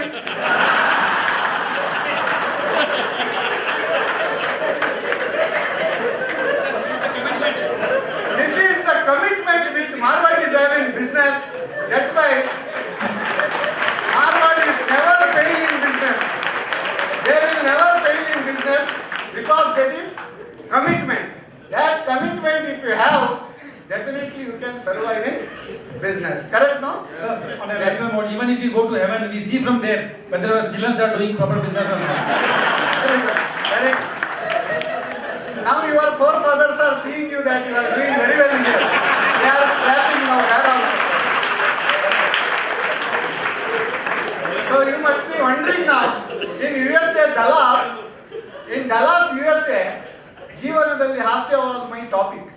ಅಮೆರಿಕದಲ್ಲಿ ಅಕ್ಕ ಸಮ್ಮೇಳನ, ಜೀವನದಲ್ಲಿ ಹಾಸ್ಯ ಟಾಪಿಕ್ ಅಲ್ಲೇ ಉಂಟು. ಈಗ ಇಲ್ಲಿ ಹೇಳ್ತೇನೆ, ಜೀವನದಲ್ಲಿ ಅದು ಯಾವಾಗಲೂ ನೋಡ್ಬೋದು. ಜೀವನದಲ್ಲಿ ಹಾಸ್ಯ. ಏನಾಯ್ತು, ನಮ್ಮ ದೊಡ್ಡ ಹಾಸ್ಯ ಕಲಾವಿದರಲ್ಲಿ ಯಾರೆಲ್ಲ? ಗಂಗಾವತಿ ಪ್ರಾಣೇಶ್ ಇದ್ರು, ಮತ್ತೆ ಯಾರು? ನಿಮ್ಮ ರಿಚರ್ಡ್ ಲೂಯಿಸ್ ಇದ್ರು, ನಮ್ಮ ಪೃಥ್ವಿರಾಯರಿದ್ರು, ಕೃಷ್ಣೇಗೌಡ ಇದ್ರು. ಅವ್ರ ಎದುರಿಗೆ ನಾವು ಏನು ಜೋಕ್ ಮಾಡೋದು. ಆದ್ರೂ ನನಗೆ ಒಂದು ಫಸ್ಟ್ 15 ನಿಮಿಷ ಚಾನ್ಸ್ ಕೊಟ್ಟರು. ನಾನು ಅದಕ್ಕೆ ಒಂದು ಐಡಿಯಾ ಮಾಡಿದೆ. We have to use our kidney, sorry we have to use our brain. So ಎಲ್ಲ ನನಗೆ ಆವಾಗ ಸ್ವಾಮಿ ವಿವೇಕಾನಂದರು ನೆನಪು ಬಂತು. ಏನು? ನನ್ನ ಮೆಚ್ಚಿನ ಸಹೋದರಿಯರು ಅಂತ ಹೇಳಿದ್ರು, 2 ನಿಮಿಷ ಕ್ಲಾಪ್ ಹೊಡೆದ್ರಂತೆ. ನಾನು ಅದೇ ಹೇಳಿದ್ರೆ ನನಗೆ ಕ್ಲಾಪ್ ಅಲ್ಲ, ನನಗೆ ಕೆಪ್ಪಲಕ್ಕೆ ಬಾರಿ ಇಷ್ಟ ಅದು ಹೇಳಿಕ್ಕೆ ಇಲ್ಲಿವರೆಗೆ ಯಾಕೆ ಬಂದೆ ಅಪ್ಪ ಅಲ್ವಾ? ಅದಕ್ಕೆ ನಾನು ಹೇಳಿದೆ. ಅಲ್ಲಿ ಹೇಳಿದ್ದು ಸ್ವಲ್ಪ ಚೇಂಜ್ ಮಾಡಿ ನಾವು ಹೇಳುವ. ಎಲ್ಲಿದ್ದರೇನಂತೆ, ಅಲ್ಲಿ ಹೇಳಿದ್ದು ಎಲ್ಲಿದ್ದರೇನಂತೆ ನಾವೆಲ್ಲ ಕನ್ನಡಿಗರು ಪಕ್ಕ. ಎಲ್ಲಿದ್ದರೇನಂತೆ ನಾವೆಲ್ಲ ಕನ್ನಡಿಗರು ಪಕ್ಕ. ಎಷ್ಟು ಮಾಡಿದರೇನು ರೊಕ್ಕ, ಕುಂತಿದ್ದೇವೆ ಅಕ್ಕ ಪಕ್ಕ. ಎಷ್ಟು ಮಾಡಿದರೇನು ರೊಕ್ಕ, ಕುಂತಿದ್ದೇವೆ ಅಕ್ಕ ಪಕ್ಕ. ಆದುದರಿಂದಲೇ ವಿಜೃಂಭಿಸುತ್ತಿದೆ ನಮ್ಮ ಸಮ್ಮೇಳನ ಅಕ್ಕ ಅಂತ ಹೇಳಿ. ಆವಾಗ ಎಲ್ಲ ಅಕ್ಕ ತಂಗಿ ತಮ್ಮ ಅಣ್ಣ ಎಲ್ಲರೂ ಕೈ ಚಪ್ಪಳ ತಟ್ಟಲಿಕ್ಕೆ ಸ್ಟಾರ್ಟ್ ಮಾಡಿದ್ವಿ. ಓಕೆ, ಅದನ್ನೇ ನಾವಿಲ್ಲಿ ಹೇಳ್ತೇವೆ. ಎಲ್ಲಿದ್ದರೇನಂತೆ ನಾವೆಲ್ಲ MSME ಎಂಟ್ರಪ್ರನರ್ಸ್ ಪಕ್ಕ. ಎಲ್ಲಿದ್ದರೇನಂತೆ ನಾವೆಲ್ಲ ಲೆಕ್ಕ ಪರಿಶೋಧಕರು ಪಕ್ಕ. ಎಷ್ಟು ಮಾಡಿದರೇನು ರೊಕ್ಕ, ಕುಂತಿದ್ದೇವೆ ಅಕ್ಕ ಪಕ್ಕ. ಎಷ್ಟು ಮಾಡಿದರೇನು ರೊಕ್ಕ, ಕುಂತಿದ್ದೇವೆ ಅಕ್ಕ ಪಕ್ಕ. ಆದುದರಿಂದಲೇ ವಿಜೃಂಭಿಸುತ್ತಿದೆ ನಮ್ಮ MSME ಕಾನ್ಕ್ಲೇವ್ ಪಕ್ಕ ಅಂತೇಳಿ. ಆದುದರಿಂದಲೇ ವಿಜೃಂಭಿಸುತ್ತಿದೆ ನಮ್ಮ MSME ಕಾನ್ಕ್ಲೇವ್ ಪಕ್ಕ. So now if you don't have money, what you will do? First ತಂದೆ ತಾಯಿ ಹತ್ರ ಕೇಳ್ತೀರಿ, ತಾಯಿ ಹತ್ರ ಫೀಲ್ ಮಾಡ್ತೀರಿ, ಅವ್ರು ಹೇಳ್ತಾರೆ ನೀವು ಯಾವ್ದು ಬಿಸ್ನೆಸ್ ಮಾಡಬೇಡ ಅಂತ, ನಿಮಗೆ ಬೇಡ. Correct? But here there is one scheme, PMEGP scheme. You are all aware. ಅದ್ರದ್ದು ಕೆಲವು ಸೂಕ್ಷ್ಮ ವಿಷಯ ನಾನು ಹೇಳ್ತೇನೆ. ಅದರಲ್ಲಿ ನೀವು after the end of our session, we have made now joint session. Okay, tea will be served here only, no tea time. Okay, okay. So that's why then in between we will compliment each other. Then we can ask questions also, practical for your practice also. So normally PMEGP scheme, what happens? Earlier up to June 2023, the scheme was for service and traders. It was 10 lakhs. For manufacturing, it was 25 lakhs, right? All of us aware. Okay. Now, with effect from 1st June, that has been revised from, in case of service enterprise and traders, it has been increased from 10 lakhs to 20 lakhs. In case of manufacturing concern, it has been revised from 25 lakhs to 50 lakhs. Newly qualified chartered accountants can also take benefit under this scheme. If you want to set up your CA office also, you can take loan under PMEG. Bankers illa iddare kodtiralla. Okay. PMEGP scheme also you can take loan. And the beauty in this is, if you are a special entrepreneur, only 5% margin. Who is special entrepreneur? Who is always special? You tell. Women are always special. Ladies, correct? No? Ladies, they are always special. Women entrepreneurs, they are special category. SC/ST entrepreneurs, they are special category. OBC entrepreneurs, they are special category. Then minority, they are special category. Then transgenders, they are special category. Then you are ex-serviceman, physically challenged. They are all treated as special category. For them, only 5% margin. 50 ಲಕ್ಷದ project ಹಾಕ್ಲಿಕ್ಕೆ ಎಷ್ಟು? Only 2.5 lakh, 5%. General category they have to bring 10%. Clear? Okay. Then subsidy for special category in rural area, 35% subsidy. Special category in urban area, urban area 25%. And special category in urban area 25%, special category in urban area it is 15%, rural area it is 25% subsidy. So this is the beauty. But one thing is that trader and service enterprises, investment in fixed assets should be minimum 40% of the total cost. How much? Minimum 40%. 60% can be max working capital. You got me? Otherwise ಎಲ್ಲ ನೀವು goods ಅಂತ ಹೇಳಿ ಒಂದು godown ನಲ್ಲಿ ಹಾಕಿ ನೀವು ಮಾಡೋದಕ್ಕೆ subsidy ಕೊಡಿ ಅಂದ್ರೆ ಇಲ್ಲ. 40% minimum should be investment in fixed assets and 60% should be in working capital. Mr. Nagarjuna, am I right? Yes, sir. Okay. Next, in case of manufacturing enterprises, maximum working capital is allowed is 40%. How much?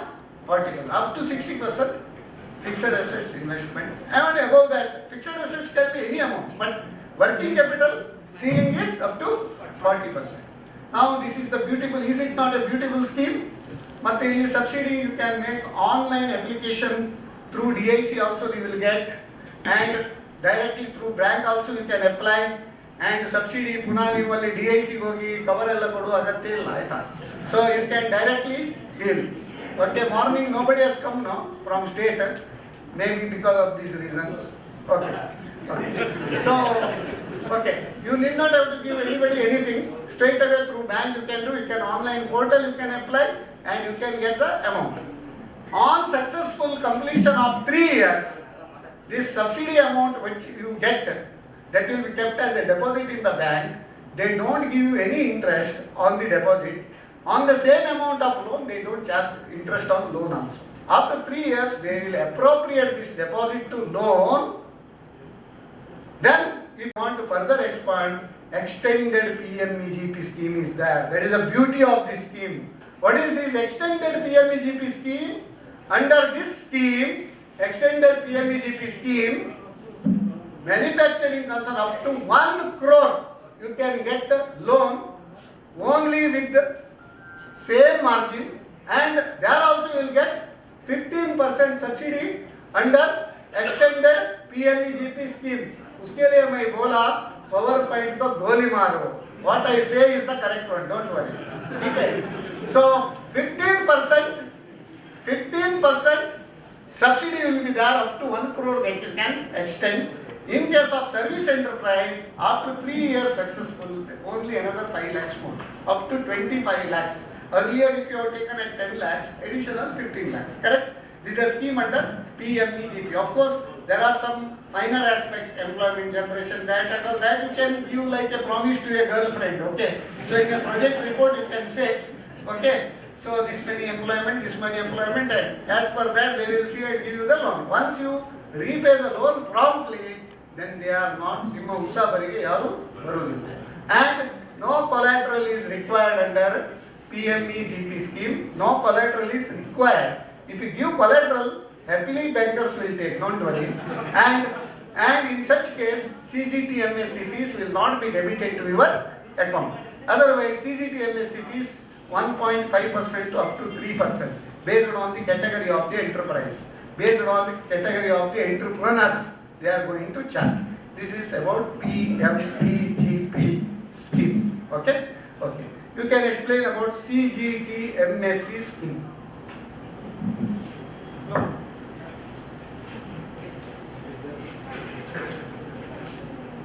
So, CGT-MSC, Credit Guarantee Trust for MSMEs. So, what happens in this scheme is that this particular line we discussed, PMEGP now, there it does not have any subsidy, but however, collateral security is not mandatory up to 2 CR. So, this is a very good scheme under which that is there. Of course, there are it depends on what you are taking the funds for. It could be either for fixed assets or for working capital. So if you are buying machinery or even working capital for stock or book trades, it can be covered under CGT-MSC scheme. So at the same time, however, there is no relaxed, the scheme by itself does not talk about any relaxed margin requirements. It goes under a regular scheme itself, what bankers are funding. It is just that there is no additional collateral security. However, like Mr. just mentioned, the CGT-MSC fee will be applicable. So if you are having collateral security, it is always advisable to give it, because at that point of time you will save on this fee. Otherwise, you will have to unnecessarily pay this additional fee to the banker, which they will be paying to the trust. So what happens here is that also now earlier it used to be only manufacturing and services. Now even trading can also be covered up to 1 CR. Even traders can also be covered. And yes, now with the revised definition where they are classifying traders also under MSME, I think up to 2 CR. Earlier it used to be 1 CR. Now they have correct that also is up to. And also there is an option of hybrid scheme as well, where what happens is, let's say you have some collateral security, but it is of only some limited value. So you can cover partly with that collateral security and partly under CGT-MSC as well. Or let's say you have exceeded 2 CR, so up to 2 CR you can go under CGT-MSC, and additional you can have some collateral security that can also be provided. So this is one of the most popular schemes in which you can go where you don't need any collateral security as such. For startups, morning our two CEOs of incubation centers, they have beautifully explained about startups. For startups, CGT-MSC scheme is available up to 10 crores funding. Up to 10 crores funding. Whether bankers are giving or not is different question, but there is a scheme up to 10 crores if they want CGT, CGSS, whatever name, it is SS. SS will be there. Okay, don't worry. So, okay. So CGSS scheme, that is credit guarantee for startups. So up to 10 crore without collateral, there is funding will be there. Correct now? There is a provision in the bank. But the problem, earlier in CGT-MSC scheme was, earlier retail trade was not covered. Okay. Educational institutions, they are not covered under CGT-MSC scheme earlier. Now educational institutions are also covered under CGTMSE scheme, and for educational institutions also you can apply working capital in the form of overdraft limit. Overdraft limit. See, working capital can be taken in either way of CC or by of OD. Okay, CC again stock and booklet statement, and OD it will be based on your cash budget method or turnover method. Some method will be there. That is working capital assets separate. If you want to take me on this one full session, I can take on working capital assessment and method. Okay. So educational institution, please remember, even education, if English medium school run ಮಾಡ್ತಾ ಇದ್ರೆ ಅವರಿಗೆ working capital ಬೇಕಾದ್ರೆ fees ನೋಡಿ June July August ನಲ್ಲಿ ಬರ್ತದೆ. ಆಮೇಲೆ fees ಇಲ್ಲ, ಟೀಚರ್ಸ್ಗೆ ಸಂಬಳ ಕೊಡಬೇಕು, ಇಲ್ಲಿಂದ ಕೊಡೋದು. So they can apply for overdraft limit with the bank. If they don't have collateral, it can be also covered under CGTMSE. Earlier it was not that. And earlier one limitation in CGTMSE scheme was, if you borrow a term loan, say if you borrow a term loan of 1 crore, repayable in 5 years, term loan. First year on 1 crore, 1.5%. How much is the CGTMSE fees? 1.5 lakh. Second year, even if the balance is 80 lakhs, earlier you should have paid on 1 crore. Last year, first beginning, even if the balance is 20 lakhs, you have to pay CGTMSE fees on 1 crore, 1.5 lakh. Now it has been changed. Now you have to pay based on last outstanding balance of the financial year or calendar year. Some year is there. Based on that, even working capital maximum amount drawn, on that they are going to charge. Correct, Alva India? Okay. So he has studied because I have given him question paper 1 week back. So I am asking him whether it is correct or not. Okay. So this is the scheme, a beautiful scheme. But one thing I will tell you, in case of retail trade and wholesale trade, munche irlilla, traders, supermarkets, wholesale distributors and vehicle dealers, all they can apply under CGTMSE scheme. But for traders, they charge up to 3% of the amount covered as a CGTMSE fees. Little bit high. Higher the risk, more the premium. Not rate of interest is also more. Okay, this is the scheme. But whether bankers fund under CGTMSE scheme and whether CGTMSE scheme is good for bankers or borrowers, that at last question answer session we will discuss. Okay. Next, we will talk about Stand Up India scheme. Sanket, you can stand up and talk. Yes, thank you. So before that, I will just take you through the CGSS scheme, which we are just discussing, since we are talking about startups as well. So this is the scheme which has come up. This is a very recent scheme. It just came up at the end of 2022. So it's credit guarantee scheme for startups. So there are 4 basic criteria which they are mentioned here, under which you will be eligible. First one will be the DPI. I think they have already discussed our earlier session about who is an eligible startup and all these things. Either a partnership, private limited or LLP. They would be, then the other criteria about innovation and employability, all these things would need to be satisfied. So let's say we are satisfying all these things. The other, some criteria which they have mentioned is about, so one of the main reasons under this scheme as well, what they have mentioned is that there should be a stable revenue stream as from over a 12-month period. Otherwise, I think they are not eligible under this scheme. So that is one of the limitations actually when compared to equity and all these things. In the CGSS scheme as well, they have insisted on audited turnover statements from the CAs as well. There as well, we would need to give some inputs as well. So now the scheme which he was referring to, Stand Up India scheme. So Stand Up India scheme is a yes. Under Stand Up India scheme, who can stand up? I will tell you first definition. Morning it was explained, no? Whether it is clear who can stand up, who can't stand up. Whether it is clear for you? I will tell you, only women can stand up. Gents cannot stand up. But SC, ST entrepreneurs can stand up. Okay? Under Stand Up India scheme, who can stand up? Only women can stand up, or SC/ST entrepreneurs can stand up. Others are not allowed to stand up under Stand Up India scheme. But if other than individual, partnership, LLP, company, if more than 50%, that is at least 51% of the share held by women entrepreneur, then it is treated as a women entrepreneur. Under that scheme, this Stand Up India scheme, they can do. What is the speciality in Stand Up India scheme? Under Stand Up India scheme, nothing is there, no subsidy, nothing is there. Subsidy is different. Only relaxation in margin. Only relaxation in margin.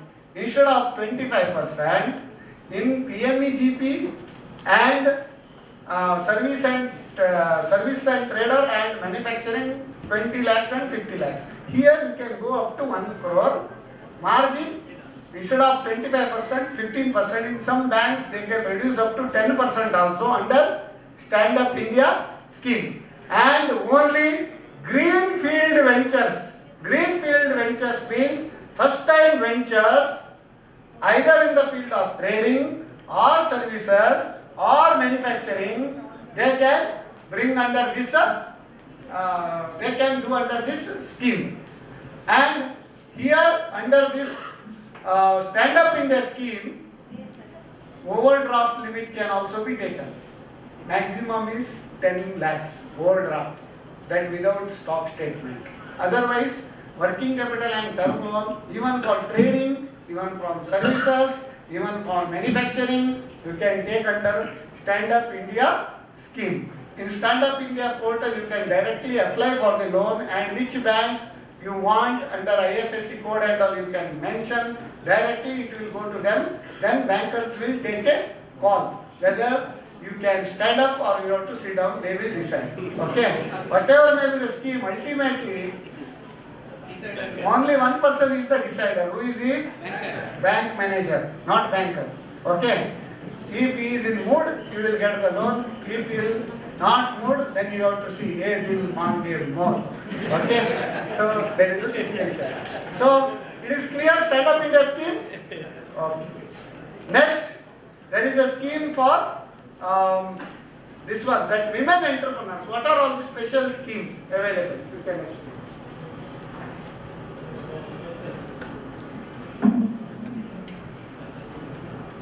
So, Stand Up India was one of the schemes. Now, there are some schemes in certain banks.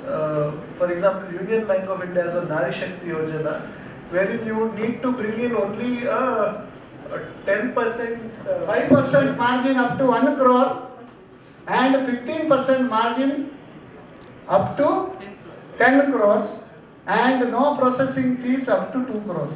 That is a speciality and beautiful scheme, Nari Shakti scheme. That is only available in Union Bank of India. That is a beautiful scheme in Union Bank of India. Then interest rate, definitely when interest depends upon your credit rating. Normally rating that interest, we will discuss in question answer session then later.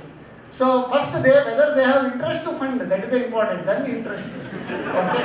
So first Nari Shakti scheme is there, whether they give or not, that is last, we will discuss everything. Okay, here Union Bank of India people are also there, we will discuss later on. But it is a beautiful scheme, and other than that, women entrepreneurs in various other banks also some margin relaxation and interest concession, all these schemes are there. And women entrepreneurs, even credit guarantee scheme, the premium also in some cases up to some amount relaxation is there. And Mudra loan also, some benefit is also there for self-help group and women entrepreneurs and all. That is also benefit is there. So, and this women entrepreneurs, other than this, any other scheme is there, bankers? No? Okay. Then one more scheme is there now, popular scheme, PMFME scheme. What is that? PMFME scheme. Prime Minister's Formalization of micro food processing enterprises. Correct, no? That is the scheme. Under that scheme, up to 10 lakhs. ನಿಮ್ಮ ಹಪ್ಪಳ ಸಂಡಿಗೆ sweet laddu ಚಕ್ಕುಲಿ ಚಪಾತಿ ಹೋಳಿಗೆ ಏನು ಬೇಕಾದ್ರೂ ಮಾಡಿ food products even small scale people up to 10 lakhs even new units as well as existing units for expansion up to 10 lakhs you will get the loan.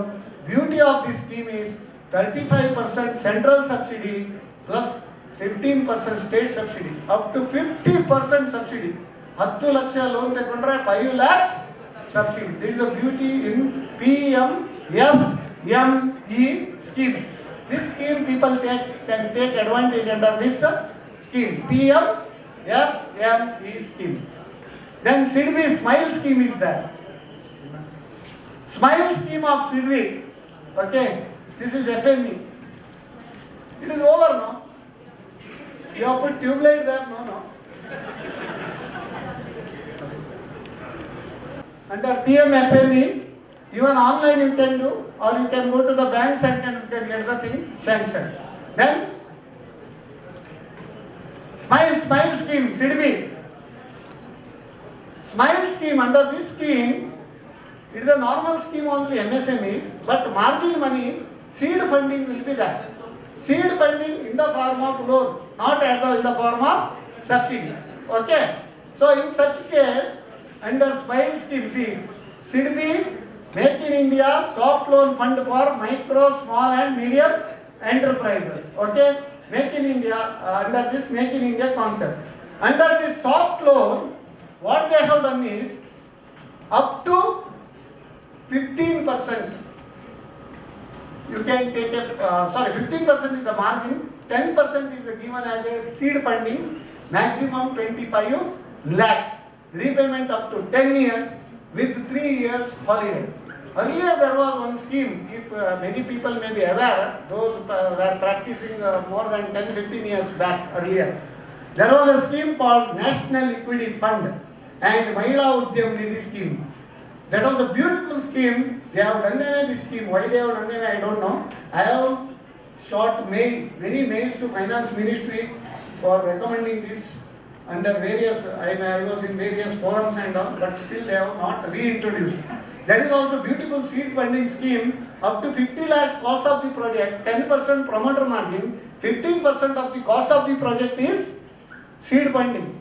Then repayable up to 7 years with the 3 years holiday was there. But now that scheme is not there. This slide. Same this next slide. Any problem in your this, sir?